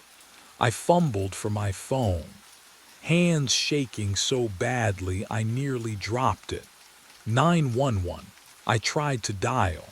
The screen lit up, but the numbers, they rearranged themselves, became extensions. Room numbers. I pressed the buttons anyway. The phone rang once, twice. A recorded voice answered, "You have reached the front desk, please hold." No, I tried again. Same result. Internal extension. I scrolled through my contacts. They were all gone, replaced with hotel departments that didn't exist. Housekeeping, maintenance, room service, concierge. I tried to call out. My voice echoed in the stairwell, bouncing off concrete walls. "Help! Someone please!" Silence swallowed the words. I ran back down, burst through the lobby doors. The marble counter sat empty.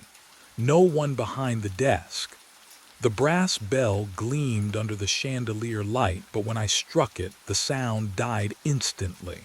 No echo, no resonance. "Claire," I called out. Claire Dunbar, the day manager. She should have arrived by now. What time was it? I checked the clock above the desk. 3:15 a.m. Still night, but hadn't I been working for hours? Days. The light outside the windows showed nothing, just black glass reflecting the lobby back at me. I walked to the front doors, pushed them open. The lobby greeted me on the other side. I was standing behind the front desk, facing the entrance I just walked through. Can you imagine that? Walking forward and ending up where you started. I tried again. Side exit. Emergency exit. Every door opened to the same space. The hotel folded in on itself, trapping me in its geometry. That's when the real truth began to surface. I moved through the hallways, checking rooms, knocking on doors, shouting names I'd seen in the guest registry. No one answered. I climbed to the second floor, the third, the fourth. Every hallway stretched empty, carpet worn in familiar paths, sconces burning with soft light, but no sounds, no footsteps, no televisions murmuring through walls, no water running in pipes. The hotel breathed around me, but it was empty of life. I returned to the front desk and opened the guest book. My hands left smudges on the pages. The last check-in was dated. 6 days ago. The last checkout 8 days before that. No one had come. No one had left. And I had been delivering coffee every night to a guest who shouldn't exist in a hotel where no one was supposed to be. The silence pressed against my eardrums. I could hear my own pulse now, a frantic drumbeat that matched the ticking of the clock. Except, I turned to look. The clock was ticking backward again. 3:14, 3:13, 3:12. I stood there, alone in the Ashmont Hotel, staring at my own body in the stairwell 3 floors above, and realized with growing horror that I had been alone for days. But if I'd been alone, who had I been serving all this time? I wasn't alone anymore. The footsteps came first, soft, deliberate, echoing from the second-floor corridor where no guest should have been. I froze at the front desk, listening to the rhythm, a slow shuffle followed by something that sounded like water dripping on carpet. Each step left a wet sound behind it. The woman appeared at the top of the staircase. Her nightgown hung loose and stained, fabric clinging to her frame like it had never dried.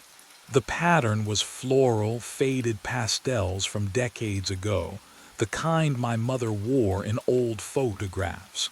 Her feet were bare. They left dark prints on the burgundy runner. She looked at me and smiled. "We've been watching you," she said. Her voice was soft, familiar, like a neighbor you'd known for years.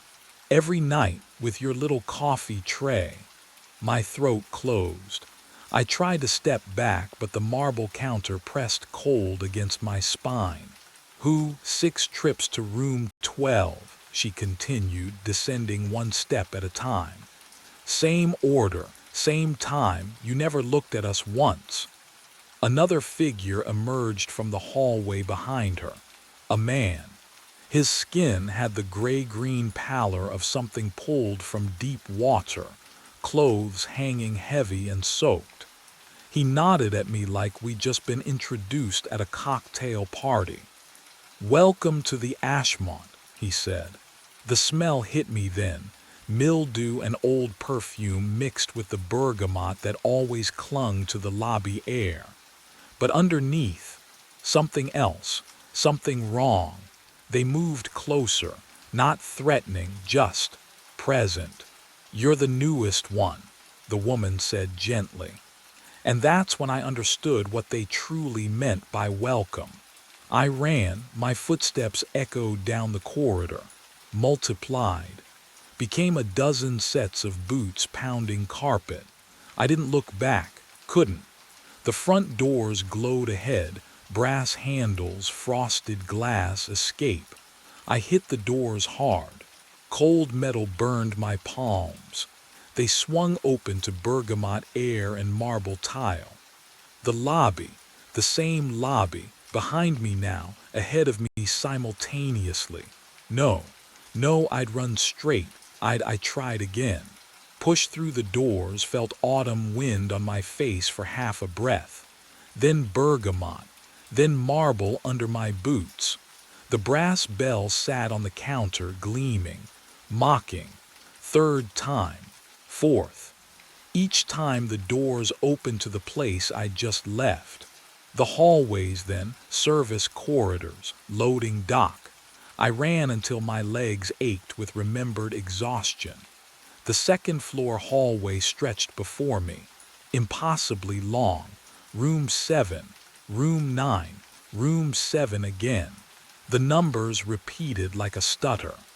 Room 12 appeared on both sides of the hall simultaneously. What would you do when every door leads back to the cage? But the real horror was waiting at the front desk. The guest book lay open. Old leather, pages yellowed and swollen with decades of humidity. I'd signed guests in and out 1,000 times, never really looked at the entries before mine. I looked now.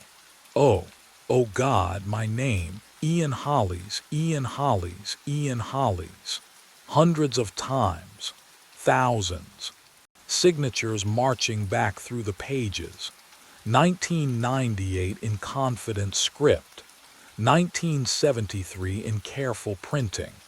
1952 in fountain pen loops that bled through the paper. The handwriting changed, decade after decade. Different hands, different lives, but always, always the same name. The hotel wasn't just trapping me, it was erasing who I'd been, replacing me, making me into every porter who'd ever died here. And I could feel it happening, my memories blurring at the edges, my signature already shifting into something that wasn't quite mine anymore. The pain came back first, not all at once, in fragments, like glass breaking in slow motion, each shard catching light before it falls. I stood at the front desk, staring at my name written in 100 different hands, and my chest tightened. The same tightness, the one I'd ignored. It happened. When, 1 week ago, maybe longer, time felt slippery here like water through my fingers. I remembered the beginning of my shift, clocking in, the usual routine. Coffee at 3 a.m. for room 12, but before that, oh God, before that, my chest had ached, sharp, insistent, like something twisting between my ribs. I'd ignored it. Of course I did. Have you ever been so tired you can't tell the difference between exhaustion and dying? The memory surfaced clearer now. I'd taken a break, just 5 minutes. Told myself I needed air, but the hotel didn't have air. Only the stale bergamot smell mixing with something metallic. Copper, old pennies. I'd climbed the stairwell, hand pressed to my chest, counting breaths. 1, 2, 3. The landing on the 3rd floor. I sat on the top step. Cold concrete through my uniform. My heartbeat thundered in my ears. Too fast, too loud, like fists pounding a locked door from the inside. But what I remembered next, that's when the truth began to surface. The dizziness hit without warning. The walls tilted.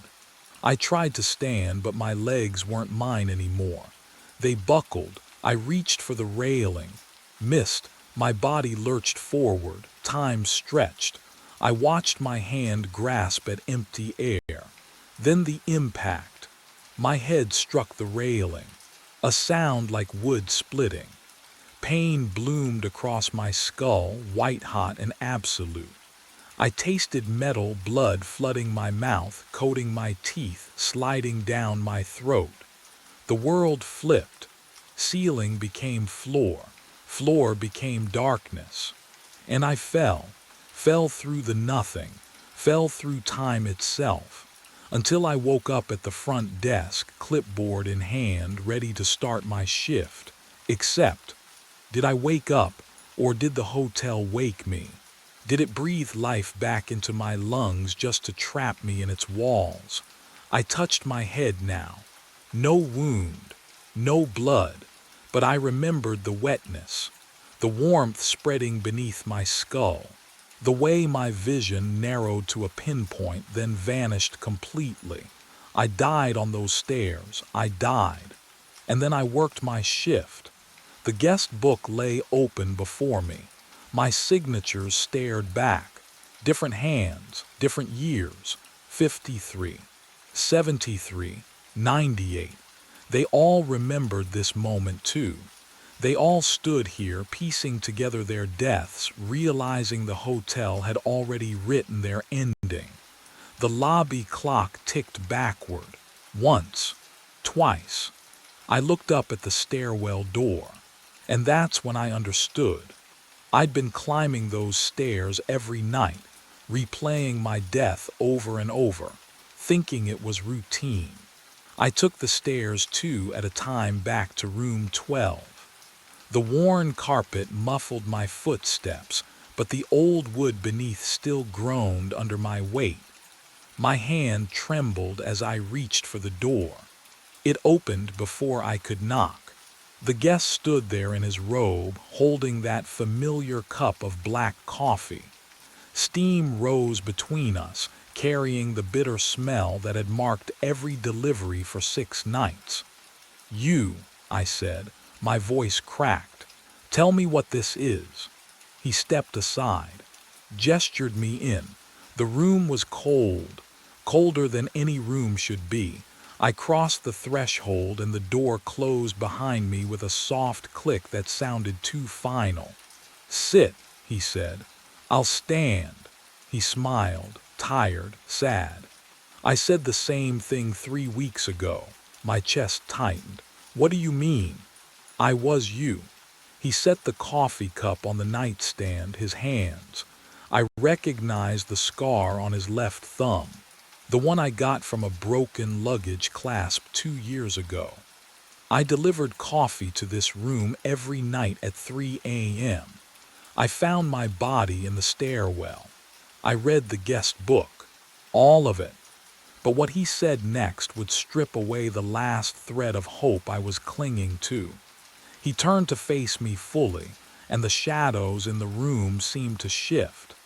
His features blurred at the edges, then sharpened again. My own face stared back at me, older, more hollow, but unmistakably mine. "No," I whispered.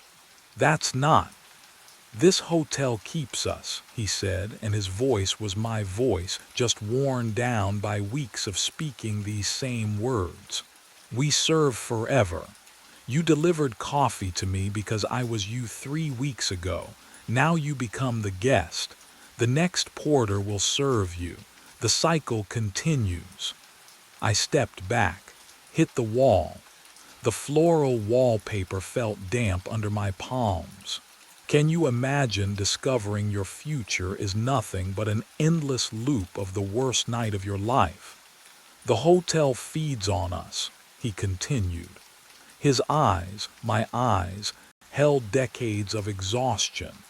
"It takes everything we sacrificed.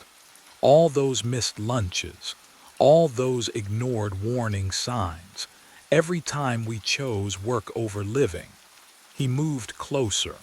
"It turns devotion into fuel." The room seemed to tighten around me, the walls breathing in as I tried to breathe out. And that's when I understood what being trapped truly meant. "No," I hurled the coffee cup against the wall. Porcelain exploded, a sharp crack that rang through room 12 like a gunshot. The guest didn't flinch, he just watched.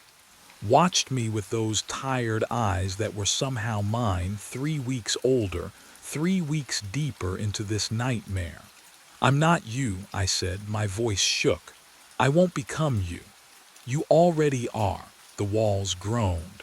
Not like settling wood or old pipes, like breathing. I turned, ran, out into the hallway where the carpet smelled like bergamot and mildew and something bitter I couldn't name. My shoes pounded against the floor, but the sound came back wrong, delayed by half a heartbeat, like the building was tasting each step before releasing it. Every door I passed had a brass plaque. "Room 12, Room 12, Room 12. I stopped, spun around, behind me, the same. Identical doors stretched in both directions, fading into darkness that the hallway lights couldn't touch. Can you imagine, every room the same, every number a lie? But what I saw when I opened the first door made my breath stop entirely. My uniform hung in the closet, navy blazer, brass name tag, Ian Holly's night porter. The fabric swayed though no air moved. I slammed the door, tried the next one. Same closet, same uniform, same name tag catching the light. Behind me, porcelain scraped against carpet. I turned slowly. The coffee stain from room 12 was spreading. crawling across the hallway floor like spilled ink. No, like blood, dark and wet and wrong. It moved toward me with purpose, tendrils reaching, and the smell, oh God, the smell wasn't coffee anymore. It was copper, metallic. The taste of it filled my mouth even though I hadn't touched it. The walls shifted inward. An inch, then another. Ian, my name whispered from behind every door. A dozen voices, 100, all mine, all slightly different. Ian Hollies. Ian, Ian. The hallway compressed. The doors multiplied.